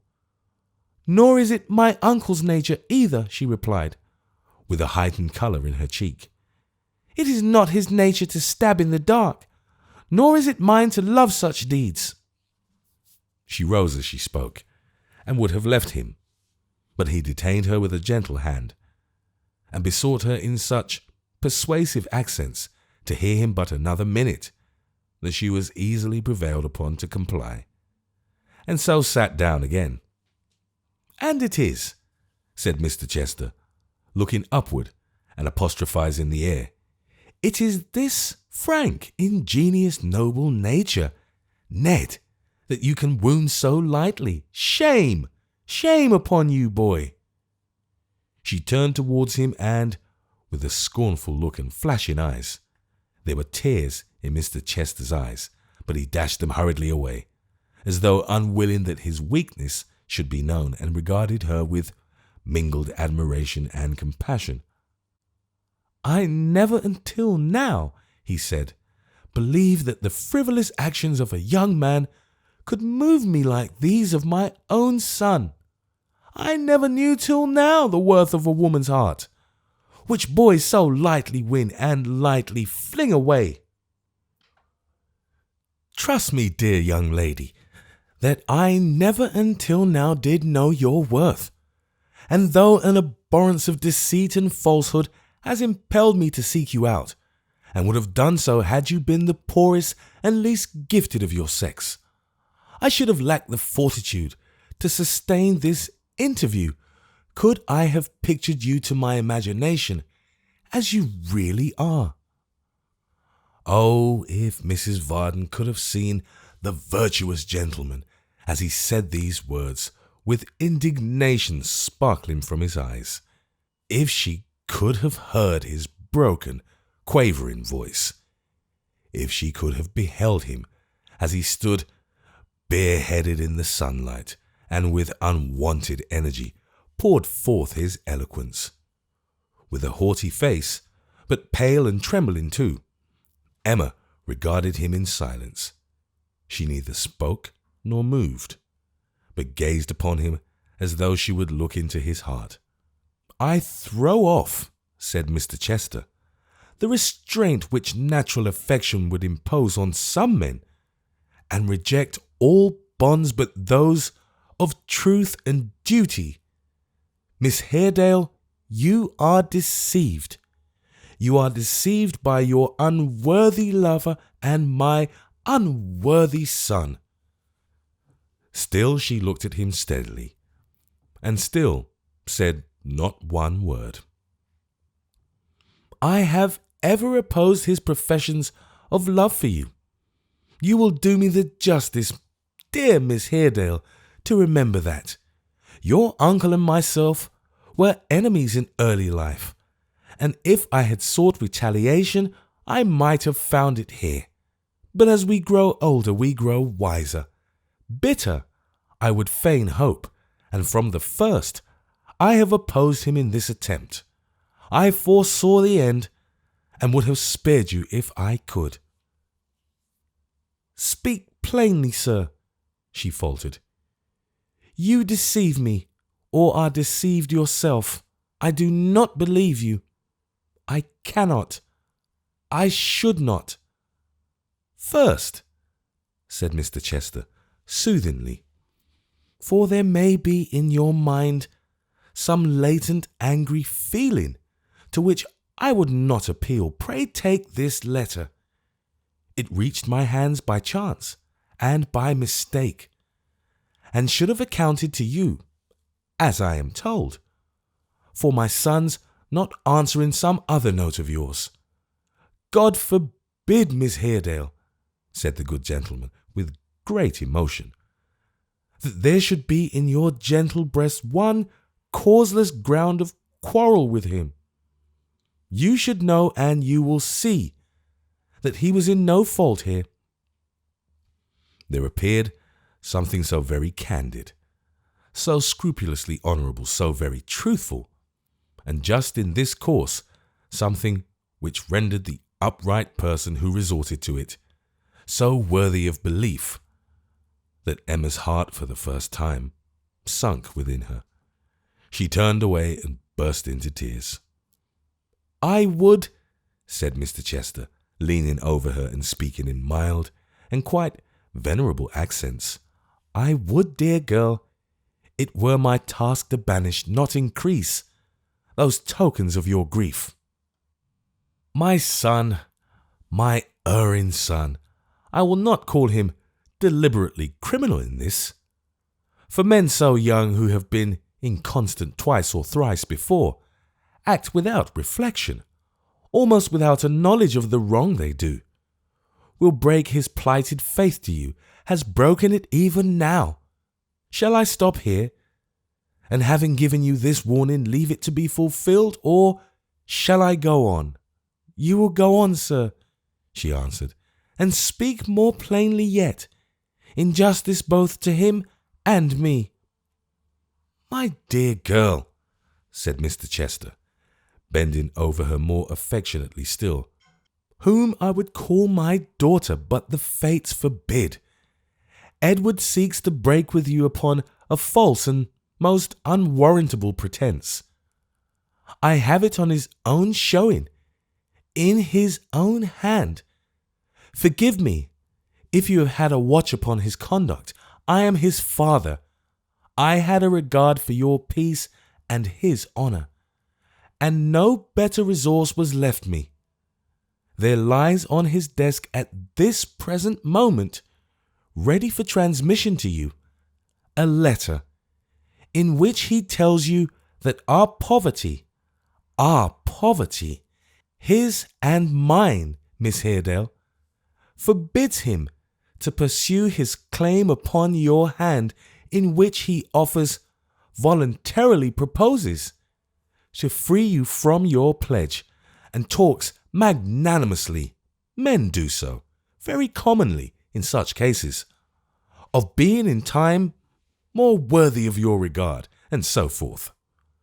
A letter, to be plain, in which he not only jilts you, pardon the word, I would summon to your aid your pride and dignity, not only jilts you, I fear, in favour of the object whose slight entreatment first inspired his brief passion for yourself and gave it birth in wounded vanity, but affects to make a merit and a virtue of the act.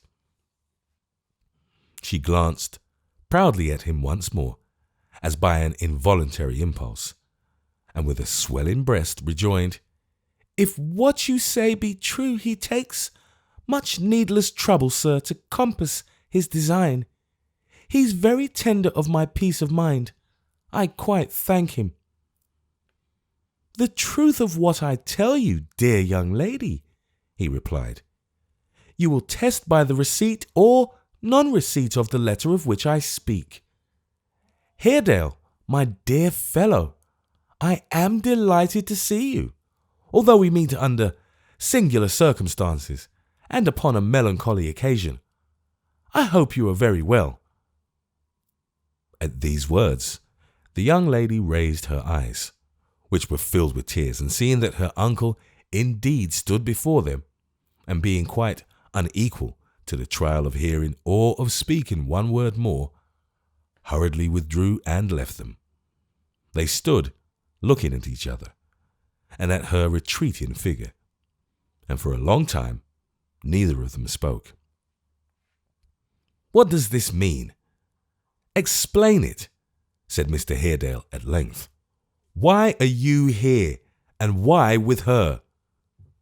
"My dear friend," rejoined the other, resuming his accustomed manner with infinite readiness and throwing himself upon the bench with a weary air, "you told me not very long ago, at that delightful old tavern of which you are the esteemed proprietor, and a most charming establishment it is for persons of rural pursuits and in robust health, who are not liable to take cold, that I had the head and heart of an evil spirit in all matters of deception. I thought at the time, I really did think you flattered me. But now I begin to wonder at your discernment, and vanity apart, do honestly believe you spoke the truth.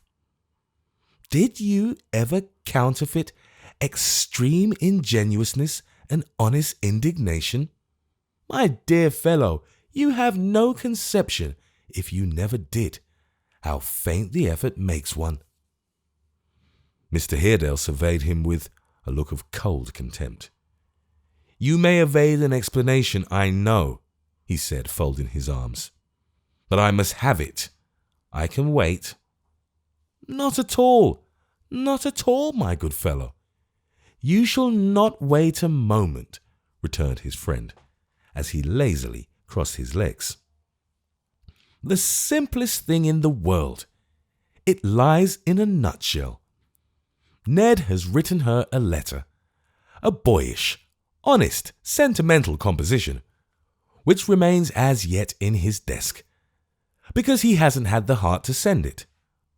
I have taken a liberty, for which my parental affection and anxiety are a sufficient excuse, and possessed myself of the contents. I have described them to your niece, a most enchanting person, Haredale, quite an angelic creature, with a little colouring and description adapted to our purpose. It's done. You may be quite easy. It's all over.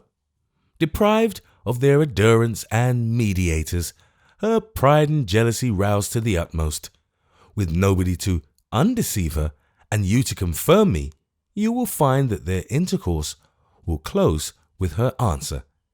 If she receives Ned's letter by tomorrow noon, you may date their parting from tomorrow night.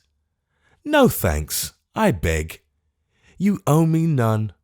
I have acted for myself, and if I have forwarded our compact with all the ardour even you could have desired, I have done so selfishly indeed.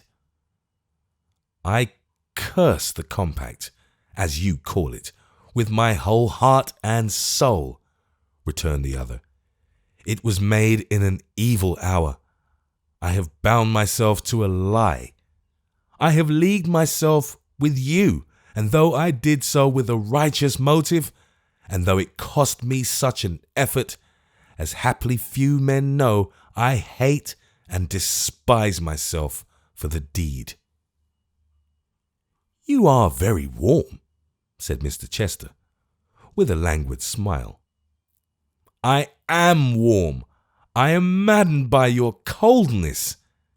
Death, Chester, if your blood ran warmer in your veins, and there were no restraints upon me, such as those that hold and drag me back, well, it is done. You tell me so, and on such a point I may believe you. When I am most remorseful for this treachery, I will think of you and your marriage, and try to justify myself in such remembrances, for having torn asunder Emma and your son at any cost. Our bond is cancelled now, and we may part." Mr. Chester kissed his hand gracefully, and with the same tranquil face he had preserved throughout, even when he had seen his companion so tortured and transported by his passion that his whole frame was shaken, lay in his lounging posture on the seat and watched him as he walked away. "My scapegoat and my drudge at school," he said, raising his head to look after him.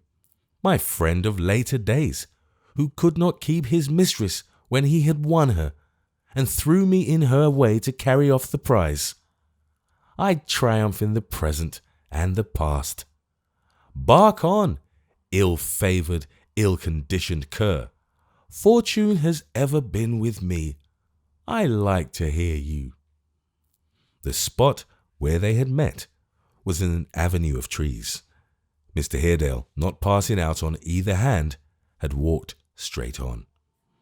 He chanced to turn his head when at some considerable distance, and seeing that his late companion had by that time risen and was looking after him, stood still, as though he half expected him to follow, and waited for his coming up. "It may come to that one day, but not yet," said Mr. Chester, waving his hand as though they were the best of friends, and turning away. "Not yet, Haredale. Life is pleasant enough to me, dull and full of heaviness to you. No, to cross swords with such a man, to indulge his humour, unless upon extremity, would be weak indeed." For all that, he drew his sword as he walked along, and in an absent humour ran his eye from hilt to point full 20 times. But thoughtfulness begets wrinkles. Remembering this, he soon put it up, smoothed his contracted brow, hummed a gay tune with greater gaiety of manner, and was his unruffled self again.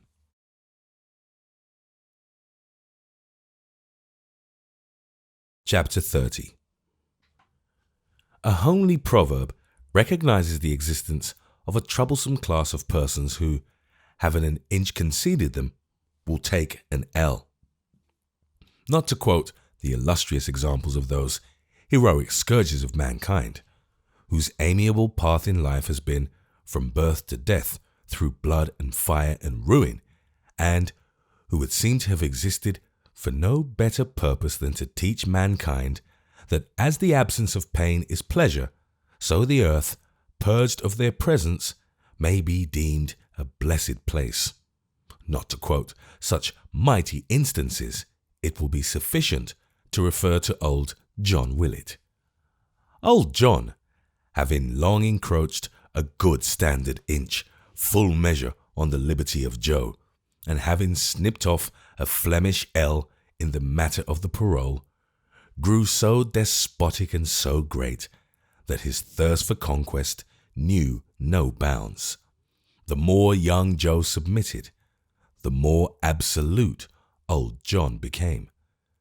The L soon faded into nothing.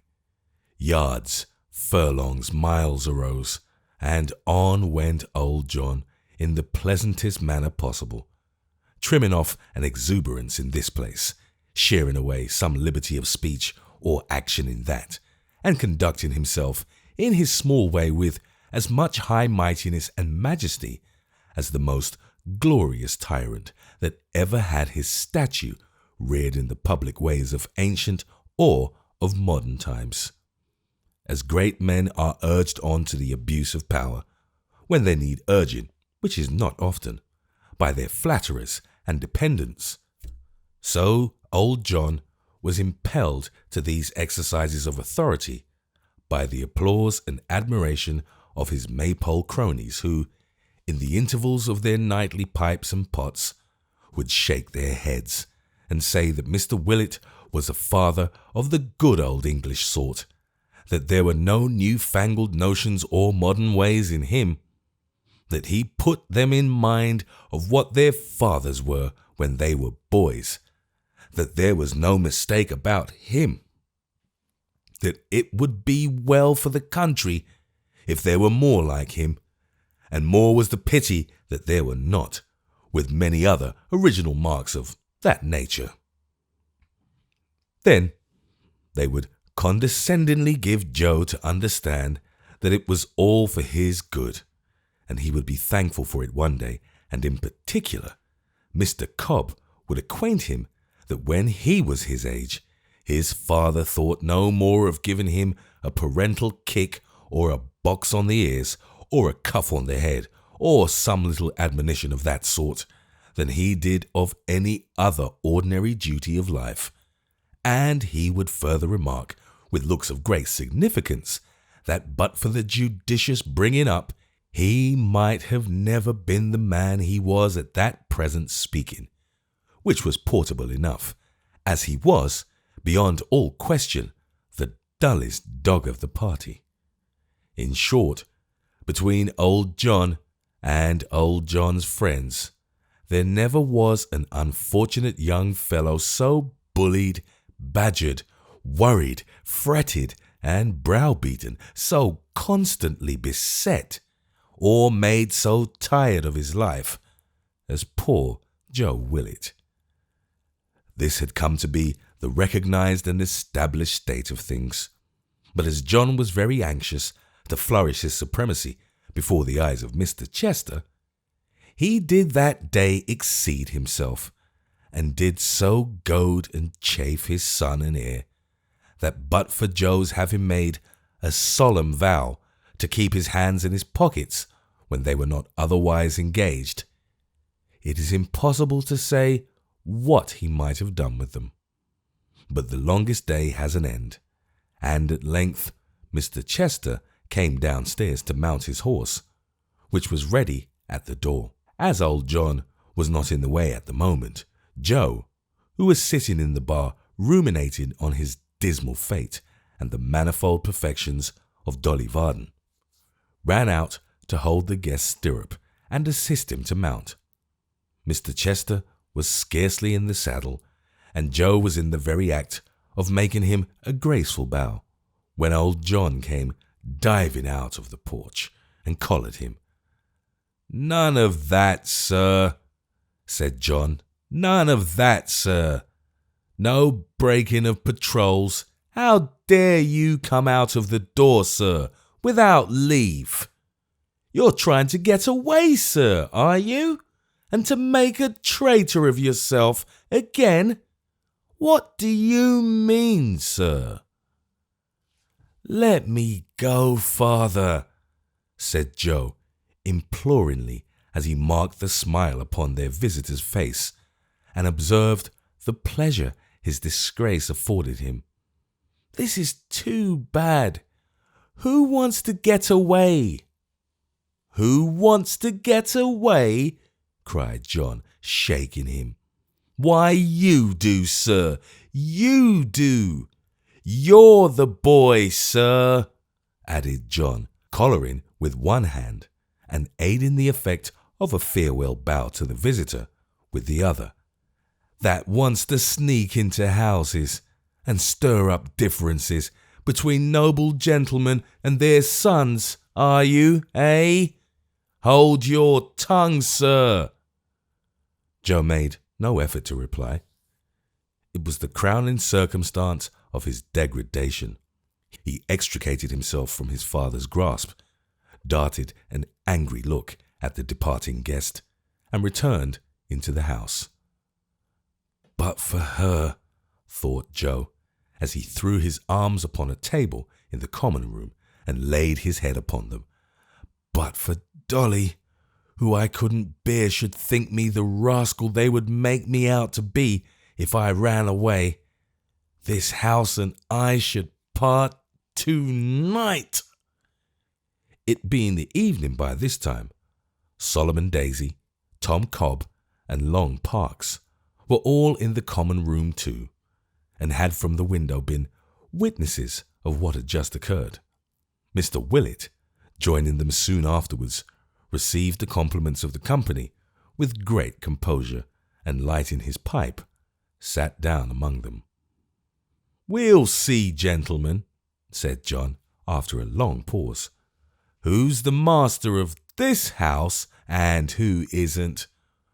We'll see whether boys are to govern men, or men are to govern boys." "And quite right, too," assented Solomon Daisy, with some approving nods.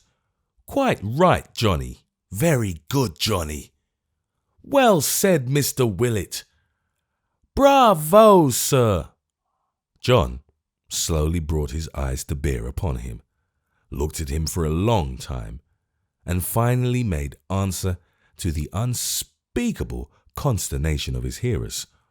"When I want encouragement from you, sir, I'll ask you for it.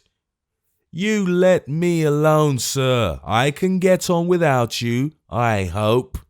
Don't you tackle me, sir, if you please." "Don't take it ill, Johnny. I didn't mean any harm," pleaded the little man. "Very good, sir," said John, more than usually obstinate after his late success. "Never mind, sir. I can stand pretty firm of myself, sir. I believe without being shored up by you." And having given utterance to this retort, Mr. Willett fixed his eyes upon the boiler and fell into a kind of tobacco trance. The spirits of the company being somewhat damped by this embarrassing line of conduct on the part of their host, nothing more was said for a long time.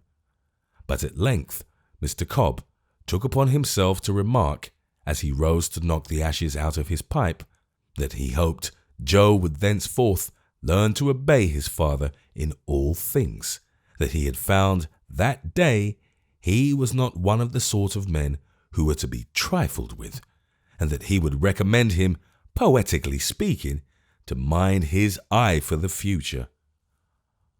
"I'd recommend you in return," said Joe, looking up with a flushed face, "not to talk to me." "Hold your tongue, sir," cried Mr. Willett, suddenly rousing himself and turning round. "I won't, father," cried Joe, smiting the table with his fist, so that the jugs and glasses rung again. "These things are hard enough to bear from you. From anybody else I never will endure them any more. Therefore I say, Mr. Cobb, don't talk to me." "Why, who are you," said Mr. Cobb sneeringly, "that you're not to be talked to, eh, Joe?" To which Joe returned no answer, but with a very ominous shake of the head, resumed his old position, which he would have peacefully preserved until the house shut up at night, but that Mr. Cobb, stimulated by the wonder of the company at the young man's presumption, retorted with sundry taunts, which proved too much for flesh and blood to bear, crowding into one moment the vexation and the wrath of years. Joe started up, overturned the table, fell upon his long enemy, pummeled him with all his might and main, and finished by driving him with surprising swiftness against a heap of spittoons in one corner, plunging into which, head foremost, with a tremendous crash, he lay at full length among the ruins, stunned and motionless. Then, without waiting to receive the compliments of the bystanders on the victory he had won, he retreated to his own bedchamber, and considering himself in a state of siege, piled all the portable furniture against the door by way of barricade. "I have done it now," said Joe, as he sat down upon his bedstead and wiped his heated face. "I knew it would come at last. The Maypole and I must part company. I'm a roving vagabond. She hates me for evermore. It's all over."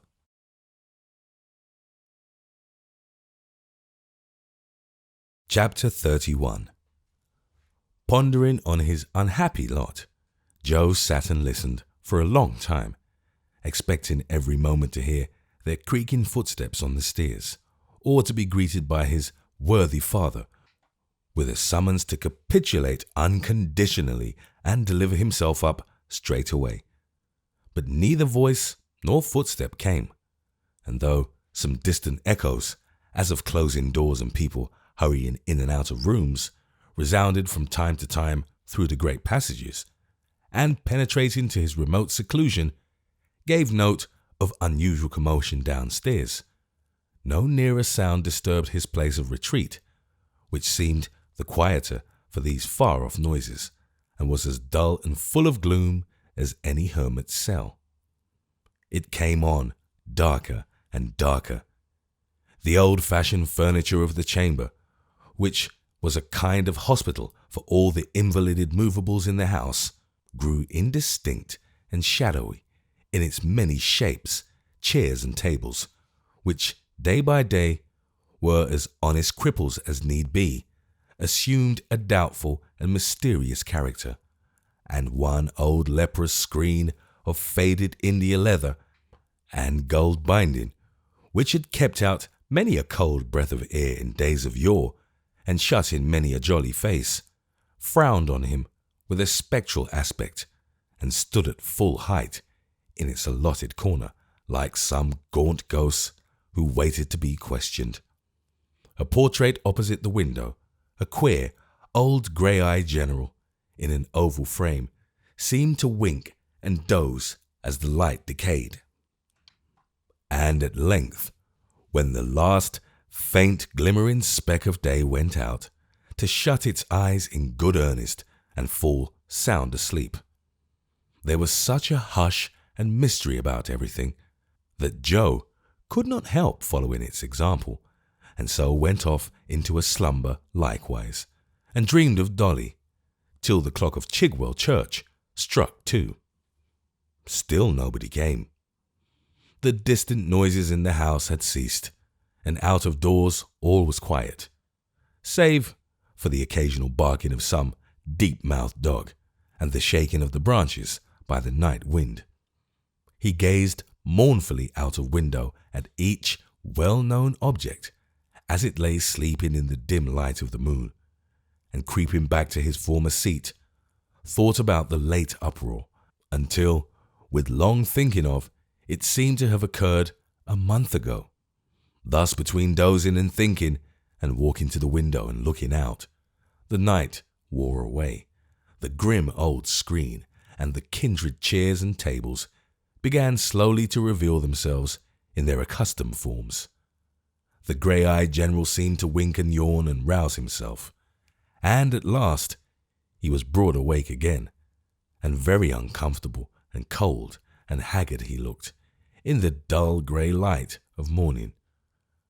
The sun had begun to peep above the forest trees, and already flung across the curling mist bright bars of gold, when Joe dropped from his window on the ground below a little bundle and his trusty stick, and prepared to descend himself. It was not a very difficult task, for there were so many projections and gable ends in the way that they formed a series of clumsy steps with no greater obstacle than a jump of some few feet at last. Joe, with his stick and bundle on his shoulder, quickly stood on the firm earth, and looked up at the old Maypole, It might be for the last time. He didn't apostrophize it, for he was no great scholar. He didn't curse it, for he had little ill will to give anything on earth. He felt more affectionate and kind to it than ever he had done in all his life before. So said with all his heart, "God bless you," as a parting wish, and turned away. He walked along at a brisk pace, big with great thoughts of going for a soldier and dying in some foreign country where it was very hot and sandy, and leaving God knows what unheard of wealth in prize money to Dolly, who would be very much affected when she came to know of it, and full of such youthful visions, which were sometimes sanguine and sometimes melancholy, but always had her for their main point and centre, pushed on vigorously until the noise of London sounded in his ears and the Black Lion hove in sight. It was only 8 o'clock then, and very much astonished the Black Lion was to see him come walking in with dust upon his feet at that early hour, with no grey mare to bear him company. But as he ordered breakfast to be got ready with all speed, and on its being set before him, gave indisputable tokens of a hearty appetite, the Lion received him, as usual, with a hospitable welcome, and treated him with those marks of distinction which, as a regular customer, and one within the freemasonry of the trade, he had a right to claim.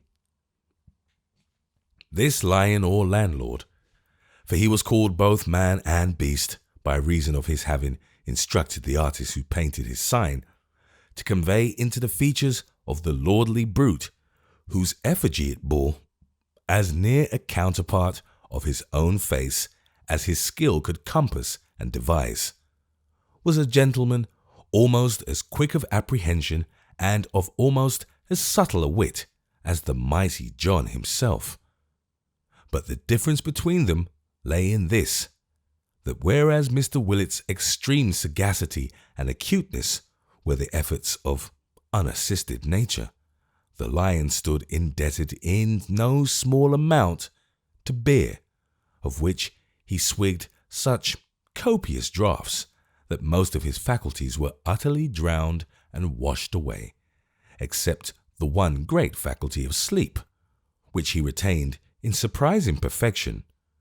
The creaking Lion over the house door was, therefore, to say the truth, rather a drowsy, tame, and feeble Lion, and as these social representatives of a savage class are usually of a conventional character, being depicted for the most part in impossible attitudes and of unearthly colours, he was frequently supposed by the more ignorant and uninformed among the neighbours to be the veritable portrait of the host as he appeared on the occasion of some great funeral ceremony or public mourning. "What noisy fellow is that in the next room?" said Joe, when he had disposed of his breakfast and had washed and brushed himself. "A recruiting sergeant," replied the Lion. Joe started involuntarily. Here was the very thing he had been dreaming of all the way along. "And I wish," said the Lion, "he was anywhere else but here. The party make noise enough, but don't call for much. There's great cry there, Mr. Willett, but very little wool. Your father wouldn't like 'em, I know." Perhaps not much under any circumstances. Perhaps if he could have known what was passing at that moment in Joe's mind, he would have liked them still less. "Is he recruiting for a fine regiment?" said Joe, glancing at a little round mirror that hung in the bar. "I believe he is," replied the host. "It's much the same thing. Whatever regiment he's recruiting for, I'm told there ain't a deal of difference between a fine man and another one when they're shot through and through." "They're not all shot," said Joe. "No," the Lion answered, "not all. Those that are, supposing it's done easy, are the best off in my opinion." "Ah," retorted Joe, "but you don't care for glory." "For what?" said the Lion. "Glory."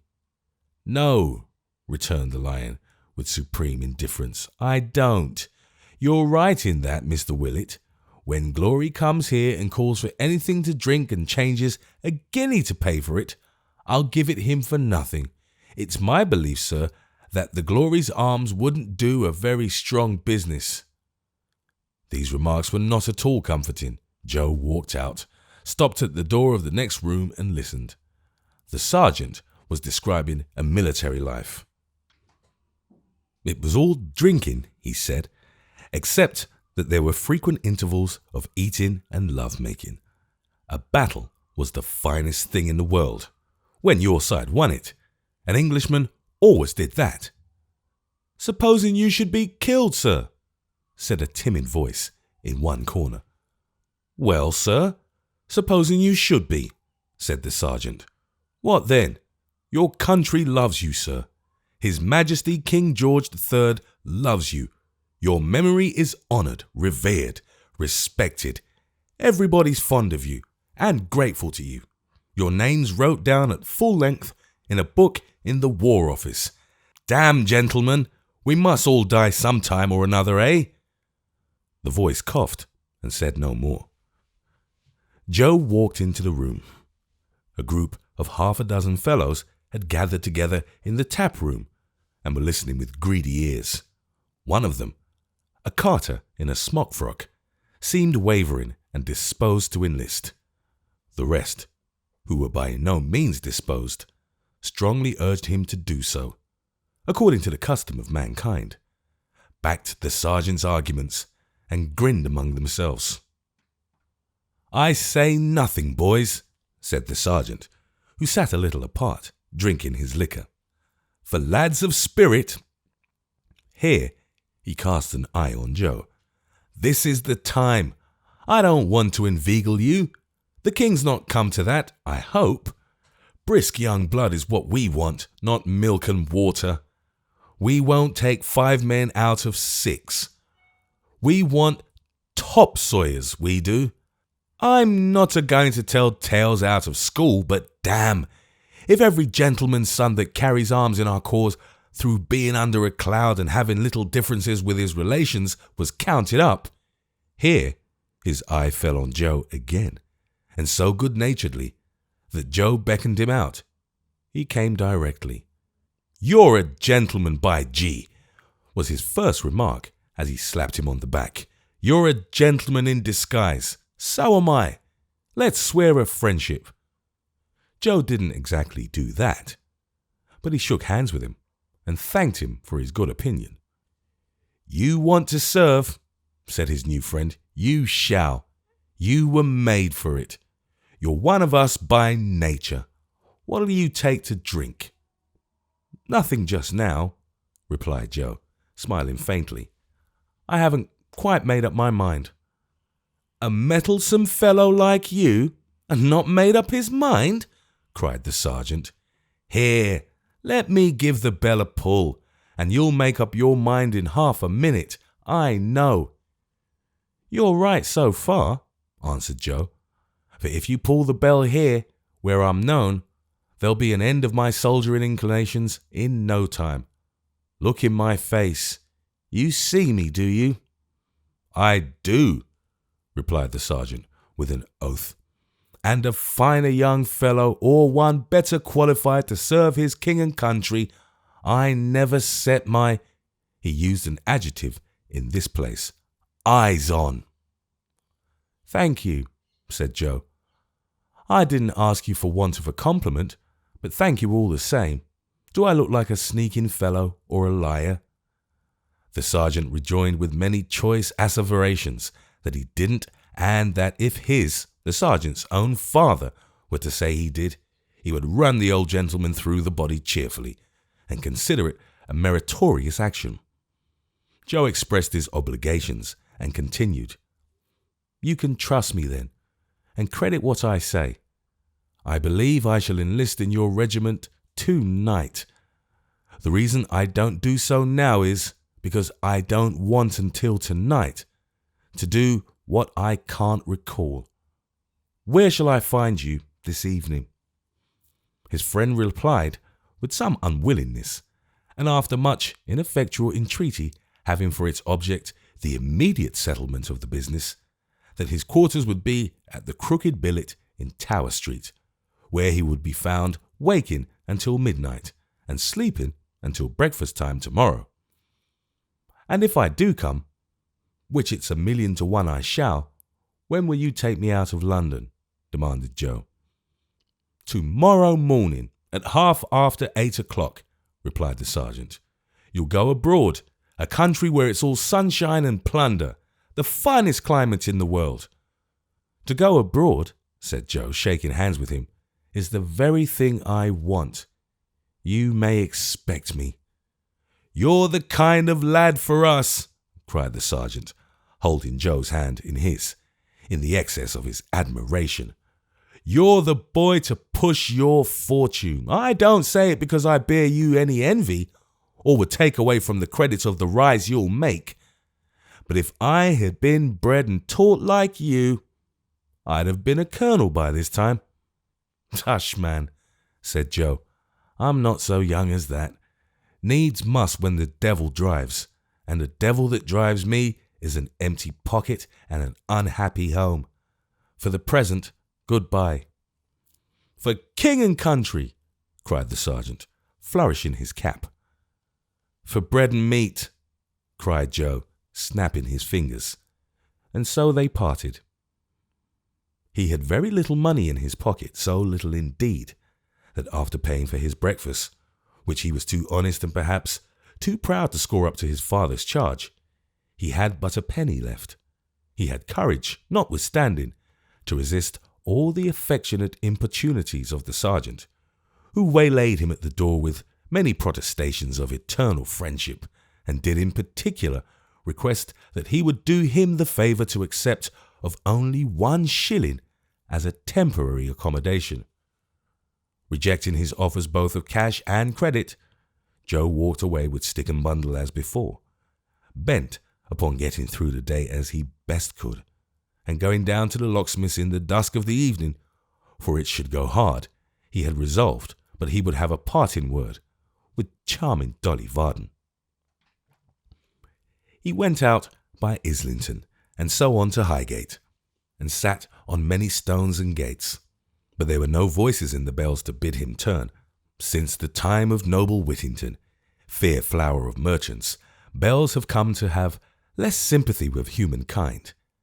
They only ring for money and on state occasions. Wanderers have increased in number. Ships leave the Thames for distant regions, carrying from stem to stern no other cargo. The bells are silent. They ring out no entreaties or regrets. They are used to it and have grown worldly. Joe bought a roll and reduced his purse to the condition, with a difference, of that celebrated purse of Fortunatus, which, whatever were its favoured owner's necessities, had one unvarying amount in it. In these real times, when all the fairies are dead and buried, there are still a great many purses which possess that quality. The sum total they contain is expressed in arithmetic by a circle, and whether it be added to or multiplied by its own amount, the result of the problem is more easily stated than any known in figures. Evening drew on at last, with the desolate and solitary feeling of one who had no home or shelter, and was alone utterly in the world. For the first time, he bent his steps towards the locksmith's house. He had delayed till now, knowing that Mrs. Varden sometimes went out alone, or with Miggs for her sole attendant, to lectures in the evening, and devoutly hoping that this might be one of her nights of moral culture. He had walked up and down before the house on the opposite side of the way 2 or 3 times, when as he returned to it again, he caught a glimpse of a fluttering skirt at the door. It was Dolly's. To whom else could it belong? No dress but hers had such a flow as that. He plucked up his spirits and followed it into the workshop of the Golden Key. His darkening the door caused her to look round. Oh, that face! If it hadn't been for that, thought Joe, I should never have walked into poor Tom Cobb. She's 20 times handsomer than ever. She might marry a lord. He didn't say this. He only thought it. Perhaps looked it also. Dolly was glad to see him, and was so sorry her father and mother were away from home. Joe begged she wouldn't mention it on any account. Dolly hesitated to lead the way into the parlour, for there it was nearly dark. At the same time, she hesitated to stand talking in the workshop, which was yet light and open to the street. They had got by some means, too, before the little forge, and Joe having her hand in his, which he had no right to have, for Dolly only gave it to him to shake. It was so like standing before some homely altar being married, that it was the most embarrassing state of things in the world. "I have come," said Joe, "to say good-bye. To say good-bye. For I don't know how many years, perhaps forever, I am going abroad." Now, this was exactly what he should not have said. Here he was talking like a gentleman at large, who was free to come and go and roam about the world at pleasure, when that gallant coachmaker had vowed but the night before that Miss Varden held him bound in adamantine chains, and had positively stated in so many words that she was killing him by inches, and that in a fortnight more or thereabouts he expected to make a decent end and leave the business to his mother. Dolly released her hand and said, "Indeed." She remarked in the same breath that it was a fine night, and in short, betrayed no more emotion than the forge itself. "I couldn't go," said Joe, "without coming to see you. I hadn't the heart to." Dolly was more sorry than she could tell, that he should have taken so much trouble. It was such a long way, and he must have such a deal to do. And how was Mr. Willett, that dear old gentleman? "Is this all you say?" cried Joe. "All? Good gracious! What did the man expect?" She was obliged to take her apron in her hand and run her eyes along the hem from corner to corner, to keep herself from laughing in his face. Not because his gaze confused her, not at all. Joe had small experience in love affairs, and had no notion how different young ladies are at different times. He had expected to take Dolly up again at the very point where he had left her after that delicious evening ride, and was no more prepared for such an alteration than to see the sun and moon change places. He had buoyed himself up all day with an indistinct idea that she would certainly say, "Don't go," or "Don't leave us," or "Why do you go?" or "Why do you leave us?" or would give him some little encouragement of that sort. He had even entertained the possibility of her bursting into tears, of her throwing herself into his arms, of her falling down in a fainting fit without previous word or sign, but any approach to such a line of conduct as this had been so far from his thoughts that he could only look at her in silent wonder. Dolly, in the meanwhile, turned to the corners of her apron and measured the sides, and smoothed out the wrinkles, and was as silent as he. At last, after a long pause, Joe said goodbye. "Goodbye," said Dolly, with as pleasant a smile as if he were going into the next street and were coming back to supper. "Goodbye." "Come," said Joe, putting out both hands. "Dolly, dear Dolly, don't let us part like this. I love you dearly with all my heart and soul, with as much truth and earnestness as ever man loved woman in this world, I do believe. I am a poor fellow, as you know, poorer now than ever, for I have fled from home, not being able to bear it any longer, and must fight my own way without help. You are beautiful, admired, are loved by everybody, are well off and happy, and may you ever be so. Heaven forbid I should ever make you otherwise. But give me a word of comfort. Say something kind to me. I have no right to expect it of you, I know. But I ask it because I love you, and shall treasure the slightest word from you, all through my life. Dolly, dearest, have you nothing to say to me? No, nothing. Dolly was a coquette by nature and a spoilt child. She had no notion of being carried by storm in this way. The coachmaker would have been dissolved in tears, and would have knelt down and called himself names and clasped his hands and beat his breast and tugged wildly at his cravat and done all kinds of poetry. Joe had no business to be going abroad. He had no right to be able to do it. If he was in adamantine chains, he couldn't. I have said goodbye, said Dolly, twice. Take your arm away directly, Mr. Joseph, or I'll call Miggs. I'll not reproach you, answered Joe. It's my fault, no doubt. I have thought sometimes that you didn't quite despise me. But I was a fool to think so. Everyone must, who has seen the life I have led. You most of all. God bless you. He was gone. Actually gone. Dolly waited a little while, thinking he would return.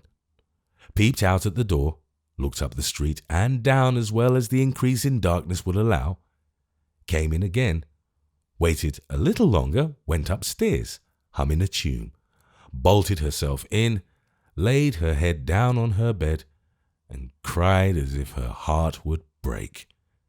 And yet, such natures are made up of so many contradictions that if Joe Willett had come back that night, next day, next week, next month, the odds are 100 to 1 she would have treated him in the very same manner and have wept for it afterwards with the very same distress.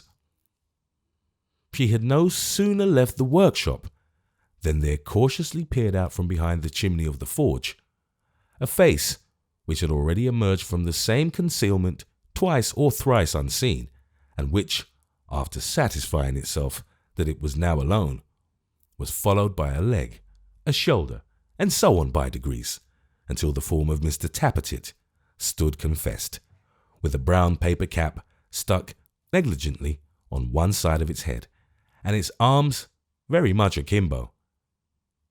"Have my ears deceived me?" said the prentice, "or do I dream? Am I to thank thee, fortune, or to cuss thee? Which?" He gravely descended from his elevation, took down his piece of looking-glass, planted it against the wall upon the usual bench, twisted his head round, and looked closely at his legs. "If they're a dream," said Syme, "let sculptors have such visions, and chisel 'em out when they wake. This is reality. Sleep has no such limbs as them. Tremble, Willett, and despair. She's mine. She's mine. She's mine." With these triumphant expressions, he seized a hammer and dealt a heavy blow at a vice, which in his mind's eye represented the sconce or head of Joseph Willett. That done, he burst into a peal of laughter which startled Miss Miggs, even in her distant kitchen, and dipping his head into a bowl of water, had recourse to a jack-towel inside the closet door, which served the double purpose of smothering his feelings and drying his face. Joe, disconsolate and downhearted, but full of courage too, on leaving the locksmith's house, made the best of his way to the Crooked Billet, and there inquired for his friend, the sergeant, who, expecting no man less, received him with open arms. In the course of 5 minutes after his arrival at that house of entertainment, he was enrolled among the gallant defenders of his native land, and within half an hour was regaled with a steaming supper of boiled tripe and onions, prepared, as his friend assured him, more than once, at the express command of his most sacred majesty, the king. To this meal, which tasted very savoury after his long fasting, he did ample justice, and when he had followed it up or down with a variety of loyal and patriotic toasts. He was conducted to a straw mattress in a loft over the stable and locked in there for the night. The next morning he found that the obliging care of his martial friend had decorated his hat with sundry parti-coloured streamers, which made a very lively appearance, and in company with that officer and 3 other military gentlemen newly enrolled, who were under a cloud so dense that it only left 3 shoes, a boot, and a coat and a half visible among them, repaired to the riverside. Here they were joined by a corporal and 4 more heroes, of whom 2 were drunk and daring, and 2 sober and penitent, but each of whom, like Joe, had his dusty stick and bundle. The party embarked in a passage boat bound for Gravesend, whence they were to proceed on foot to Chatham. The wind was in their favour, and they soon left London behind them, a mere dark mist, a giant phantom in the air.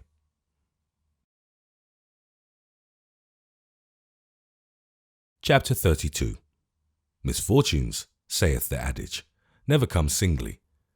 There is little doubt that troubles are exceedingly gregarious in their nature, and flying in flocks are apt to perch capriciously, crowding on the heads of some poor wits until there is not an inch of room left on their unlucky crowns, and taking no more notice of others who offer as good resting places for the soles of their feet than if they had no existence.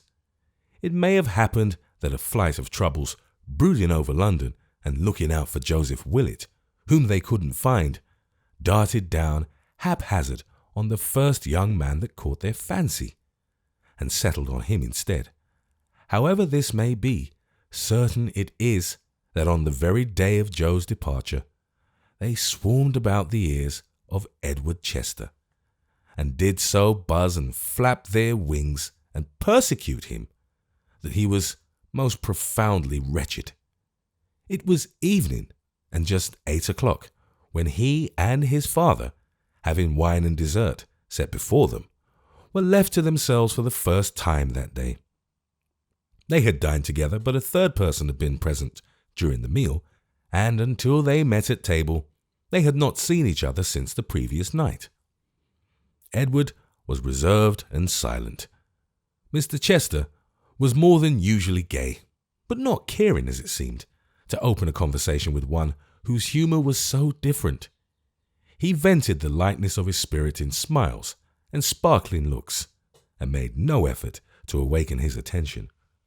So they remained for some time, the father lying on a sofa with his accustomed air of graceful negligence, the son seated opposite to him with downcast eyes, busied, it was plain, with painful and uneasy thoughts. "My dear Edward," said Mr. Chester at length, with a most engaging laugh, "do not extend your drowsy influence to the decanter. Suffer that to circulate. Let your spirits be never so stagnant."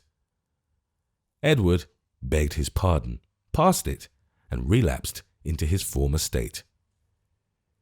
"You do wrong not to fill your glass," said Mr. Chester, holding up his own before the light. "Wine in moderation, not in excess, for that makes men ugly, has 1,000 pleasant influences. It brightens the eye, improves the voice, imparts a new vivacity to one's thoughts and conversation. You should try it, Ned."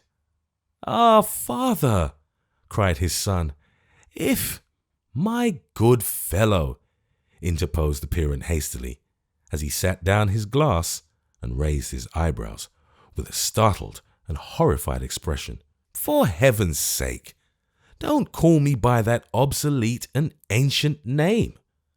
Have some regard for delicacy. Am I grey or wrinkled? Do I go on crutches? Have I lost my teeth, that you adopt such a mode of address? Good God, how very coarse!" "I was about to speak to you from my heart, sir," returned Edward, "in the confidence which should subsist between us, and you check me in the outset." "Now do, Ned, do not," said Mr. Chester, raising his delicate hand imploringly. "Talk in that monstrous manner. About to speak from your heart? Don't you know that the heart is an ingenuous part of our formation, the centre of the blood vessels, and all that sort of thing, which has no more to do with what you say or think than your knees have? How can you be so very vulgar and absurd? These anatomical allusions should be left to gentlemen of the medical profession. They are really not agreeable in society. You quite surprise me, Ned." "Well, there are no such things to wound or heal or have regard for.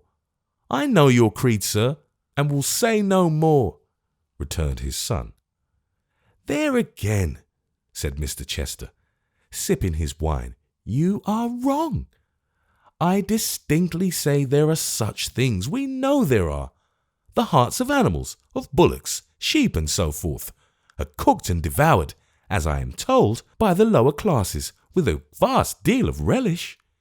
Men are sometimes stabbed to the heart, shot to the heart, but as to speaking from the heart, or to the heart, or being warm-hearted or cold-hearted, or broken-hearted, or being all heart, or having no heart, pah!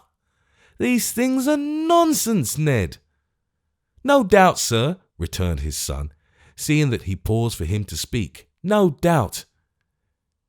"There's Haredale's niece, your late flame," said Mr. Chester, as a careless illustration of his meaning. "No doubt in your mind she was all heart once. Now she has none at all. Yet she is the same person, Ned. Exactly." "She is a changed person, sir," cried Edward, reddening, "and changed by vile means, I believe." "You have had a cool dismissal, have you?" said his father. "Poor Ned, I told you last night what would happen. May I ask you for the nutcrackers?" "She has been tampered with, and most treacherously deceived," cried Edward, rising from his seat. "I never will believe that the knowledge of my real position, given her by myself, has worked this change. I know she is beset and tortured, but though our contract is at an end, and broken past all redemption, though I charge upon her want of firmness and want of truth, both to herself and me, I do not now and never will believe that any sordid motive of her own unbiased will has led her to this course. Never." "You make me blush," returned his father gaily, "for the folly of your nature in which, but we never know ourselves, I devotedly hope there is no reflection of my own. With regard to the young lady herself, she has done what is very natural and proper, my dear fellow, what you yourself proposed, as I learned from Haredale, and what I predicted, with no great exercise of sagacity, she would do. She supposed you to be rich, or at least quite rich enough, and found you poor. Marriage is a civil contract. People marry to better their worldly condition and improve appearances. It is an affair of house and furniture, of liveries, servants, equipage, and so forth. The lady being poor, and you poor also, there is an end of the matter. You cannot enter upon these considerations, and have no matter of business with the ceremony. I drink her health in this glass, and respect and honour her for her extreme good sense. It is a lesson to you. Fill yours, Ned." "It is a lesson," returned his son, "by which I hope I may never profit, and if years and experience impress it on—" "Don't say on the heart," interposed his father. "On men whom the world and its hypocrisy have spoiled," said Edward warmly. "Heaven keep me from its knowledge." "Come, sir," returned his father, raising himself a little on the sofa and looking straight towards him. "We have had enough of this. Remember, if you please, your interest, your duty, your moral obligations, your filial affections, and all that sort of thing, which it is so very delightful and charming to reflect upon, or you will repent it. I shall never repent the preservation of my self-respect, sir, said Edward. Forgive me if I say that I will not sacrifice it at your bidding, and that I will not pursue the track which you would have me take, and to which the secret share you have had in this late separation tends. His father rose a little higher still, and looking at him as though curious to know if he were quite resolved and earnest, dropped gently down again and said in the calmest voice, eating his nuts meanwhile, Edward, my father had a son who, being a fool like you, and, like you, entertaining low and disobedient sentiments, he disinherited and cursed one morning after breakfast. The circumstance occurs to me with a singular clearness of recollection this evening. I remember eating muffins at the time with marmalade. He led a miserable life, the son I mean, and died early. It was a happy release on all accounts. He degraded the family very much. It is a sad circumstance, Edward, when a father finds it necessary to resort to such strong measures. It is, replied Edward, and it is sad when a son, proffering him his love and duty in their best and truest sense, finds himself repelled at every turn and forced to disobey. Dear father, he added, more earnestly, though in a gentler tone, I have reflected many times on what occurred between us when we first discussed this subject. Let there be a confidence between us, not in terms, but truth. Hear what I have to say. As I anticipate what it is and cannot fail to do so, Edward, returned his father coldly, I decline. I couldn't possibly. I am sure it would put me out of temper, which is a state of mind I can't endure. If you intend to mar my plans for your establishment in life, and the preservation of that gentility and becoming pride, which our family have so long sustained, if, in short, you are resolved to take your own course, you must take it, and my curse with it. I am very sorry, but there's really no alternative. The curse may pass your lips, said Edward, but it will be empty breath. I do not believe that any man on earth has greater power to call one down upon his fellow, least of all upon his own child, than he has to make one drop of rain or flake of snow fall from the clouds above us at his impious bidding. Beware, sir, what you do. You are so very irreligious, so exceedingly undutiful, so horribly profane, rejoined his father, turning his face lazily towards him and cracking another nut, that I positively must interrupt you here. It is quite impossible we can continue to go on upon such terms as these. If you will do me the favour to ring the bell, the servant will show you to the door. Return to this roof no more, I beg you. Go, sir, since you have no moral sense remaining, and go to the devil at my express desire. Good day. Edward left the room without another word or look, and turned his back upon the house forever. The father's face was slightly flushed and heated, but his manner was quite unchanged, as he rang the bell again and addressed the servant on his entrance. Peak, if that gentleman who has just gone out— I beg your pardon, sir, Mr. Edward. Were there more than one dolt that you asked the question? If that gentleman should send here for his wardrobe, let him have it. Do you hear? If he should call himself at any time, I'm not at home. You'll tell him so and shut the door. So, it soon got whispered about that Mr. Chester was very unfortunate in his son, who had occasioned him great grief and sorrow. And the good people who heard this and told it again marvelled the more at his equanimity and even temper, and said what an amiable nature that man must have, who, having undergone so much, could be so placid and so calm. and when Edward's name was spoken, society shook its head, and laid its finger on its lip, and sighed, and looked very grave. And those who had sons about his age waxed wrathful and indignant, and hoped for virtue's sake that he was dead. And the world went on turning round as usual for 5 years, concerning which this narrative is silent.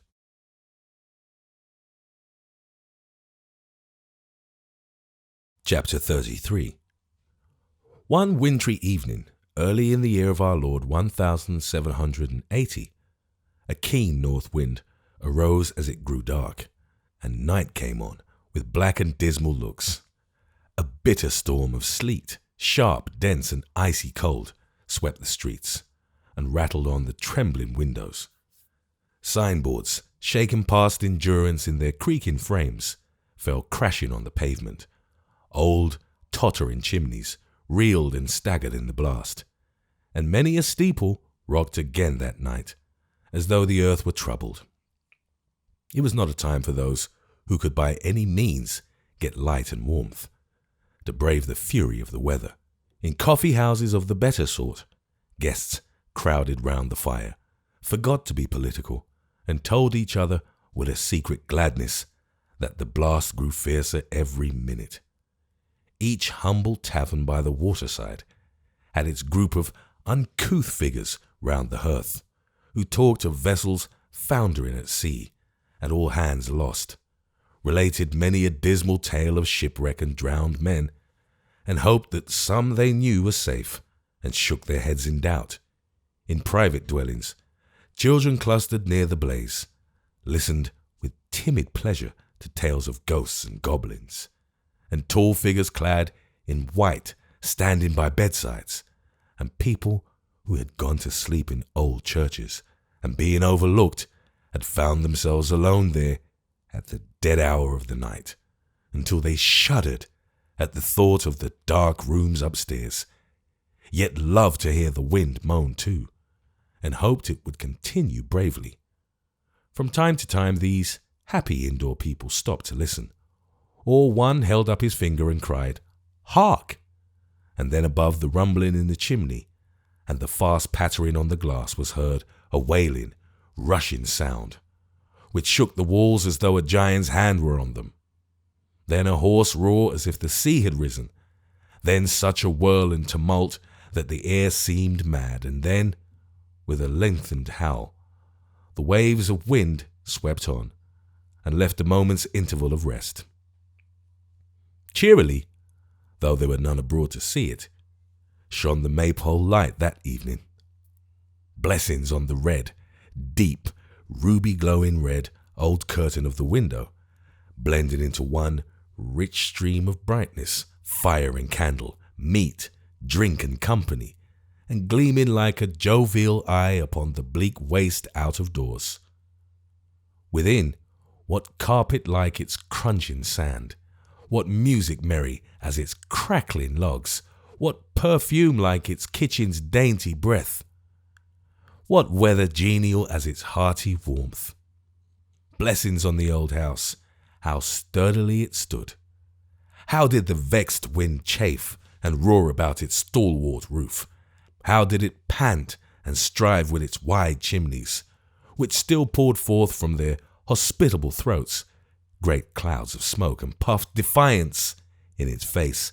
How, above all, did it drive and rattle at the casement, emulous to extinguish that cheerful glow, which would not be put down and seemed the brighter for the conflict. The profusion, too, the rich and lavish bounty of that goodly tavern. It was not enough that one fire roared and sparkled on its spacious hearth. In the tiles which paved and compassed it, 500 flickering fires burnt brightly also. It was not enough that one red curtain shut the wild night out, and shed its cheerful influence on the room. In every saucepan lid and candlestick and vessel of copper, brass or tin, that hung upon the walls were countless ruddy hangings, flashing and gleaming with every motion of the blaze, and offering, let the eye wander where it might, interminable vistas of the same rich colour. The old oak wainscoting, the beams, the chairs, the seats, reflected it in a deep, dull glimmer. There were fires and red curtains in the very eyes of the drinkers, in their buttons, in their liquor, in the pipes they smoked. Mr. Willett sat in what had been his accustomed place 5 years before, with his eyes on the eternal boiler, and had sat there since the clock struck 8, giving no other signs of life than breathing with a loud and constant snore, though he was wide awake, and from time to time putting his glass to his lips or knocking the ashes out of his pipe and filling it anew.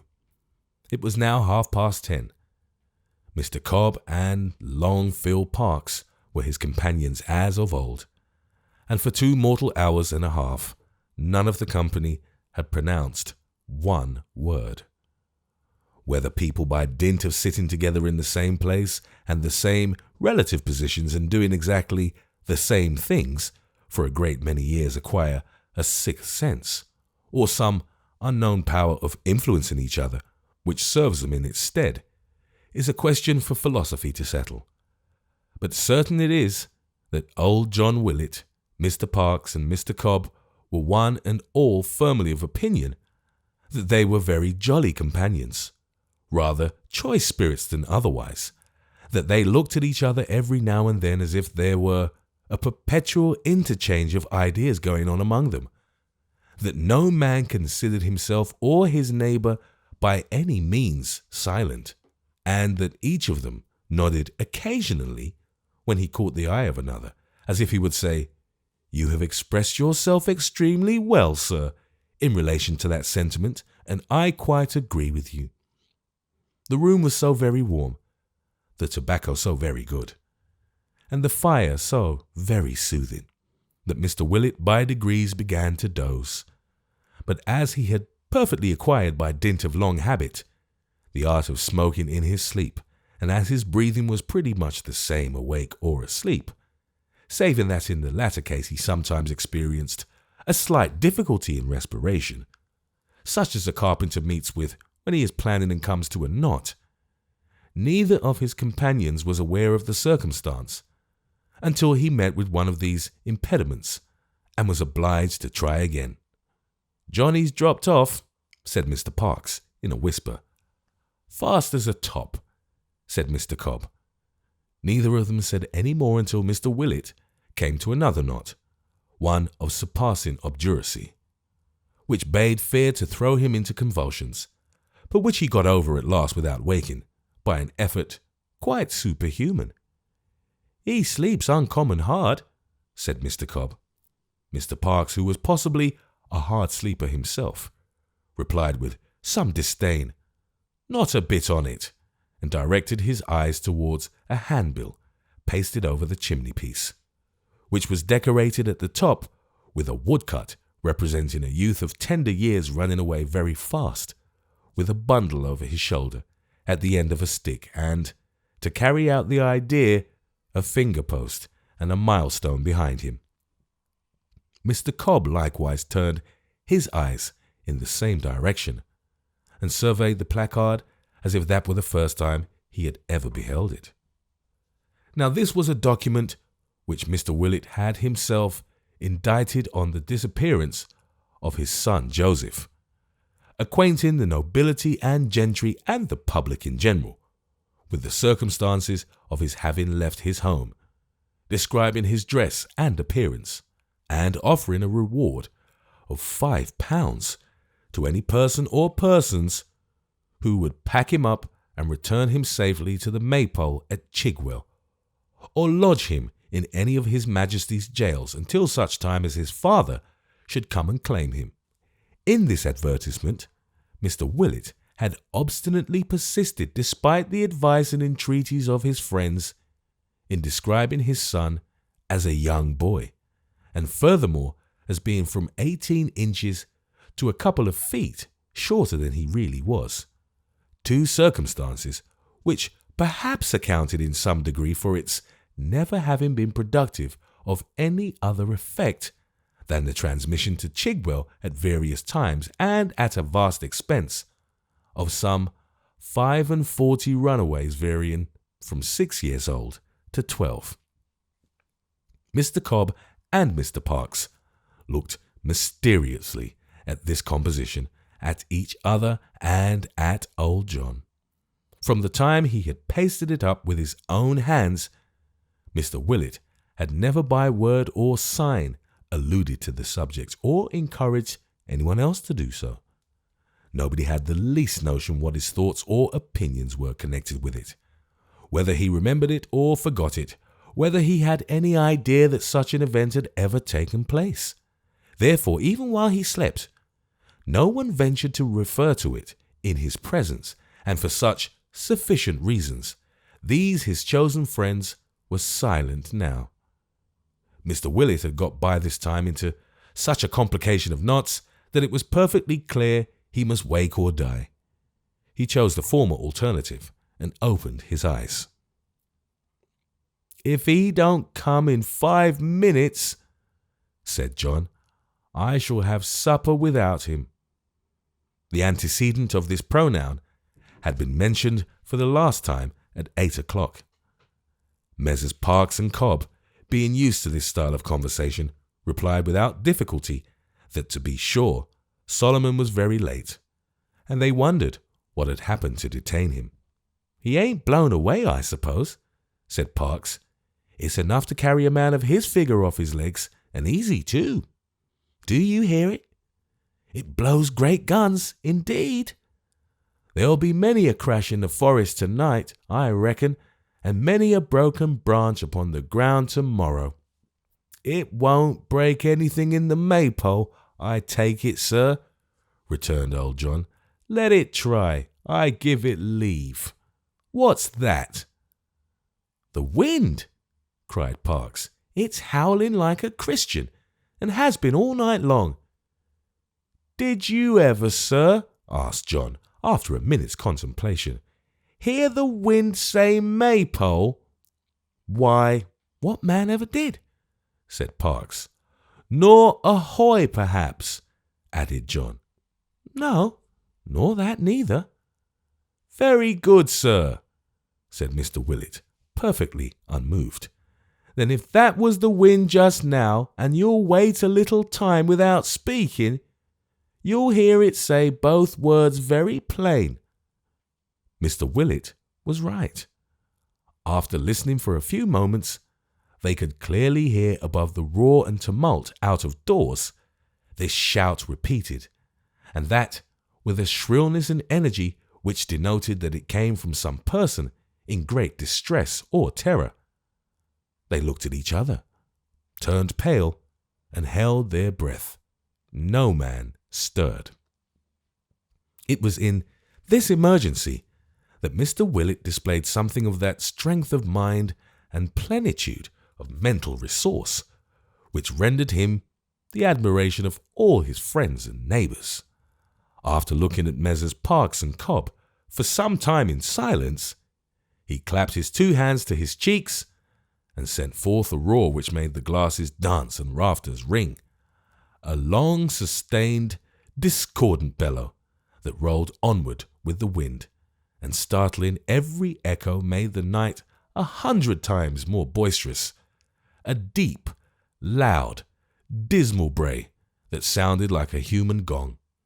Then, with every vein in his head and face swollen with the great exertion, and his countenance suffused with a lively purple, he drew a little nearer to the fire, and turning his head back upon it, said with dignity, "If that's any comfort to anybody, they're welcome to it. If it ain't, I'm sorry for 'em. If either of you 2 gentlemen likes to go out and see what's the matter, you can. I'm not curious myself." While he spoke, the cry drew nearer and nearer. Footsteps passed the window. The latch of the door was raised, it opened, was violently shut again, and Solomon Daisy, with a lighted lantern in his hand, and the rain streaming from his disordered dress, dashed into the room. A more complete picture of terror than the little man presented, it would be difficult to imagine. The perspiration stood in beads upon his face. His knees knocked together. His every limb trembled. The power of articulation was quite gone. And there he stood, panting for breath, gazing on them with such livid, ashy looks that they were infected with his fear, though ignorant of its occasion, and reflecting his dismayed and horror-stricken visage, steered back again without venturing to question him, until old John Willet, in a fit of temporary insanity, made a dive at his cravat, and seizing him by that portion of his dress, shook him to and fro until his very teeth appeared to rattle in his head. "Tell us what's the matter, sir," said John, "or I'll kill you. Tell us what's the matter, sir, or in another second I'll have your head under the biler. How dare you look like that? Is anybody a following of you? What do you mean? Say something, or I'll be the death of you, I will." Mr. Willet, in his frenzy, was so near keeping his word to the very letter, Solomon Daisy's eyes already beginning to roll in an alarming manner, and certain guttural sounds, as of a choking man, to issue from his throat, that the two bystanders, recovering in some degree, plucked him off his victim by main force, and placed the little clerk of Chigwell in a chair. Directing a fearful gaze all round the room, he implored them in a faint voice to give him some drink, and above all to lock the house door and close and bar the shutters of the room, without a moment's loss of time. The latter request did not tend to reassure his hearers, or to fill them with the most comfortable sensations. They complied with it, however, with the greatest expedition, and having handed him a bumper of brandy and water, nearly boiling hot, waited to hear what he might have to tell them. "Oh, Johnny," said Solomon, shaking him by the hand. "Oh, Parks, oh, Tommy Cobb, why did I leave this house tonight, on the 19th of March, of all nights in the year? On the 19th of March. They all drew closer to the fire.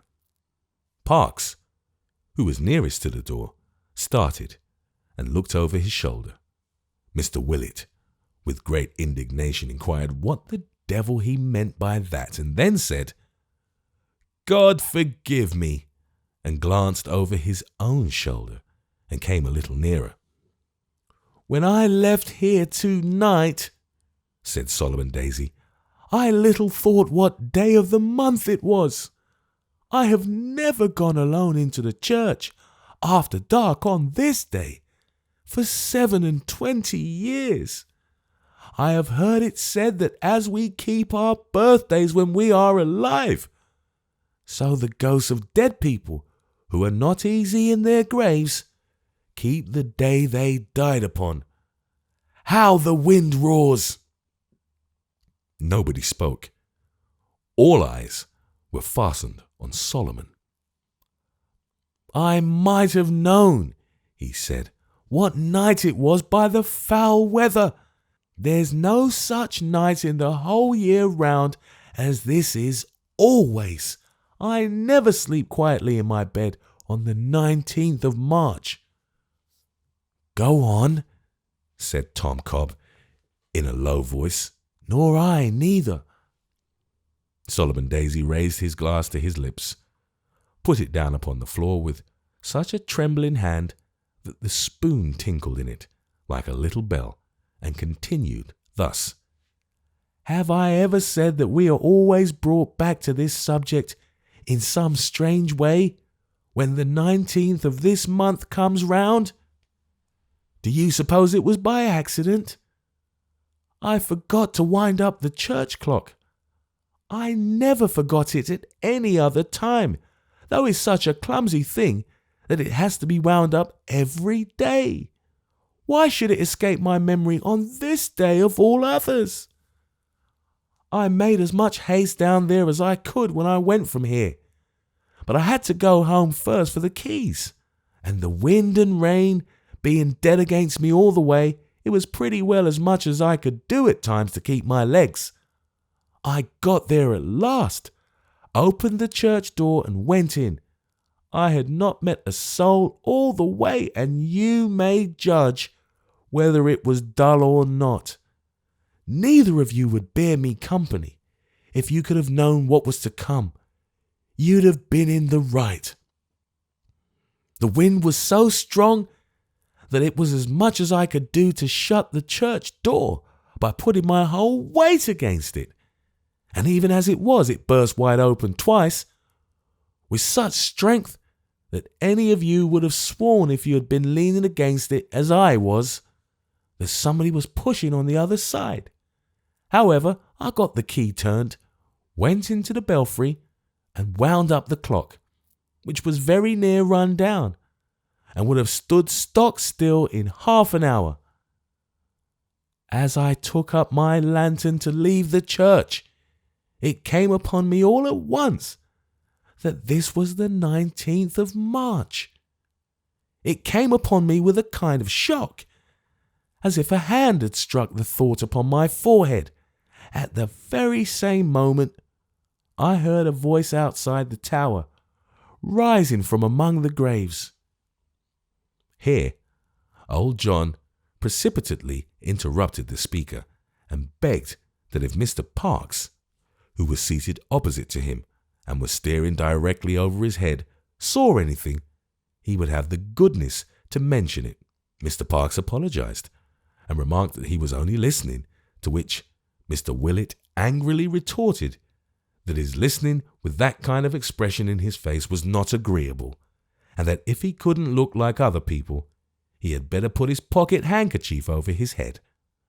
Mr. Parkes, with great submission, pledged himself to do so, if again required, and John Willett, turning to Solomon, desired him to proceed. After waiting until a violent gust of wind and rain, which seemed to shake even that sturdy house to its foundation, had passed away, the little man complied. Never tell me that it was my fancy, or that it was any other sound which I mistook, for that I tell you of. I heard the wind whistle through the arches of the church. I heard the steeple strain and creak. I heard the rain as it came driving against the walls. I felt the bell shake. I saw the ropes sway to and fro, and I heard that voice. What did it say? Asked Tom Cobb. I don't know what. I don't know that it spoke. It gave a kind of cry, as any one of us might do if something dreadful followed us in a dream and came upon us unawares, and then it died off, seeming to pass quite round the church. I don't see much in that, said John, drawing a long breath and looking round him like a man who felt relieved. Perhaps not, returned his friend, but that's not all. What more do you mean to say, sir, is to come? Asked John, pausing in the act of wiping his face upon his apron. What are you a-going to tell us of next? What I saw. Saw? Echoed all three, bending forward. When I opened the church door to come out, said the little man with an expression of face which bore ample testimony to the sincerity of his conviction. When I opened the church door to come out, which I did suddenly, for I wanted to get it shut again before another gust of wind came up, there crossed me so close that by stretching out my finger I could have touched it, something in the likeness of a man. It was bareheaded to the storm.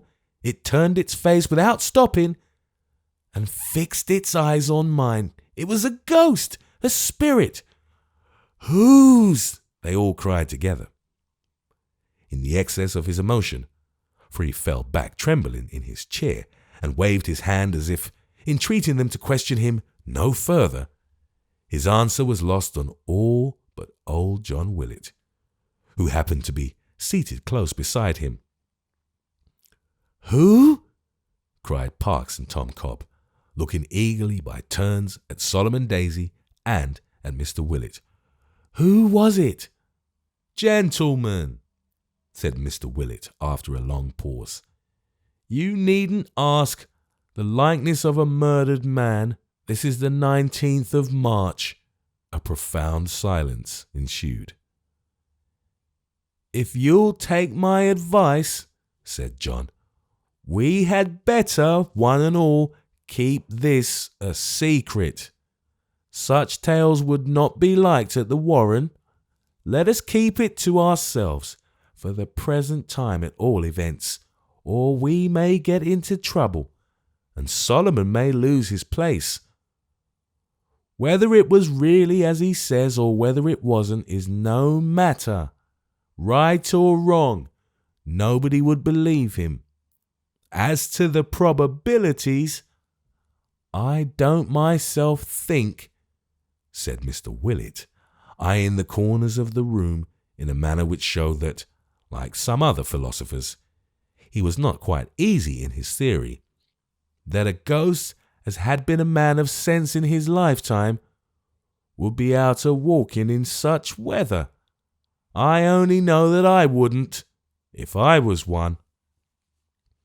But this heretical doctrine was strongly opposed by the other three, who quoted a great many precedents to show that bad weather was the very time for such appearances, and Mr. Parkes, who had had a ghost in his family by the mother's side, argued the matter with so much ingenuity and force of illustration that John was only saved from having to retract his opinion by the opportune appearance of supper, to which they applied themselves with a dreadful relish. Even Solomon Daisy himself, by dint of the elevating influences of fire, lights, brandy, and good company, so far recovered as to handle his knife and fork in a highly creditable manner, and to display a capacity both of eating and drinking, such as banished all fear of his having sustained any lasting injury from his fright. Supper done, they crowded round the fire again, and, as is common on such occasions, propounded all manner of leading questions, calculated to surround the story with new horrors and surprises. But Solomon Daisy, notwithstanding these temptations, adhered so steadily to his original account, and repeated it so often, with such slight variations and with such solemn asseverations of its truth and reality, that his hearers were, with good reason, more astonished than at first, as he took John Willett's view of the matter in regard to the propriety of not bruiting the tale abroad, unless the spirit should appear to him again, in which case it would be necessary to take immediate counsel with the clergyman. It was solemnly resolved that it should be hushed up and kept quiet, and as most men like to have a secret to tell which may exalt their own importance, they arrived at this conclusion with perfect unanimity. As it was by this time growing late, and was long past their usual hour of separating, the cronies parted for the night. Solomon Daisy, with a fresh candle in his lantern, repaired homewards under the escort of Longfield Parkes and Mr. Cobb, who were rather more nervous than himself. Mr. Willett, after seeing them to the door, returned to collect his thoughts with the assistance of the boiler, and to listen to the storm of wind and rain, which had not yet abated one jot of its fury.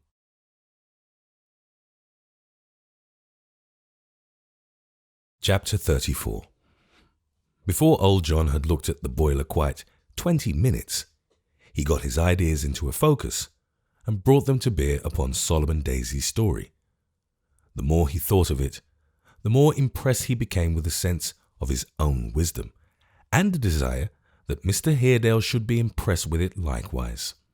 At length, to the end that he might sustain a principal and important character in the affair, and might have the start of Solomon and his two friends, through whose means he knew the adventure, with a variety of exaggerations, would be known to at least a score of people, and most likely to Mr. Haredale himself by breakfast time tomorrow, he determined to repair to the Warren before going to bed.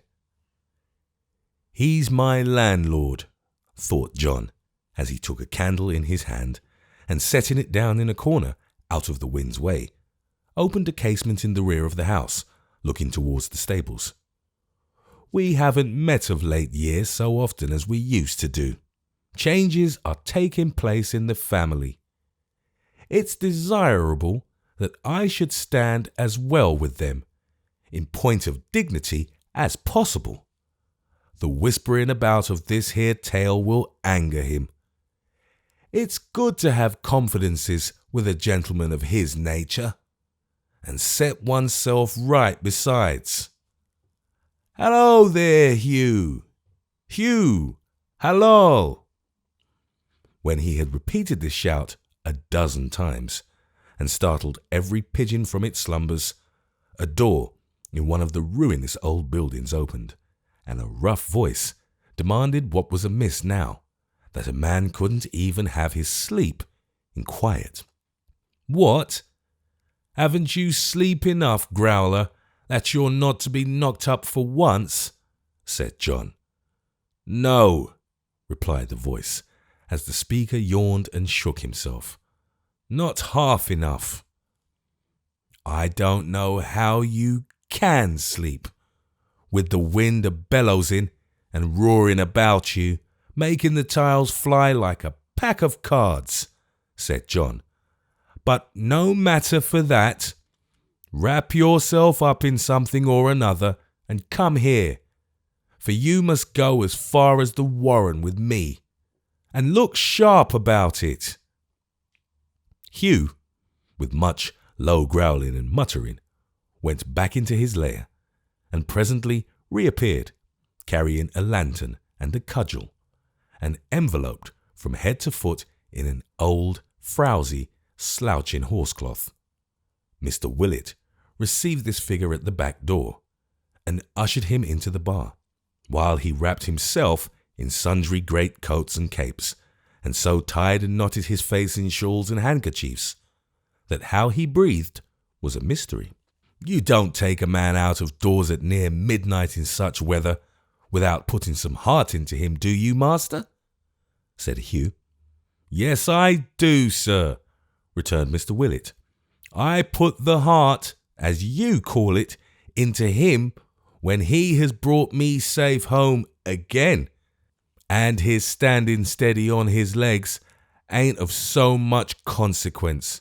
So hold that light up, if you please, and go on a step or two before to show the way.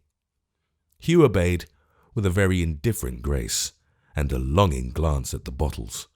Old John lay in strict injunctions on his cook to keep the doors locked in his absence, and to open to nobody but himself on pain of dismissal, followed him into the blustering darkness out of doors. The way was wet and dismal, and the night so black that if Mr. Willett had been his own pilot, he would have walked into a deep horse pond within a few 100 yards of his own house, and would certainly have terminated his career in that ignoble sphere of action. But Hugh, who had a sight as keen as any hawk's, and apart from that endowment, could have found his way blindfold to any place within 12 miles, dragged old John along, quite deaf to his remonstrances, and took his own course without the slightest reference to or notice of his master.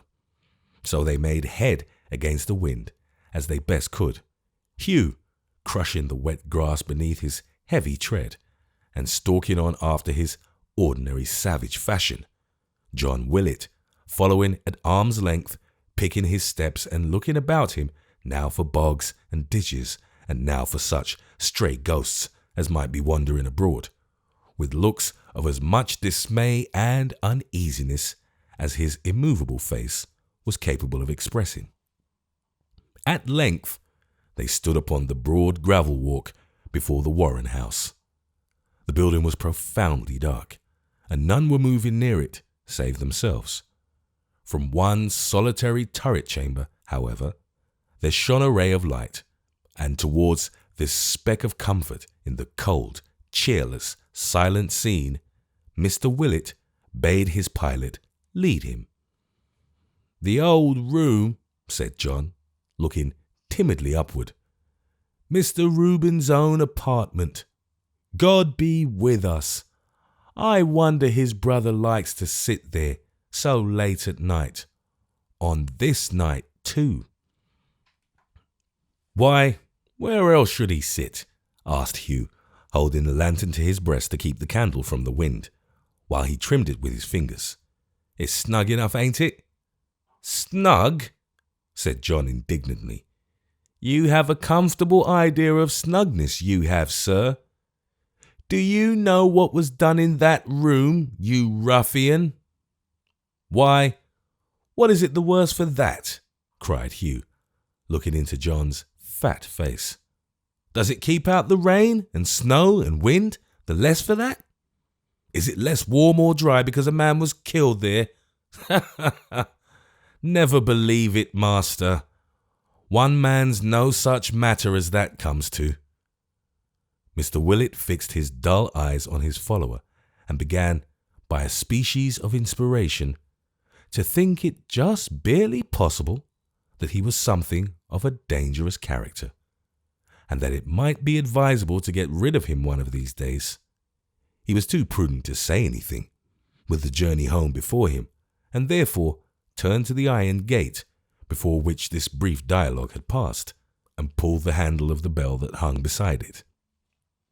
The turret in which the light appeared being at one corner of the building, and only divided from the path by one of the garden walks upon which this gate opened, Mr. Haredale threw up the window directly and demanded who was there.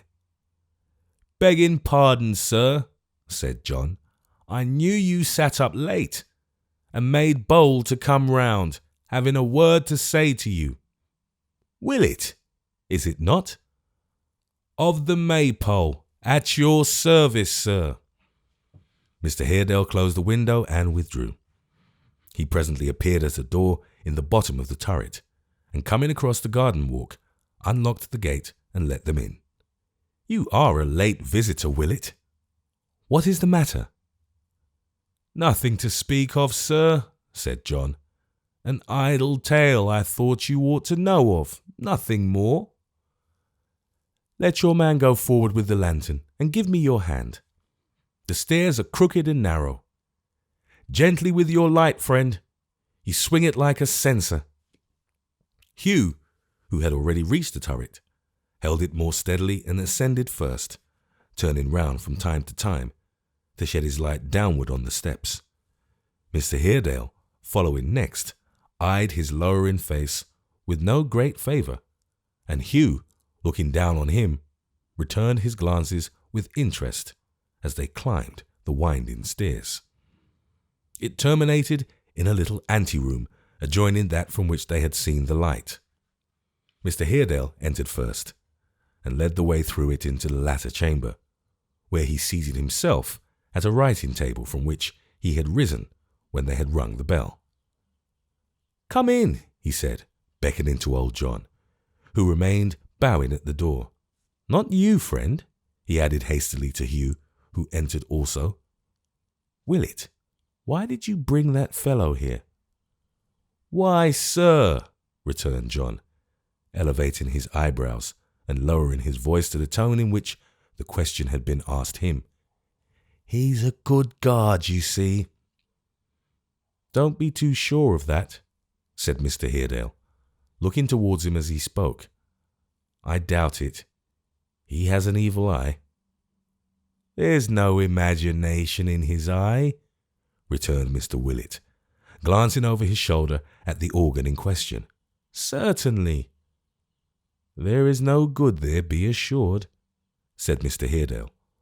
"Wait in that little room, friend, and close the door between us."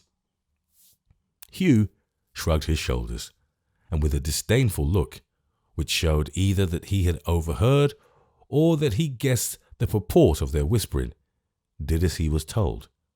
When he was shut out, Mr. Haredale turned to John and bade him go on with what he had to say, but not to speak too loud, for there were quick ears yonder. Thus cautioned, Mr. Willett, in an oily whisper, recited all that he had heard and said that night, laying particular stress upon his own sagacity, upon his great regard for the family, and upon his solicitude for their peace of mind and happiness. The story moved his auditor much more than he had expected. Mr. Haredale often changed his attitude, rose and paced the room, returned again, desired him to repeat as nearly as he could the very words that Solomon had used, and gave so many other signs of being disturbed and ill at ease that even Mr. Willett was surprised. "You did quite right," he said, at the end of a long conversation, "to bid them keep this story secret. It is a foolish fancy on the part of this weak-brained man, bred in his fears and superstition.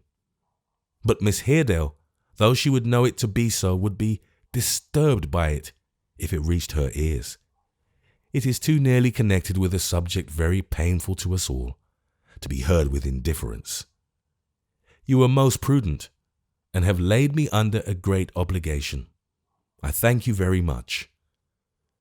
This was equal to John's most sanguine expectations, but he would have preferred Mr. Haredale's looking at him when he spoke, as if he really did thank him, to his walking up and down, speaking by fits and starts, often stopping with his eyes fixed on the ground, moving hurriedly on again, like one distracted, and seeming almost unconscious of what he said or did.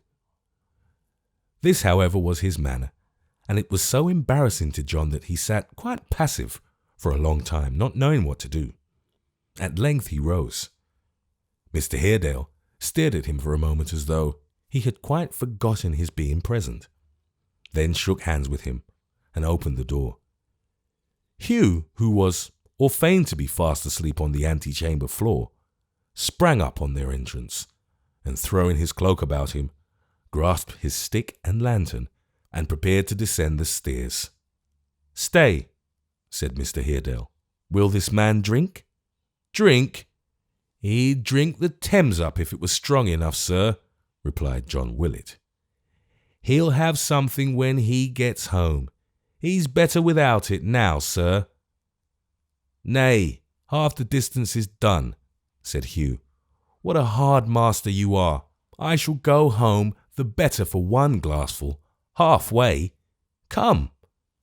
As John made no reply, Mr. Haredale brought out a glass of liquor and gave it to Hugh, who, as he took it in his hand, threw part of it upon the floor. "What do you mean by splashing your drink about a gentleman's house, sir?" said John. "I'm drinking a toast," Hugh rejoined, holding the glass above his head and fixing his eyes on Mr. Haredale's face. "A toast to this house and its master." With that, he muttered something to himself and drank the rest, and setting down the glass, preceded them without another word. John was a good deal scandalized by this observance, but seeing that Mr. Haredale took little heed of what Hugh said or did, and that his thoughts were otherwise employed, he offered no apology, and went in silence down the stairs, across the walk, and through the garden gate. They stopped upon the outer side for Hugh to hold the light, while Mr. Haredale locked it on the inner. And then John saw with wonder, as he often afterwards related, that he was very pale, and that his face had changed so much and grown so haggard since their entrance, that he almost seemed another man. They were in the open road again, and John Willett was walking on behind his escort, as he had come, thinking very steadily of what he had just now seen, when Hugh drew him suddenly aside, and almost at the same instant 3 horsemen swept past. The nearest brushed his shoulder even then, who, checking their steeds as suddenly as they could, stood still and waited for their coming up.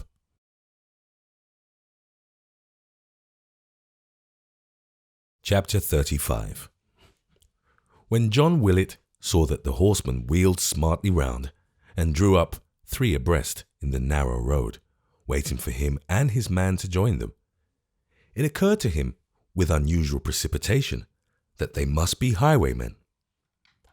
And had Hugh been armed with a blunderbuss in place of his stout cudgel, he would certainly have ordered him to fire it off at a venture, and would, while the word of command was obeyed, have consulted his own personal safety in immediate flight. Under the circumstances of disadvantage, however, in which he and his guard were placed, he deemed it prudent to adopt a different style of generalship, and therefore whispered his attendant to address them in the most peaceable and courteous terms. By way of acting up to the spirit and letter of this instruction, Hugh stepped forward, and flourishing his staff before the very eyes of the rider nearest to him, demanded roughly what he and his fellows meant by so nearly galloping over them, and why they scoured the King's highway at that late hour of night. The man whom he addressed was beginning an angry reply in the same strain, when he was checked by the horseman in the centre, who, interposing with an air of authority, inquired in a somewhat loud, but not harsh or unpleasant voice, "Pray, is this the London road? If you follow it right, it is," replied Hugh roughly. "Nay, brother," said the same person, "you're but a churlish Englishman, if Englishman you be, which I should much doubt but from your tongue. Your companion, I am sure, will answer me more civilly. How say you, friend?"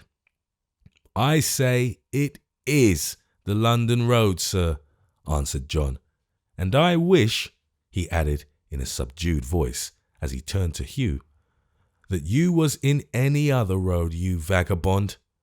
Are you tired of your life, sir, that you go a-trying to provoke 3 great neck-or-nothing chaps that could keep on running over us backwards and forwards till we was dead, and then take our bodies up behind 'em and drown us 10 miles off?" "How far is it to London?" inquired the same speaker. "Why, from here, sir," answered John persuasively, "it's 13 very easy mile." The adjective was thrown in as an inducement to the travellers to ride away with all speed, but instead of having the desired effect, it elicited from the same person the remark, 13 miles? That's a long distance," which was followed by a short pause of indecision. "Pray," said the gentleman, "are there any inns hereabouts?" At the word inns, John plucked up his spirit in a surprising manner. His fears rolled off like smoke. All the landlord stirred within him. "There are no inns," rejoined Mr. Willett, with a strong emphasis on the plural number, "but there's an inn. One inn. The Maypole Inn. That's a inn indeed. You won't see the like of that inn often." "You keep it, perhaps?" said the horseman, smiling. "I do, sir," replied John, greatly wondering how he had found this out. "And how far is the Maypole from here?" "About a mile." John was going to add that it was the easiest mile in all the world, when the third rider, who had hitherto kept a little in the rear, suddenly interposed. "And have you one excellent bed, landlord?" "A bed that you can recommend, a bed that you are sure is well aired, a bed that has been slept in by some perfectly respectable and unexceptionable person?" "We don't take in no tag-rag and bobtail at our house, sir," answered John. "And as to the bed itself—" "Say as to 3 beds," interposed the gentleman who had spoken before, "for we shall want 3 if we stay, though my friend only speaks of 1. "No, no, my lord, you are too good. You are too kind. But your life is of far too much importance to the nation in these portentous times to be placed upon a level with one so useless and so poor as mine. A great cause, my lord, a mighty cause depends on you. You are its leader and its champion, its advance guard and its van. It is the cause of our altars and our homes, our country and our faith. Let me sleep on a chair, the carpet, anywhere. No one will repine if I take cold or fever. Let John Gruby pass the night beneath the open sky. No one will repine for him. But 40,000 men of this our island, in the wave, exclusive of women and children, rivet their eyes and thoughts on Lord George Gordon, and every day from the rising up of the sun to the going down of the same, pray for his health and vigour. My lord, said the speaker, rising in his stirrups, it is a glorious cause and must not be forgotten. My lord, it is a mighty cause and must not be endangered. My lord, it is a holy cause and must not be deserted. It is a holy cause, exclaimed his lordship, lifting up his hat with great solemnity. Amen. John Gruby, said the long-winded gentleman in a tone of mild reproof. His lordship said amen. I heard my lord, sir, said the man, sitting like a statue on his horse. And do not you say amen likewise? To which John Gruby made no reply at all, but sat, looking straight before him. You surprise me, Gruby, said the gentleman, at a crisis like the present, when Queen Elizabeth, that maiden monarch, weeps within her tomb, and Bloody Mary, with a brow of gloom and shadow, stalks triumphant. Oh, sir, cried the man gruffly, where's the use of talking of Bloody Mary under such circumstances as the present, when my lord's wet through and tired with hard riding? Let's either go on to London, sir, or put up at once, or that unfortunate Bloody Mary will have no more to answer for, and she's done a deal more harm in her grave than she ever did in her lifetime, I believe. By this time Mr. Willett, who had never heard so many words spoken together at one time, or delivered with such volubility and emphasis as by the long-winded gentleman, and whose brain, being wholly unable to sustain or compass them, had quite given itself up for lost, recovered so far as to observe that there was ample accommodation at the Maypole for all the party, good beds, neat wines, excellent entertainment for man and beast, private rooms for large and small parties, dinners dressed upon the shortest notice, choice stabling, and a lock-up coach-house, and, in short, to run over such recommendatory scraps of language as were painted upon on various portions of the building, and which in the course of some 40 years he had learned to repeat with tolerable correctness.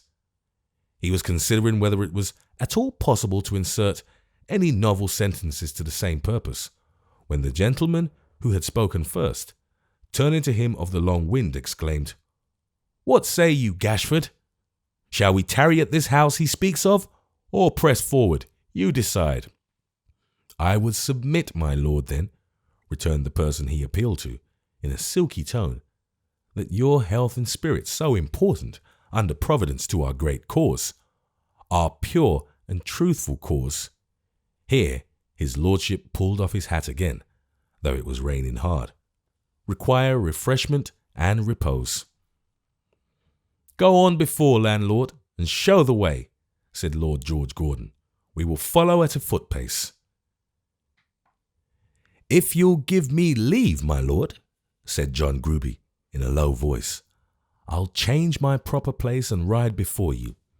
The looks of the landlord's friend are not over honest, and it may be as well to be cautious with him. John Gruby is quite right, interposed Mr. Gashford, falling back hastily. My lord, a life so precious as yours must not be put in peril. Go forward, John, by all means. If you have any reason to suspect the fellow, blow his brains out. John made no answer, but looking straight before him, as his custom seemed to be when the secretary spoke, bade Hugh push on, and followed close behind him. Then came his lordship, with Mr. Willett at his bridle rein, and last of all his lordship's secretary, for that, it seemed, was Gashford's office. Hugh strode briskly on, often looking back at the servant, whose horse was close upon his heels, and glancing with a leer at his bolster case of pistols, by which he seemed to set great store. He was a square-built, strong-made, bull-necked fellow, of the true English breed, and as Hugh measured him with his eye, he measured Hugh, regarding him meanwhile with a look of bluff disdain. He was much older than the Maypole man, being to all appearance 45, but was one of those self-possessed, hard-headed, imperturbable fellows who, if they are ever beaten at fisticuffs or other kind of warfare, never know it, and go on coolly till they win. "If I led you wrong now," said Hugh tauntingly, you'd shoot me through the head, I suppose." John Gruby took no more notice of this remark than if he had been deaf and Hugh dumb, but kept riding on quite comfortably, with his eyes fixed on the horizon. "Did you ever try a fall with a man when you were young, master?" said Hugh. "Can you make any play at single stick?" John Gruby looked at him sideways with the same contented air, but deigned not a word in answer. "Like this," said Hugh, giving his cudgel one of those skilful flourishes in which the rustic of that time delighted. "Whoop! Or that," returned John Gruby, beating down his guard with his whip and striking him on the head with its butt end. "Yes, I played a little once. You wear your hair too long. I should have cracked your crown if it had been a little shorter." It was a pretty smart, loud-sounding rap, as it was, and evidently astonished Hugh, who for the moment seemed disposed to drag his new acquaintance from his saddle. But his face betokening neither malice, triumph, rage, nor any lingering idea that he had given him offence, his eyes gazing steadily in the old direction, and his manner being as careless and composed as if he had merely brushed away a fly, Hugh was so puzzled and so disposed to look upon him as a customer of almost supernatural toughness that he merely laughed and cried, "Well done!" then, sheering off a little, led the way in silence. Before the lapse of many minutes, the party halted at the Maypole door. Lord George and his secretary, quickly dismounting, gave their horses to their servant, who, under the guidance of Hugh, repaired to the stables.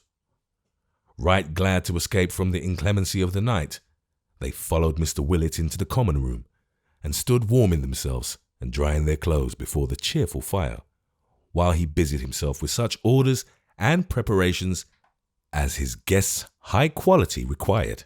As he bustled in and out of the room, intent on these arrangements, he had an opportunity of observing the two travellers, of whom as yet he knew nothing but the voice. The lord, the great personage who did the Maypole so much honour, was about the middle height, of a slender make and sallow complexion, with an aquiline nose and long hair of a reddish brown, combed perfectly straight and smooth about his ears, and slightly powdered, but without the faintest vestige of a curl. He was attired under his great coat in a full suit of black, quite free from any ornament, and of the most precise and sober cut. The gravity of his dress, together with a certain lankness of cheek and stiffness of deportment, added nearly 10 years to his age, but his figure was that of one not yet past 30.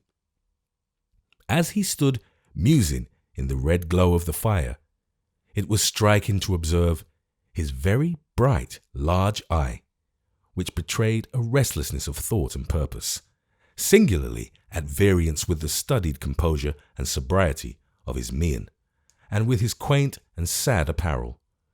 It had nothing harsh or cruel in its expression, neither had his face, which was thin and mild, and wore an air of melancholy, but it was suggestive of an indefinable uneasiness which infected those who looked upon him, and filled them with a kind of pity for the man, though why it did so, they would have had some trouble to explain. Gashford, the secretary, was taller, angularly made, high-shouldered, bony, and ungraceful. His dress, in imitation of his superior, was demure and staid in the extreme, his manner formal and constrained. This gentleman had an overhanging brow, great hands and feet and ears, and a pair of eyes that seemed to have made an unnatural retreat into his head, and to have dug themselves a cave to hide in. His manner was smooth and humble, but very sly and slinking. He wore the aspect of a man who was always lying in wait for something that wouldn't come to pass, but he looked patient, very patient, and fawned like a spaniel dog. Even now, while he warmed and rubbed his hands before the blaze, he had the air of one who only presumed to enjoy it in his degree as a commoner, and though he knew his lord was not regarding him, he looked into his face from time to time and with a meek and deferential manner smiled as if for practice. Such were the guests whom old John Willett, with a fixed and leaden eye, surveyed 100 times, and to whom he now advanced with a state candlestick in each hand, beseeching them to follow him into a worthier chamber. "For my lord," said John, "it is odd enough, but certain people seem to have as great a pleasure in pronouncing titles as their owners have in wearing them. This room, my lord, isn't at all the sort of place for your lordship, and I have to beg your lordship's pardon for keeping you here, my lord, 1 minute." With this address, John ushered them upstairs into the state apartment, which, like many other things of state, was cold and comfortless. Their own footsteps, reverberating through the spacious room, struck upon their hearing with a hollow sound, and its damp and chilly atmosphere was rendered doubly cheerless by contrast with the homely warmth they had deserted. It was of no use, however, to propose a return to the place they had quitted, for the preparations went on so briskly that there was no time to stop them.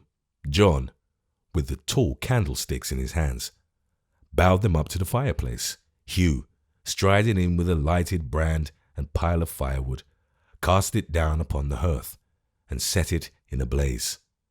John Gruby, who had a great blue cockade in his hat, which he appeared to despise mightily, brought in the portmanteau he had carried on his horse, and placed it on the floor, and presently all three were busily engaged in drawing out the screen, laying the cloth, inspecting the beds, lighting fires in the bedrooms, expediting the supper, and making everything as cosy and as snug as might be on so short a notice.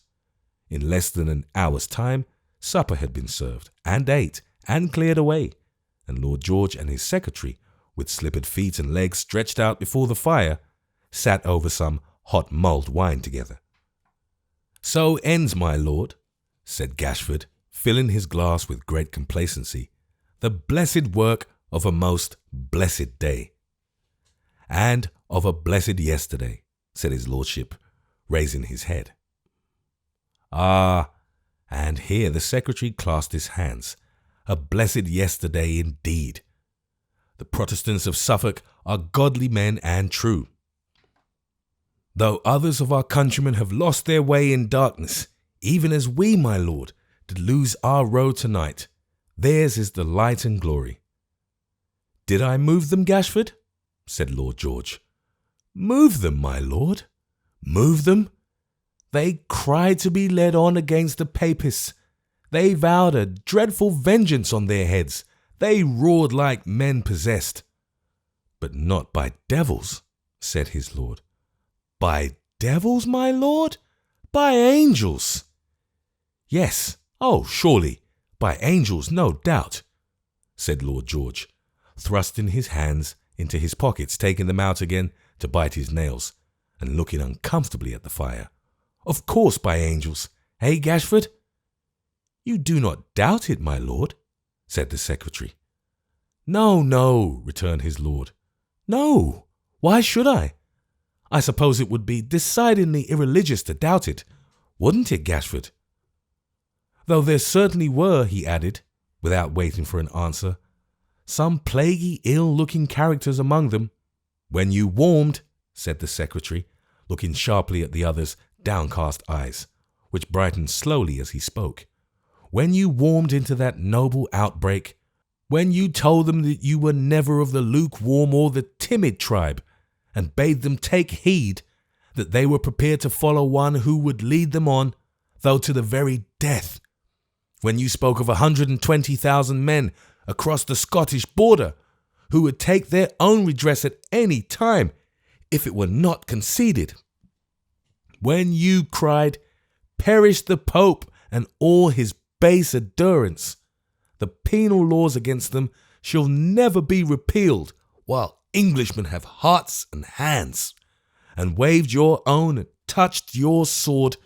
And when they cried, 'No popery,' and you cried, 'No, not even if we wade in blood,' and they threw up their hats and cried, 'Hurrah! Not even if we wade in blood, no popery, Lord George, down with the papists, vengeance on their heads.' When this was said and done, and a word from you, my lord, could raise or still the tumult, then I felt what greatness was indeed, and thought, when was there ever power like this of Lord George Gordon's?" "It's a great power, you're right. It is a great power," he cried with sparkling eyes. "But, dear Gashford, did I really say all that?" "And how much more?" cried the secretary, looking upwards. "How much more? And I told them what you say about the 140,000 men in Scotland, did I?" he asked with evident delight. "That was bold." "Our cause is boldness. Truth is always bold." "Certainly, so is religion." "She's bold, Gashford." "The true religion is, my lord." "And that's ours," he rejoined, moving uneasily in his seat and biting his nails as though he would pare them to the quick. "There can be no doubt of ours being the true one. You feel as certain of that as I do, Gashford, don't you?" "Does my lord ask me?" whined Gashford, drawing his chair nearer with an injured air and laying his broad flat hand upon the table. "Me?" he repeated, bending the dark hollows of his eyes upon him with an unwholesome smile. "Who, stricken by the magic of his eloquence in Scotland but a year ago, abjured the errors of the Romish Church and clung to him as one whose timely hand had plucked me from a pit. True. No, I didn't mean it," replied the other, shaking him by the hand, rising from his seat and pacing restlessly about the room.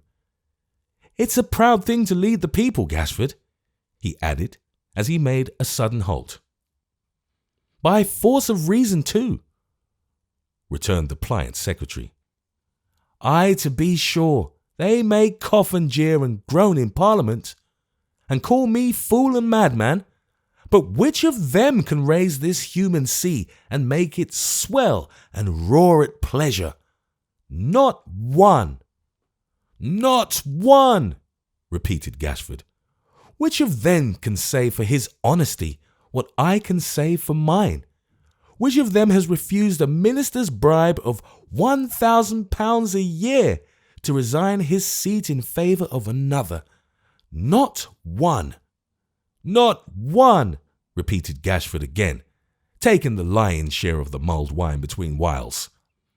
"And as we are honest, true, and in a sacred cause, Gashford," said Lord George with a heightened colour and in a louder voice, as he lay his fevered hand upon his shoulder, "and are the only men who regard the mass of people out of doors, or are regarded by them, we will uphold them to the last, and will raise a cry against these un-English papists, who shall re-echo through the country and roll with a noise like thunder.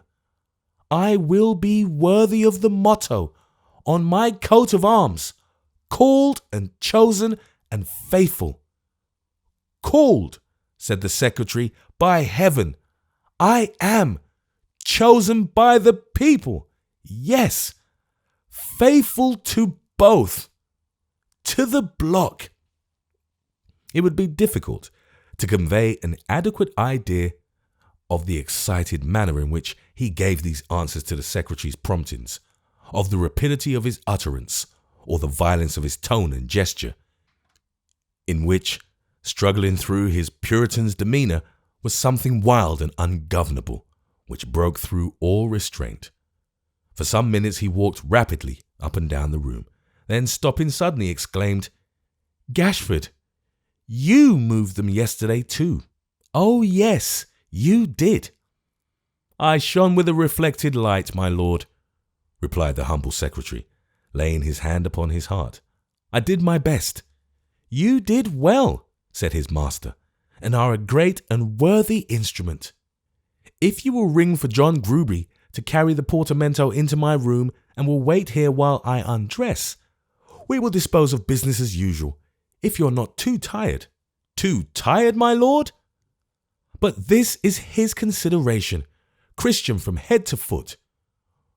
With which soliloquy, the secretary tilted the jug and looked very hard into the mulled wine to see how much remained. John Willett and John Gruby appeared together, the one bearing the great candlesticks and the other the portmanteau, showed the deluded lord into his chamber and left the secretary alone, to yawn and shake himself, and finally to fall asleep before the fire. "Now, Mr. Gashford, sir," said John Gruby in his ear, after what appeared to him a moment of unconsciousness, "my lord's abed." "Oh, very good, John," was his mild reply. "Thank you, John. Nobody need sit up. I know my room." "I hope you're not a-going to trouble your head tonight, or my lord's head neither, with anything more about Bloody Mary," said John. "I wish the blessed old creature had never been born." "I said you might go to bed, John," returned the secretary. "You didn't hear me, I think."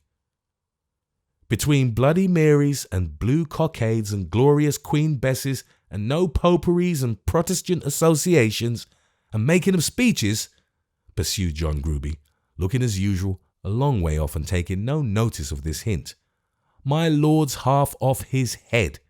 When we go out of doors, such a set of ragamuffins comes a-shouting after us, 'Gordon forever,' that I'm ashamed of myself and don't know where to look. When we're indoors, they come a-roaring and screaming about the house like so many devils, and my lord, instead of ordering them to be drove away, goes out into the balcony and demeans himself by making speeches to 'em and calls them men of England and fellow countrymen, as if he was fond of 'em and thanked 'em for coming. I can't make it out, but they're all mixed up somehow or another with that unfortunate Bloody Mary and call her name out till they're hoarse. They're all Protestants too, every man and boy among 'em, and Protestants are very fond of spoons, I find, and silver plate in general, whenever area gates is left open accidentally. I wish that was the worst of it, and that no more harm might be to come.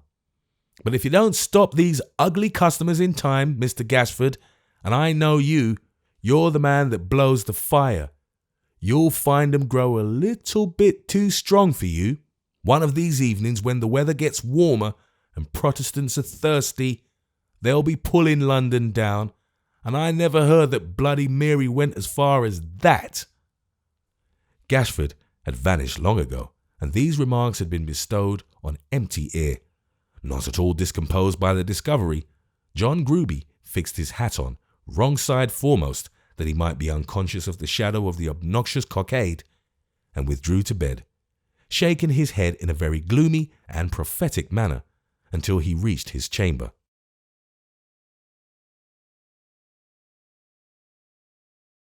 Chapter 36. Gashford, with a smiling face, but still with looks of profound deference and humility, betook himself towards his master's room, smoothing his hair down as he went, and humming a psalm tune. As he approached Lord George's door, he cleared his throat and hummed more vigorously. There was a remarkable contrast between this man's occupation at the moment and the expression of his countenance, which was singularly repulsive and malicious. His beetling brow almost obscured his eyes. His lips was curled contemptuously. His very shoulders seemed to sneer in stealthy whisperings with his great flapped ears. "Hush," he muttered softly as he peeped in at the chamber door. "He seems to be asleep. Pray heaven he is. Too much watching, too much care, too much thought. Ah, Lord preserve him for a martyr. He is a saint, if ever saint drew breath on this bad earth." Placing his light upon a table, he walked on tiptoe to the fire, and sitting in a chair before it, with his back towards the bed, went on communing with himself like one who thought aloud. The saviour of his country and his country's religion, the friend of his poor countrymen, the enemy of the proud and harsh, beloved of the rejected and oppressed, adored by 40,000 bold and loyal English hearts. What happy slumbers his should be! And here he sighed and warmed his hands, and shook his head as men do when their hearts are full, and heaved another sigh, and warmed his hands again. "Why, Gashford," said Lord George, who was lying broad awake upon his side, and had been staring at him from his entrance. My lord," said Gashford, starting and looking round as though in great surprise. "I have disturbed you?" "I have not been sleeping." "Not sleeping?" he repeated, with assumed confusion. "What can I say for having in your presence given utterance to thoughts? But they were sincere, exclaimed the secretary, drawing his sleeve in a hasty way across his eyes. "And why should I regret your having heard them?" "Gashford," said the poor lord, stretching out his hand with manifest emotion, "do not regret it. You love me well, I know, too well. I don't deserve such homage." Gashford made no reply, but grasped the hand and pressed it to his lips. Then rising and taking from the trunk a little desk, he placed it on a table near the fire, unlocked it with a key he carried in his pocket, sat down before it, took out a pen, and before dipping it in the inkstand, sucked it, to compose the fashion of his mouth perhaps, on which a smile was hovering yet. "How do our numbers stand since last enrolling night?" inquired Lord George. "Are we really 40,000 strong? Or do we still speak in round numbers when we take the association at that amount?" "Our total now exceeds that number by 103, Gashford replied, casting his eyes upon his papers. "The funds?" "Not very improving, but there is some manner in the wilderness, my lord. On Friday night, the widow's mites dropped in, 40 scavengers, 3 and 4pence, an aged pew opener of St. Martin's parish, 6pence, a bell ringer of the established church, 6pence, a Protestant infant, newly born, 1 halfpenny, the United Links boys, 3 shillings, 1 bad, the anti-popish prisoners in Newgate, 5 and 4pence, a friend in Bedlam, 1/2 a crown, Dennis the hangman, 1 shilling. That Dennis, said his lordship, is an earnest man. I marked him in the crowd in Welbeck Street last Friday. A good man, rejoined the secretary, a staunch, sincere, and truly zealous man. He should be encouraged, said Lord George. Make a note of Dennis. I'll talk with him. Gashford obeyed, and went on reading from his list. The Friends of Reason, 1/2 a guinea. The Friends of Liberty, 1/2 a guinea. The Friends of Peace, 1/2 a guinea. The Friends of Charity, 1/2 a guinea. The Friends of Mercy, 1/2 a guinea. The Associated Rememberers of Bloody Mary, 1/2 a guinea. The United Bulldogs, 1/2 a guinea. The United Bulldogs, said Lord George, biting his nails most horribly, are a new society, are they not? Formerly the Prentice Knights, my lord. The indentures of the old members expiring by degrees, they changed their name, it seems, though they still have prentices among them, as well as workmen. What is their president's name?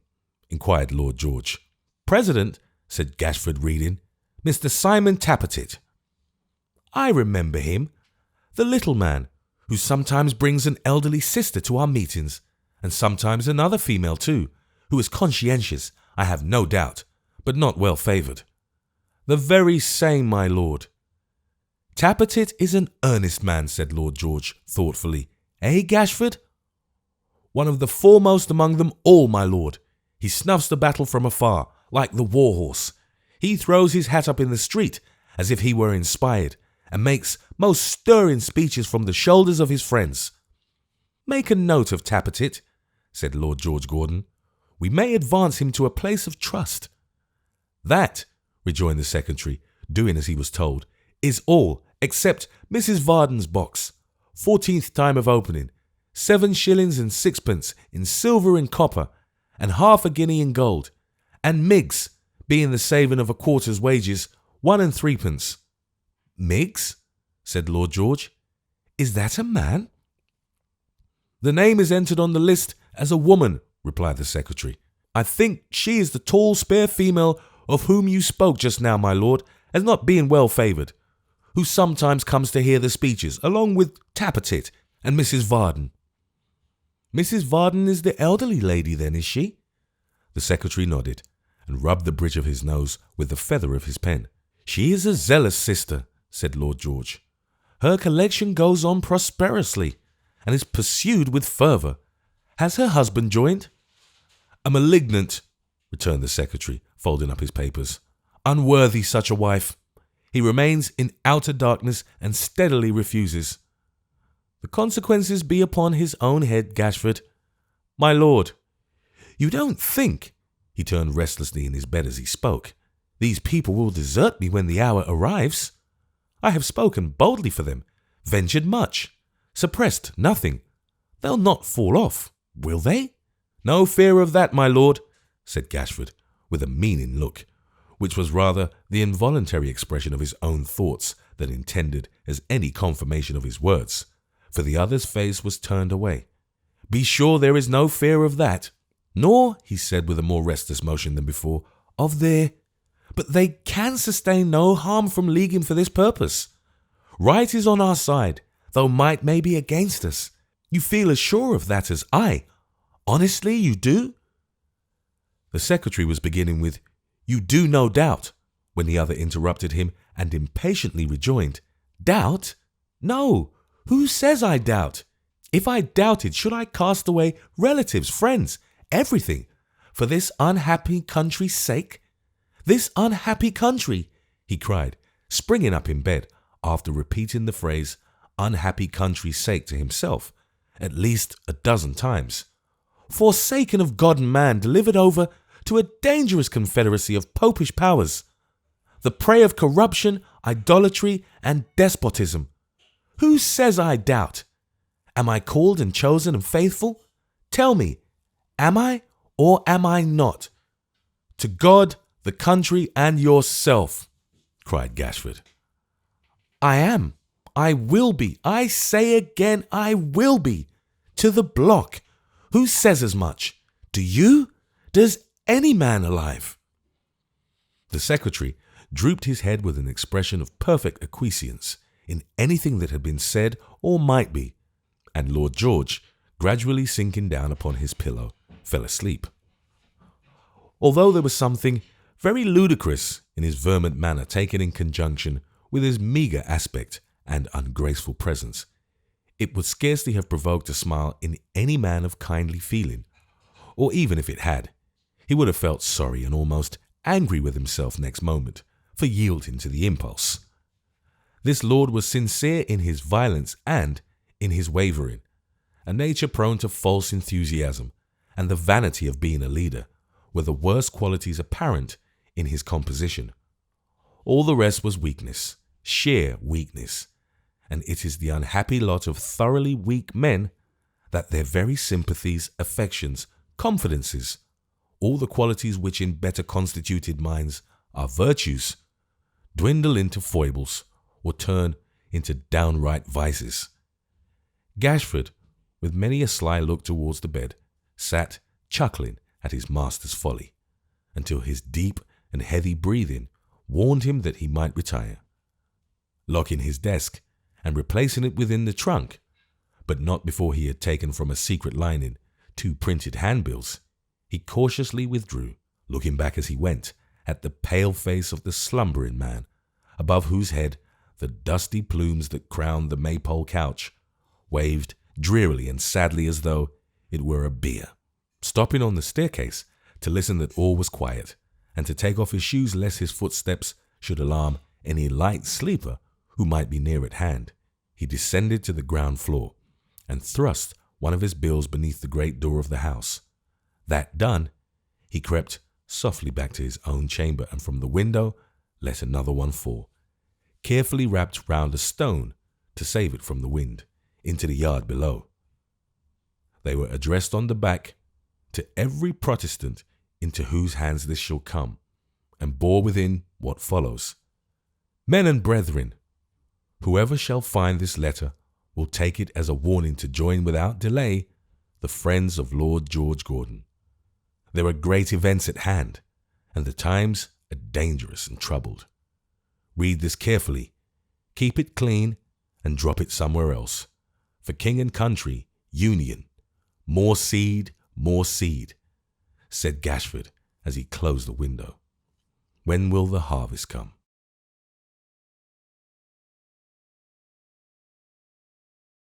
Chapter 37. To surround anything, however monstrous or ridiculous, with an air of mystery is to invest it with a secret charm and power of attraction, which to the crowd is irresistible. False priests, false prophets, false doctors, false patriots, false prodigies of every kind, veiling their proceedings in mystery, have always addressed themselves at an immense advantage to the popular credulity, and have been perhaps more indebted to that resource in gaining and keeping for a time the upper hand of truth and common sense than to any half-dozen items in the whole catalogue of imposture. Curiosity is and has been from the creation of the world a master passion. To awaken it, to gratify it by slight degrees, and yet leave something always in suspense, is to establish the surest hold that can be had in wrong on the unthinking portion of mankind. If a man had stood on London Bridge, calling till he was hoarse upon the passers-by to join with Lord George Gordon, although for an object which no man understood, and which in that very incident had a charm of its own, the probability is that he might have influenced a score of people in a month. If all zealous Protestants had been publicly urged to join an association for the avowed purpose of singing a hymn or two occasionally, and hearing some indifferent speeches made, and ultimately of petitioning Parliament not to pass an act for abolishing the penal laws against Roman Catholic priests, the penalty of perpetual imprisonment denounced against those who educated children in that persuasion, and the disqualification of all members of the Romish Church to inherit real property in the United Kingdom by right of purchase or descent, matters so far removed from the business and bosoms of the mass, might perhaps have called together 100 people.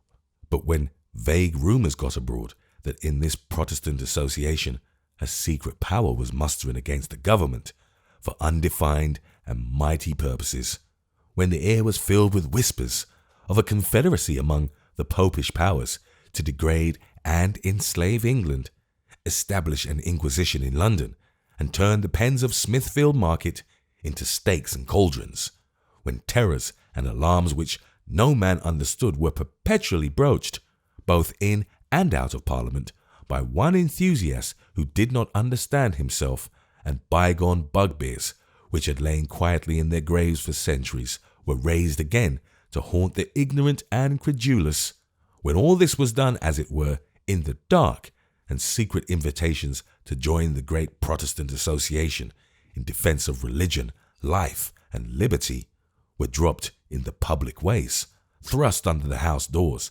tossed in at windows, and pressed into the hands of those who trod the streets by night, when they glared from every wall and shone on every post and pillar, so that stocks and stones appeared infected with the common fear, urging all men to join together blindfold in resistance of they knew not what, they knew not why. Then the mania spread indeed, and the body, still increasing every day, grew 40,000 strong. So said at least in this month of March 1780, Lord George Gordon, the association's president. Whether it was the fact or otherwise, few men knew or cared to ascertain.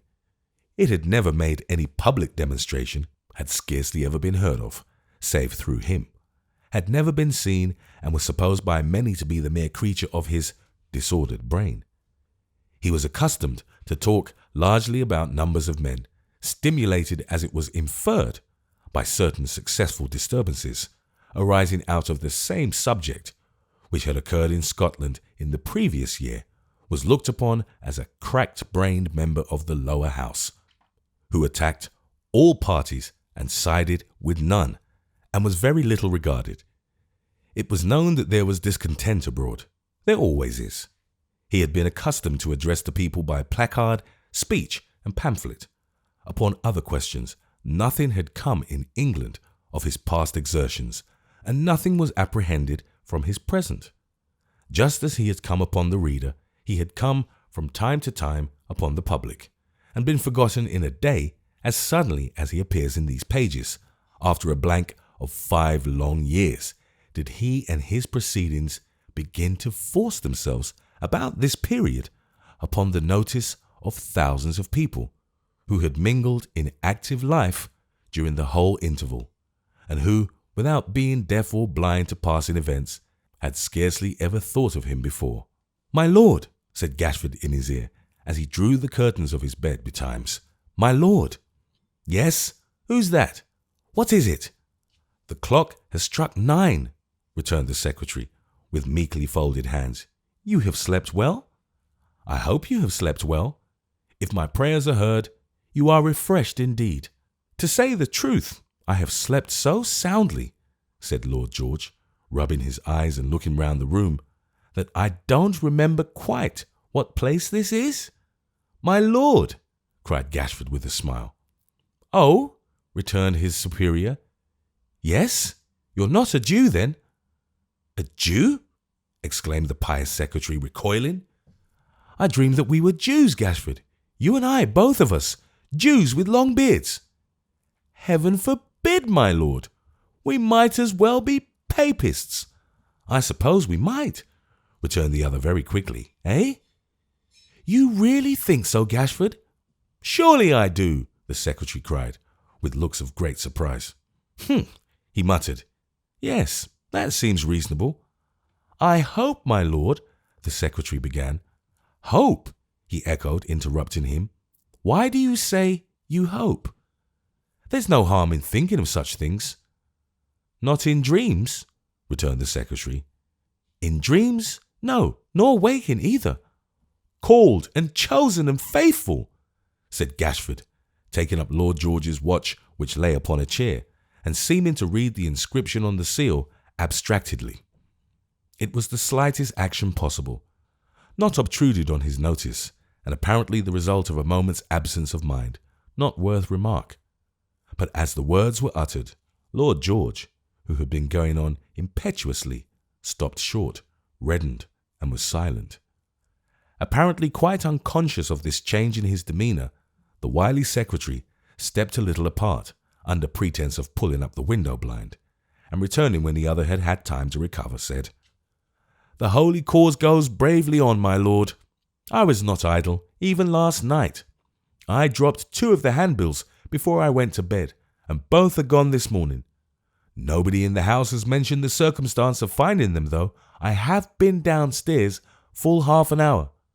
1 or 2 recruits will be their first fruit, I predict, and who shall say how many more, with heaven's blessing on your inspired exertions." "It was a famous device in the beginning," replied Lord George, "an excellent device, and did good service in Scotland. It was quite worthy of you. You remind me not to be a sluggard, Gashford, when the vineyard is menaced with destruction and may be trodden down by papist feet. Let the horses be saddled in half an hour. We must be up and doing." He said this with a heightened colour, and in a tone of such enthusiasm that the secretary deemed all further prompting needless, and withdrew. "Dreamed he was a Jew?" he said thoughtfully, as he closed the bedroom door. He may come to that before he dies. It's like enough. Well, after a time, and provided I lost nothing by it, I don't see why that religion shouldn't suit me as well as any other. There are rich men among the Jews. Shaving is very troublesome. Yes, it would suit me well enough. For the present, though, we must be Christian to the core. Our prophetic motto will suit all creeds in their turn. That's a comfort. Reflecting on this source of consolation, he reached the sitting room and rang the bell for breakfast. Lord George was quickly dressed, for his plain toilet was easily made, and as he was no less frugal in his repasts than in his Puritan attire, his share of the meal was soon dispatched. The secretary, however, more devoted to the good things of this world, or more intent on sustaining his strength and spirits for the sake of the Protestant cause, ate and drank to the last minute, and required indeed some 3 or 4 reminders from John Gruby before he could resolve to tear himself away from Mr. Willet's plentiful providing. At length he came downstairs, wiping his greasy mouth, and having paid John Willet's bill, climbed into his saddle.